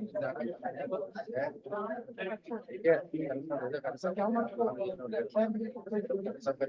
बता दें ये चलेगा तुझे पहुंच जाओ तो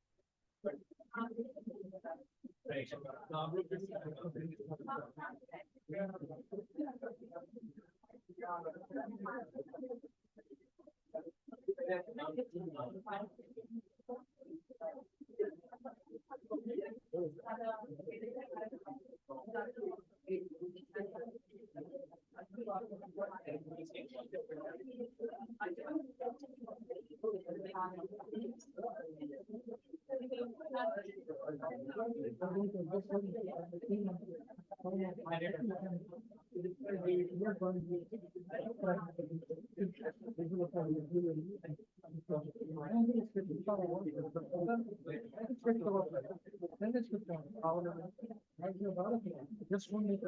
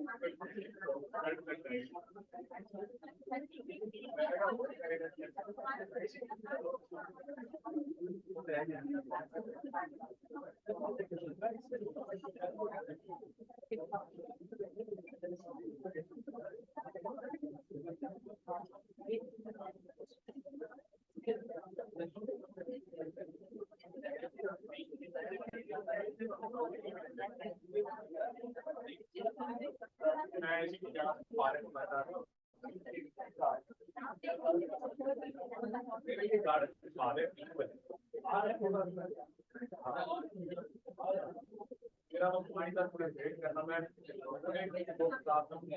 बिल्कुल इकट्ठे जाते जाके मैं आता हूँ बैठ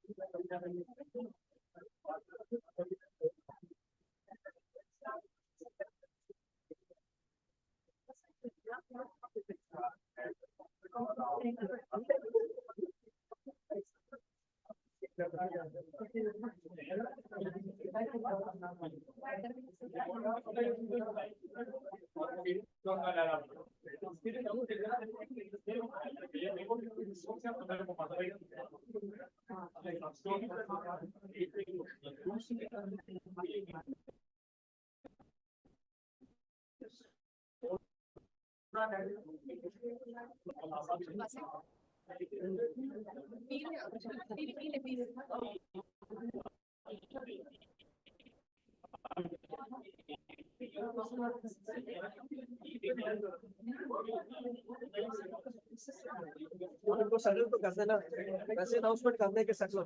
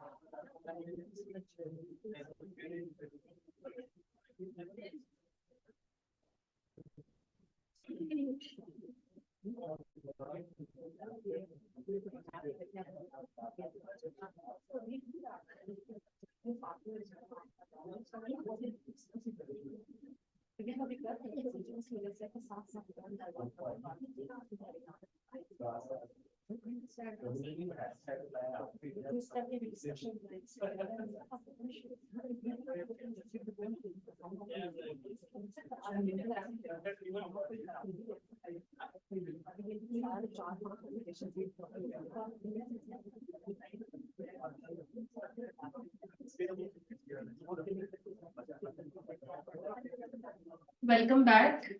I request everyone to please be seated so we can start our session.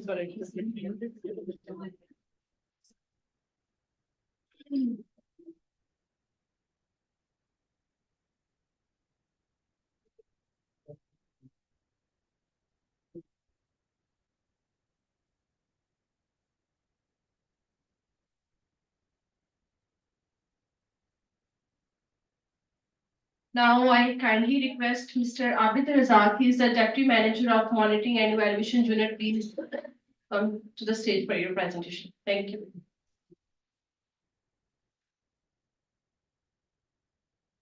Yeah, thank you so much, Hamza, and welcome you all after the lunch break.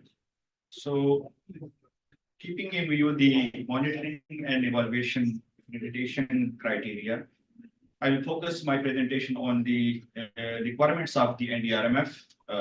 So we have 2 days presentation. Tomorrow we'll be discussing the log frame in detail, that how we will populate while you are submitting your projects or you are putting yourself for accreditation. So, you know, all of you know, like the monitoring and evaluation unit is the backbone of the organization.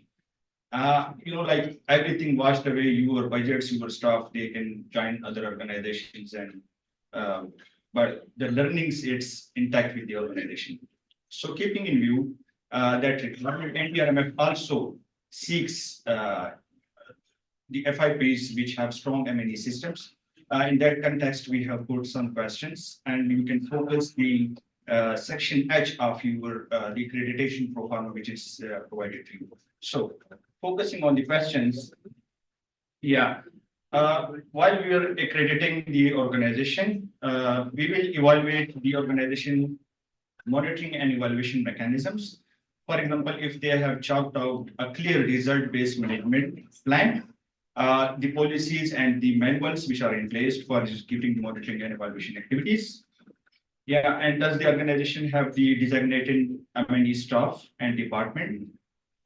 If they have put some budgets for doing the capacity building trainings and for building their staff capacities on the RBM approaches and the monitoring and evaluation systems. Similarly, data is very important, keeping in view the M&E functions, because if you have the, for example, I will put some example from the completed or the ongoing projects. If you have the database of your beneficiaries, it's very important. Because some of the time while you are evaluating the FIPs, they don't have the complete or you can say accurate database. You know, like while you are doing the baseline, you need to have the certain beneficiaries list. Those need to be evaluated while doing the end line or doing your project evaluations. So in that context, data is very important, and data reflections shows it shows the justifications and the logics of the interventions behind the activities. Yeah. So next cover, please. It's the section H, which actually reflects the question which I have discussed and cleared to you. So from question 49 to 52, it's based on the M&E functions and evaluations of the M&E systems of the organizations. Next cover, please. Yeah. So if an organization having thematic alignment with the LDRMF interventions, for example, during the last 3 years, any FIP, if they have potential projects which are aligned with the NDRF mandate, or if they have integrated projects, for example, DRN and climate change interventions, and it can be the global and the higher goal of the fund and that FIP as well. So it will be score, they will gain potential score. Similarly, review of the completed projects. For example, how you have charted out your theory of change. While designing your interventions, you need to chart out the change which you need to bring in the community. So either that has been charted out logically, the logic framework explains the between logics of the outcomes, the outputs, and the activities. So that those are being charted out in an explicit way and explained well. Similarly, strong M&E systems and MIS systems, and if the organization they have valued their HR. Sometimes when we went to the for the field monitoring visits, we have seen that the M&E staff, they don't have potential budgets in their projects. They are dependent on the project staff, and the M&E is a certain different area. So if you focused, if you put your budgets and you took approval from the donors, so it will be good to have high quality of program delivery at the field level. Similarly, for evaluations budgets, certainly when you put your projects for accreditation, or you put yourself for accreditation, and you provide the list of the projects, for example, during which are executed during the last 3 years, and they don't have the evaluation reports, so or they don't have the end lines or the baseline reports. So that can reflect a bit like not a good taste for any, keeping in view the M&E lens or M&E purpose. Similarly, if we have any lesson learned reports which are developed during the execution of the projects, that can value your scoring, and any capitalization material, lesson learned material, your case studies, your success stories, that can reflect your good image while doing the accreditation process. Yeah, next. During this slide, I will reflect some learnings during the last 3 to 4 years, which the intervention which NDRMF has been implemented. As the CEOs of Sir Bilal explained during the morning time, that the output one of NDRMF is particularly it's focusing on the institutional capacity building. While the last 3 years we are working with the government bodies and the non-government organizations, so we have implemented, like we have built the capacity of the government in that sense, like during the COVID response.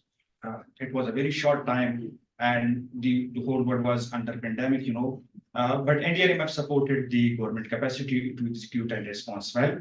Similarly, the Rescue 1122, the NIH project, those are good examples, which have been implemented under the output one, building the capacity and institutional policy and legal financial systems for disaster risk reduction and management. Under output 2 and 3, we have projects like the CBDRM, community-based engagements, where our non-public entities, they have executed good projects, or a combination of output 2 and 3 as well. Recently, our RNR interventions in Balochistan and Sindh against the flood response, it's a good example of the output 3 interventions, which are typically focused on the flood protection and management systems and the flood response mechanisms.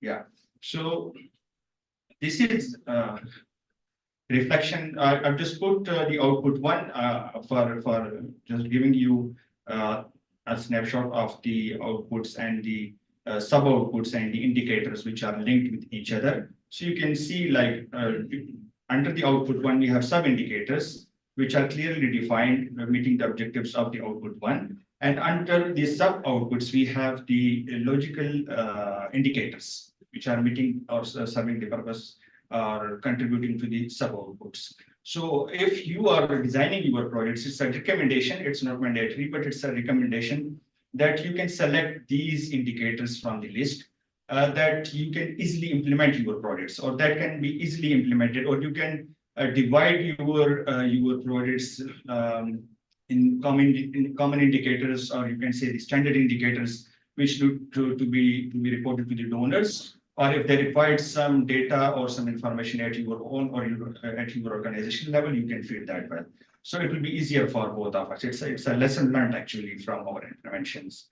So yeah, this is the reflection of the PHCSP, the World Bank projects, the result framework. Next one. So, next.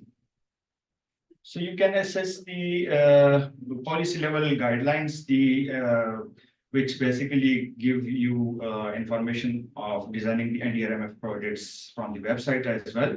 You can see the PAM and DMP, the National Disaster Management Plan, NFP Force Interventions, and the National Climate Change Policy as well. So yeah, next. And about the M&E functions, you can scroll out from the website, from the functions and the M&E functions heads. So you can see the PAM, the result framework, and the guiding documents and policies, etc. Yeah. So next. Yeah. Thank you so much. I think it's a short explanation, but thank you so much. Thank you so much.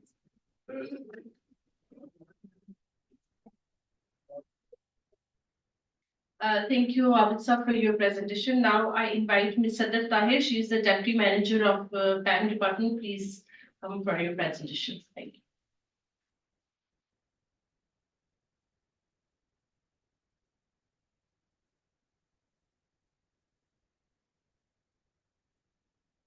Hello everyone, I'm Sadaf Tahir. I'm working as Deputy Manager Projects Appraisal and Management.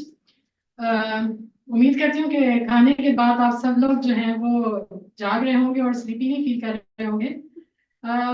हम कोशिश करेंगे कि बड़े आसान तरीके से इन चीज़ों को ग्रो थ्रू कर लें जो हम प्रोजेक्ट मैनेजमेंट के हवाले से देखते हैं। एक्चुअली अगर हम देखें तो प्रोजेक्ट मैनेजमेंट जो है वो आपका ब्रेड एंड बटर है। बाकी आपकी, मैं नहीं कहती कि बाकी जो डिपार्टमेंट्स हैं उनको हम अंडरमाइन करते नहीं, वो आपके सपोर्ट फंक्शंस हैं, उनके बगैर भी आपका प्रोजेक्ट नहीं चल सकता।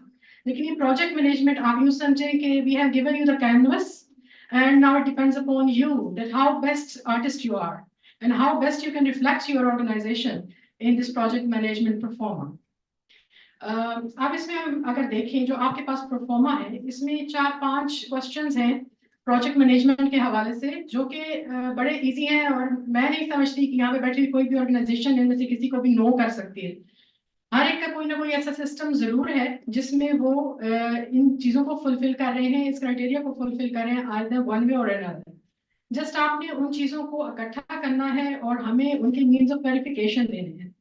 तो हम वन बाय वन चलते हैं इनके ऊपर। अगर फिर आपका कहीं क्वेश्चन होगा तो क्वेश्चन आंसर सेशन में वी कैन आंसर यू। सबसे पहला ये है कि does the organization has capability and experience in identification and designing of relevant projects or programs as per its mandate? Of course, आपकी organizations काफी अरसे से पाकिस्तान में मौजूद हैं, चाहे वो नेशनल है, इंटरनेशनल है, आपका एक्सपीरियंस है, जियोग्राफिकल प्रेजेंस है, तो जाहिर है कि आप इतने अरसे से जब यहाँ काम कर रहे हैं, आपके प्रोग्राम्स हैं, आपके प्रोजेक्ट्स हैं, तो फिर आपने जाहिर है कि आइडेंटिफिकेशन भी की होगी, प्रॉब्लम एनालिसिस भी किए होंगे और आपके पास मल्टीपल प्रोजेक्ट्स होंगे जो आपकी लिस्ट में होंगे। उसमें जाहिर है कि कुछ अनसक्सेसफुल भी रहे होंगे, कुछ सक्सेसफुल भी रहे होंगे। तो यहाँ पे आप हमें बता सकते हैं कि कौन से जो प्रोजेक्ट्स हैं आपके, उनकी आप एक लिस्ट प्रोवाइड कर सकते हैं हमें, ठीक है। अब इसमें बाज़ ऑर्गेनाइजेशन इंटरनेशनल हैं, तो हम बड़ा इसको इनकरेज करते हैं कि आप इनोवेटिव आइडियाज़ को लेके आएँ। तो हो सकता है कि कोई प्रोजेक्ट्स आपने पाकिस्तान से बाहर रीजनली या फिर वर्ल्ड वाइड या फिर किसी और कंट्री के अंदर किया हो इम्प्लीमेंट और आपको लगे कि वो पाकिस्तान में भी उसकी रेलिवेंस है और उसको यहाँ पे टेस्ट किया जा सकता है और इम्पैक्ट अच्छा क्रिएट किया जा सकता है, तो आप उस पर्सपेक्टिव से भी करेंगे। अब जो आप हमें लिस्ट देंगे उसमें आप पाकिस्तान में जितने आपने प्रोजेक्ट्स किए हैं वो तो आप एज अ होल लिस्ट कर सकते हैं, लेकिन अगर आप इंटरनेशनल कोई एक्सपीरियंस अपना ऐड करना चाह रहे हैं तो मोस्ट रेलिवेंट जो DRR, क्लाइमेट चेंज, जो हमारी थीम्स हैं उनके हवाले से आप इसके अंदर ऐड कर सकते हैं। फिर और जो डॉक्यूमेंट्स उनके ऊपर मैं 1 by 1 आपके साथ डिस्कस करूंगी। नेक्स्ट क्वेश्चन है, does the organisation has project management unit in place? I know कि यहाँ पे मोस्टली जो है ऑर्गेनाइजेशंस को स्ट्रगल कर रही होती हैं ह्यूमन रिसोर्स मैनेजमेंट के हवाले से, टर्नओवर ज़्यादा होते हैं, लेकिन हर ऑर्गेनाइजेशन कुछ स्टाफ पोजीशंस ऐसी होती हैं जिनको वो हर हाल में मेंटेन करते हैं, जिसमें कि प्रोजेक्ट मैनेजमेंट के कुछ स्टाफ मेंबर जो हैं वो रेगुलरली उसका हिस्सा होते हैं, चाहे प्रोजेक्ट जो है वो स्क्वीज डाउन किया जाता है या उसको इनहेंस किया जाता है, लेकिन वो उसका पार्ट होते हैं। तो आपने इसमें शो करना है कि आपका ऐसा कोई project management unit in place है या नहीं है। फिर नेक्स्ट क्वेश्चन है जी कि does the organisation has documented process for project monitoring to ensure quality and follow up actions during project implementation? तो मॉनिटरिंग के हवाले से मेरे जो कोलीग हैं उन्होंने ऑलरेडी आपके साथ काफ़ी अच्छा जो है वो एक्सप्लेनेशन की है। यहाँ पे आपने हमें, अगर आपके पास कोई उसके अलावा अगर मैं आपको बताऊं तो हर ऑर्गेनाइजेशन की अपनी कोई स्ट्रेटजीज होती हैं ऑर्गेनाइजेशनल लेवल पे, कुछ स्ट्रेटेजिक डायरेक्शंस होती हैं, कुछ स्टैंडर्ड ऑपरेटिंग प्रोसीजर्स होते हैं, तो आप वो डॉक्यूमेंट्स हमारे साथ शेयर कर सकते हैं। तो इंटरनेशनल ऑर्गेनाइजेशंस होती हैं मोस्टली वो 3 to 5 years का उनका एक स्ट्रेटेजिक प्लान होता है, जिसको वो फिर एनुअली रिव्यू भी करते हैं और देखते हैं कि उस पे कितना एक अमल हुआ है, कितना एक उसको रीट्वीक करने की जरूरत है। तो ऑर्गेनाइजेशन इस तरह से ग्रो करती रहती हैं। नेक्स्ट क्वेश्चन जो है वो है इसका प्रोजेक्ट एट रिस्क सिस्टम के हवाले से है, कि अगर आपके प्रोजेक्ट्स हैं तो ऑब्वियसली हर प्रोजेक्ट के अंदर एक इनबिल्ट मैकेनिज्म होता है जिसमें उनके प्रोजेक्ट्स के रिस्क और असम्पशंस आइडेंटिफाइड होती हैं और उनके मिटिगेशन मेजर्स भी दिए गए होते हैं। आपने जस्ट उनको ट्रैक करना होता है। इसके लिए बाज़ ऑर्गेनाइजेशंस बड़ा अच्छा कॉन्टेक्स्ट सेंसिटिव एनालिसिस भी करती हैं ताकि वो एक्टर्स को आइडेंटिफाई कर लेती हैं टाइमली, उसमें आपके जो सोर्सेज ऑफ टेंशन कौन सी हैं, आपके जो अलायंसेस हैं वो कौन सी हैं, और फिर आप उन सबको मिला के बड़ी अच्छी प्लानिंग करते हैं और देखते हैं कि किस तरीके से आप इन चीज़ों को, जो हर्डल्स आएंगी या जो रिस्क आएंगी, उनको किस तरीके से आप लोग मिटिगेट कर सकते हैं। इसके बाद हम आते हैं जी project milestone management and financial performance analysis capabilities to justify the variances in expenditures. Obviously हर ऑर्गेनाइजेशन के पास सिस्टम्स मौजूद हैं जिसमें कि वो ना सिर्फ प्रोजेक्ट्स की जो माइलस्टोन्स हैं उनको ट्रैक कर रहे होते हैं रेगुलर बेसिस के ऊपर, जो इम्प्लीमेंटर्स होते हैं वो बेसिकली मंथली बेसिस पे ट्रैक कर रहे होते हैं यूजुअली, और जब वो डोनर्स को रिपोर्ट करते हैं तो वो डिपेंड करता है फ्रीक्वेंसी के ऊपर, को आया वो क्वार्टरली करते हैं, समटाइम्स जो ह्यूमैनिटेरियन ऑर्गेनाइजेशंस हैं वो तो इवन मंथली रिपोर्ट भी कर रही होती है, लेकिन डिपेंड करता है कि आपका प्रोजेक्ट किस नेचर का है, तो आप उसको एनुअली भी रिपोर्ट करते हैं, क्वार्टरली भी रिपोर्ट करते हैं, डिपेंड करता है कि आपने कौन सी फ्रीक्वेंसीज डोनर के साथ एग्री की हुई है। ठीक है जी।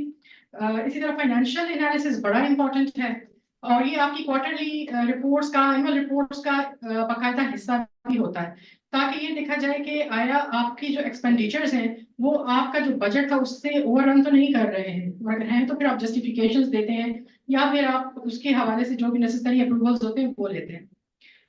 फिर लास्ट जो हमारा क्वेश्चन है वो है, does FIP have any past experience of collecting beneficiary details and economic data via field surveys etc at certain visibility feasibility of the project?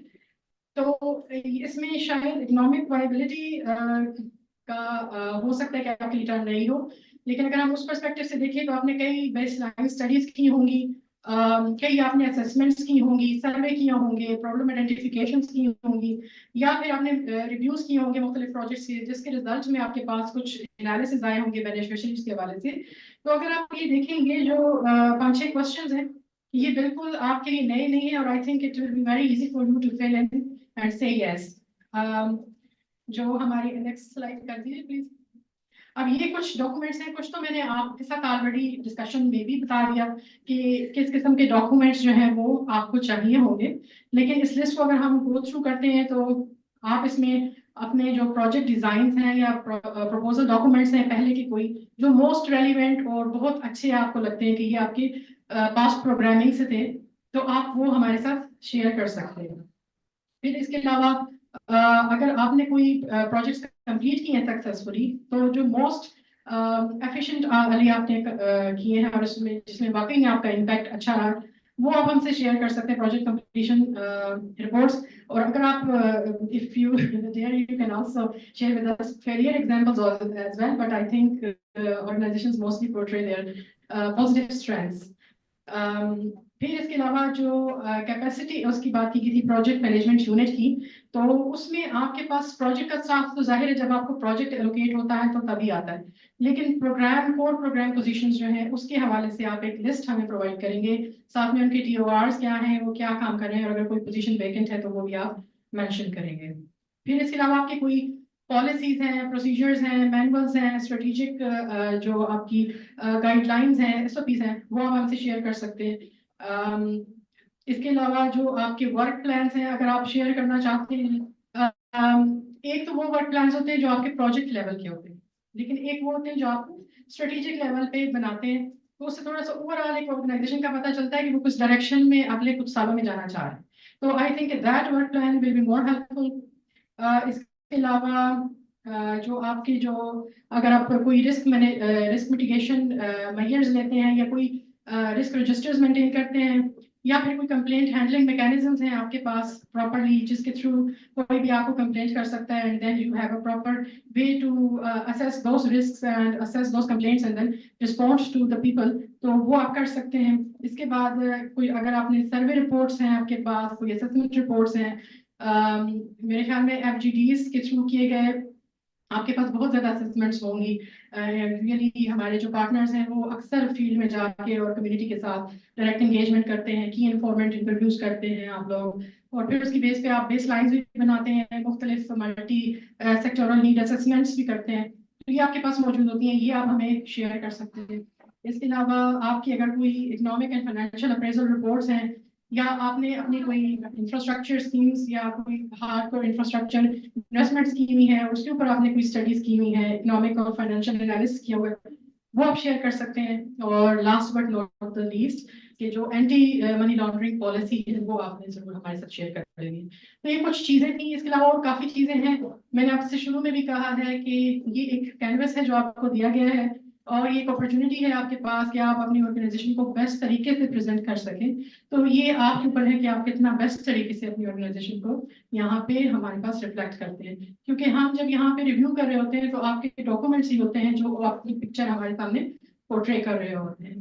Thank you so much.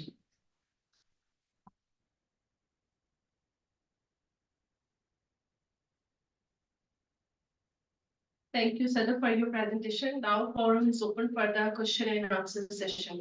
If we have any question, please raise your hands.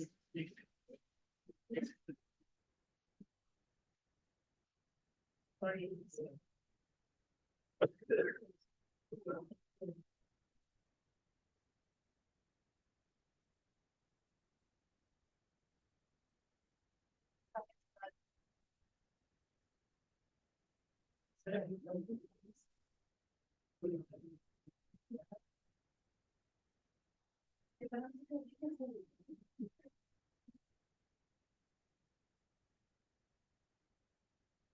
My apologies, one presentation is left. So, sorry, I think agenda is, yeah, two presentations are left. So now I invite Mr. Sahibzada Abdul Wahid.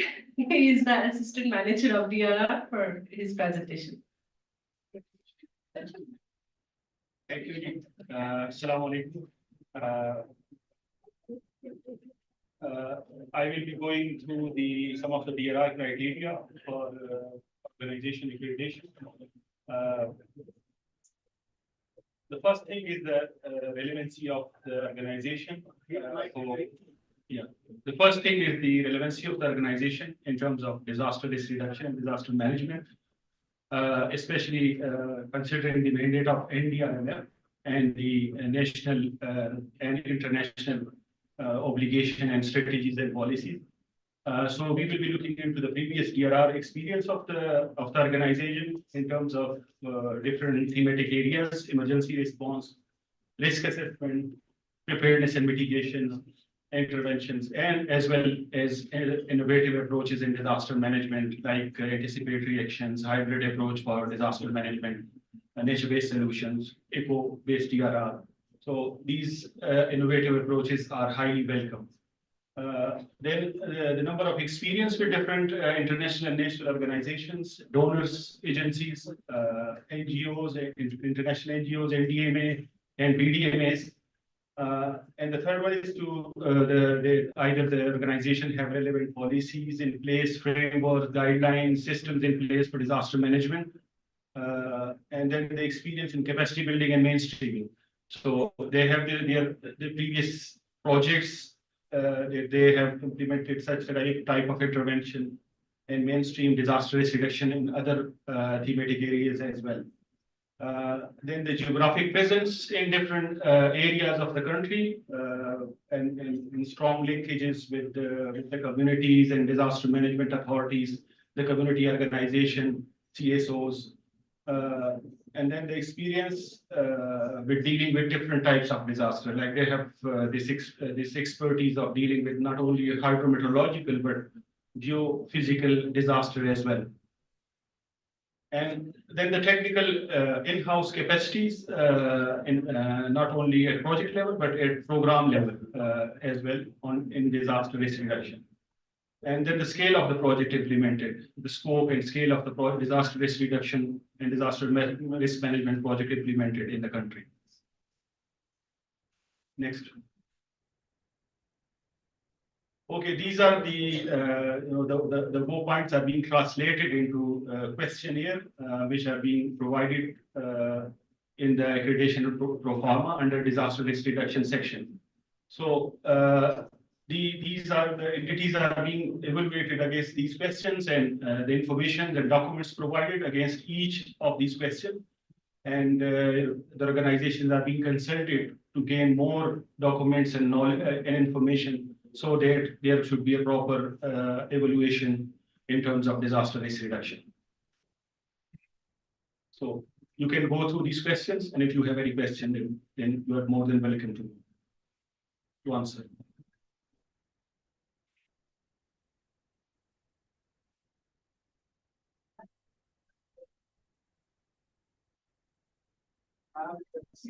You have we can take your question after this presentation. We have just one presentation left, and then thank you, Wahid, for your presentation. Now I invite Mr. Mohammed Mujahid Afzal. He is the Deputy Manager of Climate Change for his presentation.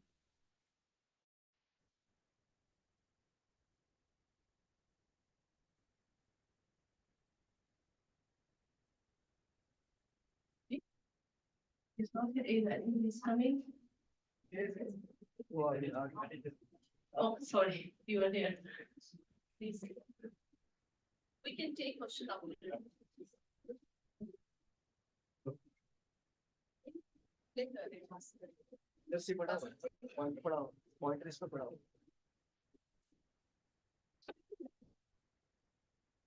Thank you for the patience and keen interest.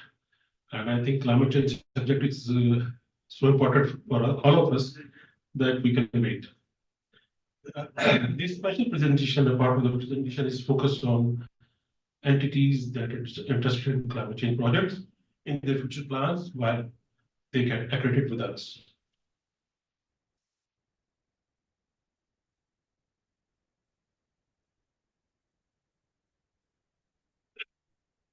तो मैं में चलूँ तो जो आपके पास profile है तो आप लोग पहले काम करते रहे क्लाइमेट चेंज पर्सपेक्टिव वो आपको रिफ्लेक्ट करना होगा स्टार्टिंग फ्रॉम कि फ्रॉम क्लाइमेट चेंज कंसिडरेशन जो है आपकी फ्यूचर प्लान्स और एजेंडा में कहाँ तक है फॉर एग्जांपल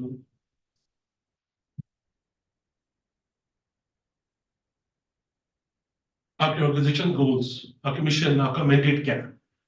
क्या ये आपके पार्ट है, आपके पास रेलेवेंस बनती है? Yeah, it's just a brand-new idea. Let's start doing some climate change project. If you have gone through the video that we have just run, not just run in the start of the session, it's a mere reflection of the work we do. By climate change, we made real business of ground and not the past activities that business and new things.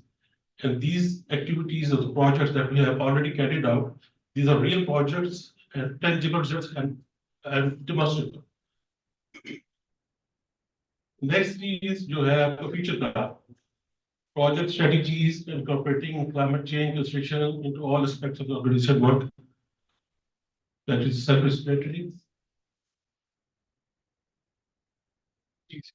Secondly, आपने बताना है कि जनाब आपकी past project details climate change projects अगर आपने carry out किया है वो कौन से थे एडेप्टेशन से मुतालिक थे मिटिगेशन से मुतालिक थे क्या उसकी अचीवमेंट है आउटकम्स है लेसन लर्न है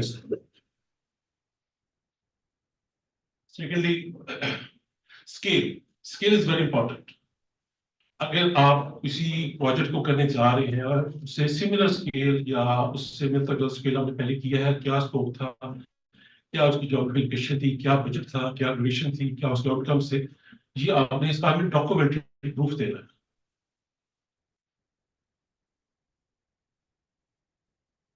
geographical presence is also very important कि आपकी ऑन ग्राउंड पोजीशन क्या है how you are strategically located to carry out that project आपके कहाँ कहाँ पे ऑफिस हैं आप क्या उस प्रोजेक्ट को इम्प्लीमेंट करने के लिए एग्जीक्यूट करने के लिए क्या आप आइडियल हैं क्या आप उस प्रोजेक्ट को एग्जीक्यूट कर सकते हैं ऐसा तो नहीं कि आपकी तमाम कॉस्ट आपके डी में गुजर जाए और आप लोग वहाँ पे एग्जीक्यूट करने के लिए और प्रेजेंस ही ना हो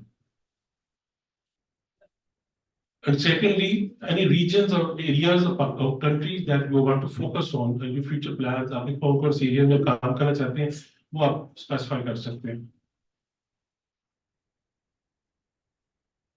Collaboration. Now, collaboration is a very fancy word that we use in our industry a lot of times. लेकिन ये इसका बहुत positive and negative purposes. लेकिन here we mean कि आपका पहले किस के साथ क्या क्या ऑफिशियल रिलेशनशिप रहे कि आपने किस के साथ काम किया है गवर्नमेंट लेवल कौन कौन किसी ऑर्गेनाइजेशन के साथ काम कर रहे हैं इसका भी हमें डॉक्यूमेंट्री प्रूफ चाहिए होगा और इस तरह की आपकी जो इन पास्ट में आपकी पार्टनरशिप रही है वो और बेनिफिट्स इनकी बेनिफिट्स है आपको पार्टनरशिप्स के कोलैबोरेशंस के वो क्या क्या थे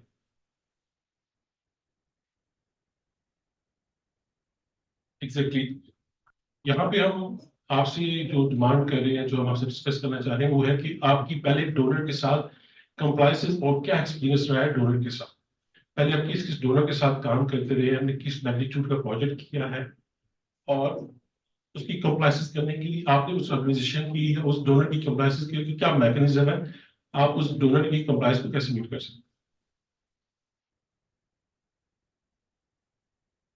हैं ये ऑलरेडी कवर हो चुका है काफी हद तक काफी डिटेल में लेकिन क्लाइमेट चेंज के अंदर जारी बात है जो प्रोजेक्ट्स होते हैं उनका ये हिस्सा होता है ऑल दीज सेफगार्ड्स तो इस सिलसिले में आपने बताना है कि आप इनको क्लाइमेट चेंज प्रोजेक्ट्स हैं आपके स्पेशली उनमें आप इन तमाम जेंडर को डिसेबिलिटी एनवायरमेंटल सोशल जितने भी सेक्टर हैं उनको किस तरह इंटीग्रेट करते हैं और आपकी क्या स्ट्रेटजी होगी इसको अचीव करने के लिए आपके पास प्रोजेक्ट से आपने किस तरह किया या आपके पास कोई प्लान या फ्रेमवर्क है आप इसको किस तरह अचीव कर सकते हैं I think that's it. Thank you.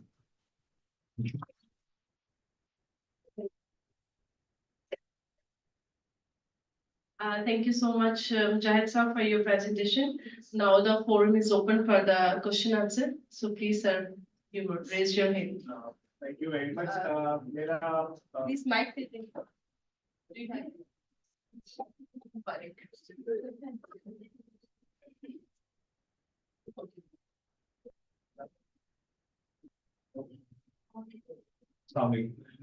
मेरा अब्दुल वहीद साहब से क्वेश्चन है रिगार्डिंग कि आप लोग जब डीआरआर प्रोफाइल ऑर्गेनाइजेशन की असेस कर रहे होते हैं तो वी नो मोस्टली दो तरह की एक्टिविटीज विद इन डीआर जो स्ट्रक्चरल मिटिगेशन फोकस्ड एक्टिविटीज होती है या capacity building, disaster preparedness related activities होती हैं। कुछ ऑर्गेनाइजेशंस दोनों चीजें करती हैं, लेकिन ज्यादा अभी तक जो काम हुआ है that is more focused on preparedness and capacity building activities. So in terms of evaluation, आप उसमें कैसे, is there more marks for structural mitigation activities that we are doing, और अगर आपका बैकग्राउंड ज्यादा डिजास्टर प्रिपेयर्डनेस और नॉन स्ट्रक्चरल एक्टिविटीज पे, तो उसमें क्या होता है, या आप दोनों को बराबर ही लेते हैं? जस्ट आई थॉट अभी असल में जो ये फर्स्ट फेज था जो कंप्लीट हुआ, उसमें हमारी ये कंपल्शन थी कि ज्यादा फोकस जो था वो हार्ड कंपोनेंट पे था, और सॉफ्ट था लेकिन उसको हमने 10 to 15% रखा हुआ था प्रिपेयर्डनेस की जो एक्टिविटीज हैं। लेकिन इस दफा हम कोशिश कर रहे हैं कि प्रिपेयर्डनेस को भी इंक्रीज किया जाए, और हाथों के हार्ड पे ही फोकस रहे हाइब्रिड अप्रोच को लेके, लेकिन प्रिपेयर्डनेस का भी एक अच्छा खासा कंपोनेंट जरूर होना चाहिए। तो इंशाल्लाह इस दफा ये है क्या इस पे भी फोकस। Thank you.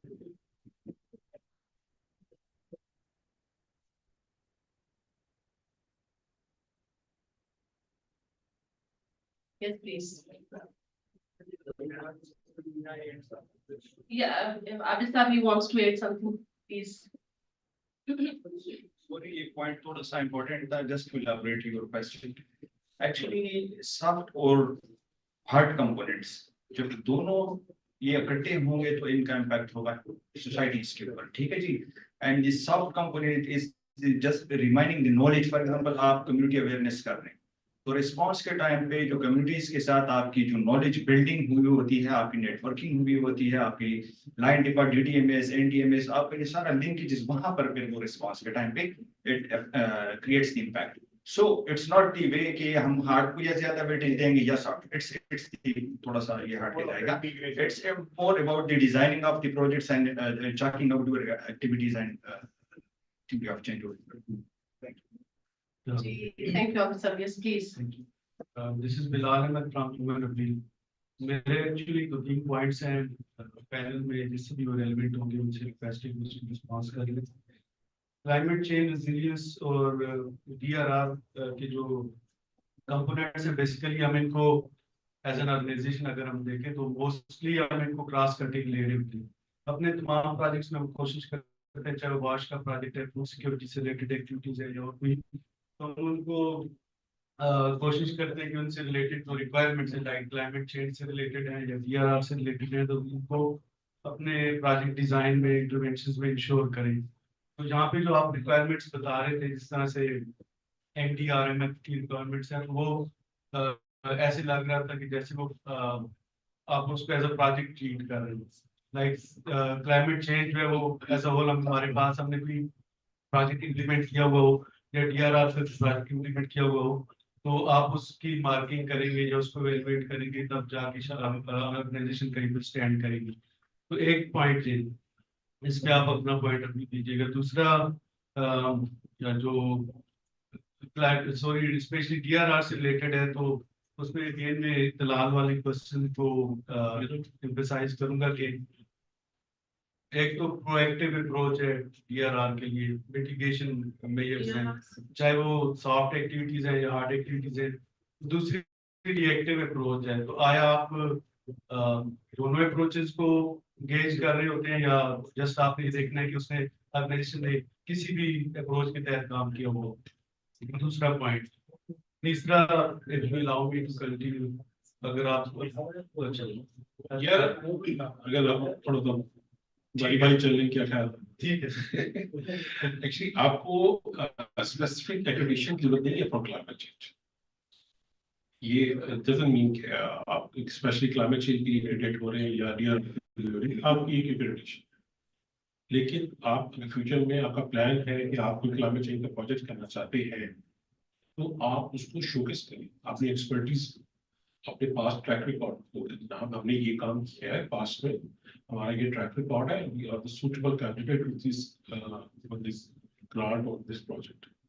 बाकी DRR के बारे में बता सकते सर, वो एक्चुअली मेरा पॉइंट था कि हम ऑलरेडी जो प्रोजेक्ट्स कर रहे हैं उनमें हम कंपोनेंट्स क्रॉस कटिंग इंश्योर कर रहे थे। लाइक हम सोलराइज्ड वाटर वेल्स अगर इंस्टॉल कर रहे हैं फिर पार्कर के एरिया में, तो वो ऑलरेडी कंट्रीब्यूट कर रहे हैं क्लाइमेट चेंज रेजिलियंस को भी और मे बी DRR के पॉइंट ऑफ व्यू से अगर हम बेस स्ट्रक्चर्स भी बना रहे हैं वॉश के या शेल्टर्स के। अच्छा, एक अगर हम हमारे इंडिया के मैंडेट को देखें तो हम जो NDMP है, नेशनल डिजास्टर मैनेजमेंट प्लान या नेशनल फ्लड प्रोटेक्शन प्लान, या इसी तरह इस Sendai framework of disaster management, तो हम उसको फोकस कर रहे होते। तो मेन जो हमारा एरिया है वो डिजास्टर मैनेजमेंट है, डिजास्टर रिस्क रिडक्शन। बाकी जो आप इस तरह बात करें, जो बाकी टीम्स हैं उनको अगर इंटीग्रेटेड लेके चलें, लेकिन मेन फोकस जो है वो DRR पे, तो बिल्कुल इसको कंसिडर किया जा सकता है।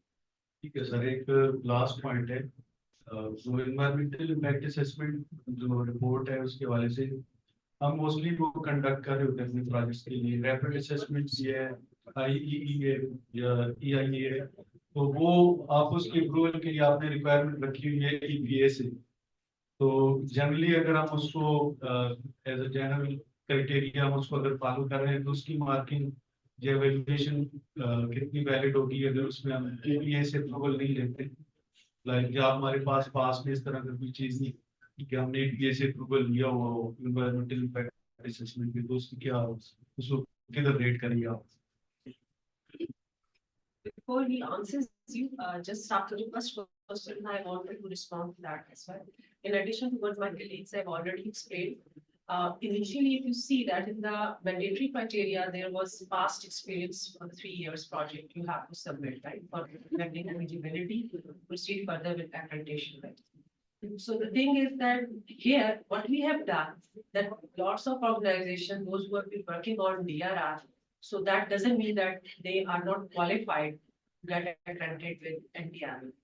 Similarly, if the entity who has done work in climate change mitigation or adaptation, that does not mean that they cannot apply to us. So we have, in a way, segregated it. If we have gone through the questions, they are more or like similar in nature for DRR and CC. But if an organization has just one area, thematic area where they have been working, so it does not mean that they will be disqualified. We have segregated it in a manner that all our organizations who have capabilities in one area or the other, they can apply. So it may happen like the way your organization is doing, it's like working on a cross-cutting theme. So you can apply on the both areas. So that was the reason we have separately mentioned it. Thank you. Can I ask a question? एक सवाल है, उसका जवाब दे दें please. जो EPA approval की बात है, क्योंकि इस वक्त एक्रेडिटेशन में हम आपसे NOCs की अगर आपने कोई उनसे ली हो तो ठीक है, आप कनेक्ट कर दें। जो आपके पिछले प्रोजेक्ट्स हैं उसमें अगर नहीं भी ली, लेकिन आपने उनके डॉक्यूमेंटेशन, इंपॉर्टेंट चीज ये है कि आपने स्क्रीनिंग और कैटेगराइजेशन कर ली। आपने एक जो उसका बेसिक डॉक्यूमेंट है जिसको हम रेगुलेटरी डॉक्यूमेंट कहते हैं, वो IEE या EMP या जो भी है वो आपने प्रिपेयर कर ली हुई है। EPA के पास आप नहीं गए, शायद आपकी या आपके डोनर की रिक्वायरमेंट नहीं थी, तो इट्स ओके। बट अगर आपके पॉलिसी के अंदर कोई प्लान नहीं है कि आप EPA से कंसल्ट करेंगे, तो वो थोड़ा सा क्रिटिकल हो जाएगा स्कोरिंग में। अदरवाइज अगर आपकी पॉलिसी के अंदर प्रोविजन ऑलरेडी मौजूद है तो हम ज्यादातर उसको देखेंगे, और एज अ रेफरेंस जो है अगर आपके पास पिछली कोई है तो ज्यादातर अगर पिछली के आपके पास EPA के पास नहीं गए, रिक्वायरमेंट नहीं थी, तो उसका इतना ज्यादा इम्पैक्ट नहीं है। ठीक है सर, इसमें एक लास्ट पॉइंट मैं ऐड करूंगा कि जिस तरह आपने EPA के साथ एक्रेडिटेशन की रिक्वायरमेंट रखी है अप्रूवल की ऑर्गेनाइजेशन के लिए, तो तमाम ऑर्गेनाइजेशन मोस्टली इंफ्रास्ट्रक्चर के काम कर रहे थे, चाहे वो डिजास्टर रिस्क रिडक्शन से रिलेटेड इंफ्रास्ट्रक्चर है किसी और कंपनी से। उसमें जो पाकिस्तान इंजीनियरिंग काउंसिल है उससे रिलेटेड अगर कोई चीज़ें आप असेसमेंट में डालते हैं ऑर्गेनाइजेशन के लिए, या टेक्निकल असेसमेंट अगर आप ऑर्गेनाइजेशन की करना चाहते हैं, आपने एनवायरमेंटल पार्ट कवर किया, सिर्फ गार्डिंग का किया हुआ है, लेंडर का किया हुआ है, सोशल इंक्लूजन का किया हुआ है, तो टेक्निकल में कहने का मकसद है कि जो सिविल इंजीनियरिंग या इलेक्ट्रिकल या इंफ्रास्ट्रक्चर डेवलपमेंट की जो कैपेसिटी है वो भी असेस करनी चाहिए बाय द वे।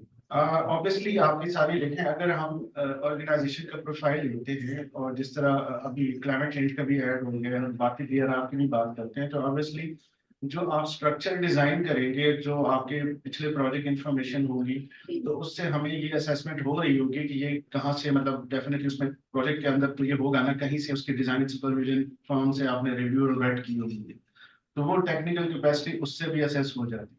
सेकेंडली, जो आपका ऑर्गेनोग्राम है, जो आप हमें लिस्ट प्रोवाइड करते हैं, आपके मेन जो स्टेक होल्डर हैं, जो मेन स्टेक है, जो एम्प्लॉयज हैं, उनमें हम डेफिनेटली, जैसे मैं इन्वायरमेंट सेफ गार्ड का देखता हूँ, तो हमारे बाकी जो कोलीग्स हैं वो DRR के और इंजीनियर ये चीजें भी देखी जाती है। तो वहां पे अगर आपकी कैपेसिटी है, एक्सपीरियंस एंड क्वालिफाइड पर्सनल मौजूद है, तो उस पर रेंज करें, ठीक है। बाकी जो PPR वाली रिक्वायरमेंट है, तो वो उस वक्त फिर कंसिडर करेंगे। Sachin, thank you so much. My name is Mohammad Asif and I'm representing SIA. My question is basically for the climate change related. Like in your presentation, you have mentioned that like climate change should be the part of your mission and vision statement. So, regarding this, if you could clarify that. Either is it possible for organization, because for organization they have already developed their mission and visions. So like it is mandatory that climate change should be part of the missions and vision statements. Just before he responds to you, just an addition, sir, for your previous question. When you talk about the technical capacities in project assessment management part, we have seen that we have asked for the project lines if you are done. So for the past projects, so here we would be seeing that you have done the soft component, you have done the infrastructure part. So we have a extensive criteria for that. That's why we have mentioned in the project management. Your question is very valid कि अगर आपको मैंने पहले अपना mission गोल पहले से organisation का establish किया हुआ है, उसमें क्लाइमेट चेंज नहीं है, तो क्या आप अप्लाई कर सकते हैं कि नहीं कर सकते। अगर आपने प्रेजेंटेशन का सेकंड पार्ट देखा हो, उसके अंदर मेंशन है कि your future plans and strategies, कि आपके उसके अंदर क्लाइमेट चेंज है या नहीं है, आप उसको are you plan to do that, planning to do that और समथिंग लाइक दैट, तो उसमें ही कवर हो जाए। I think that luck to cover.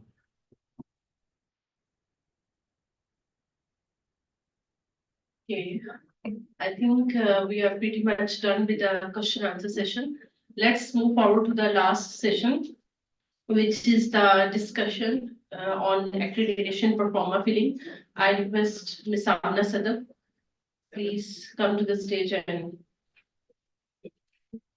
present the question answer. Okay, it's going to be a mock exercise. All of you would find accreditation performer on your tables. So I would like all of you to sit together as an organization, because multiple participants are from organizations. So make it a go like 2 to 3 participants sit together from one organization and fill it up. And let us know that if during the filling you have any further queries or there is some understanding, further understanding you need. And you require any information, all of my team is here. We are here to respond to your queries. So it would be a mock exercise. So go through it and let us know if there is anything you want to further clarity on.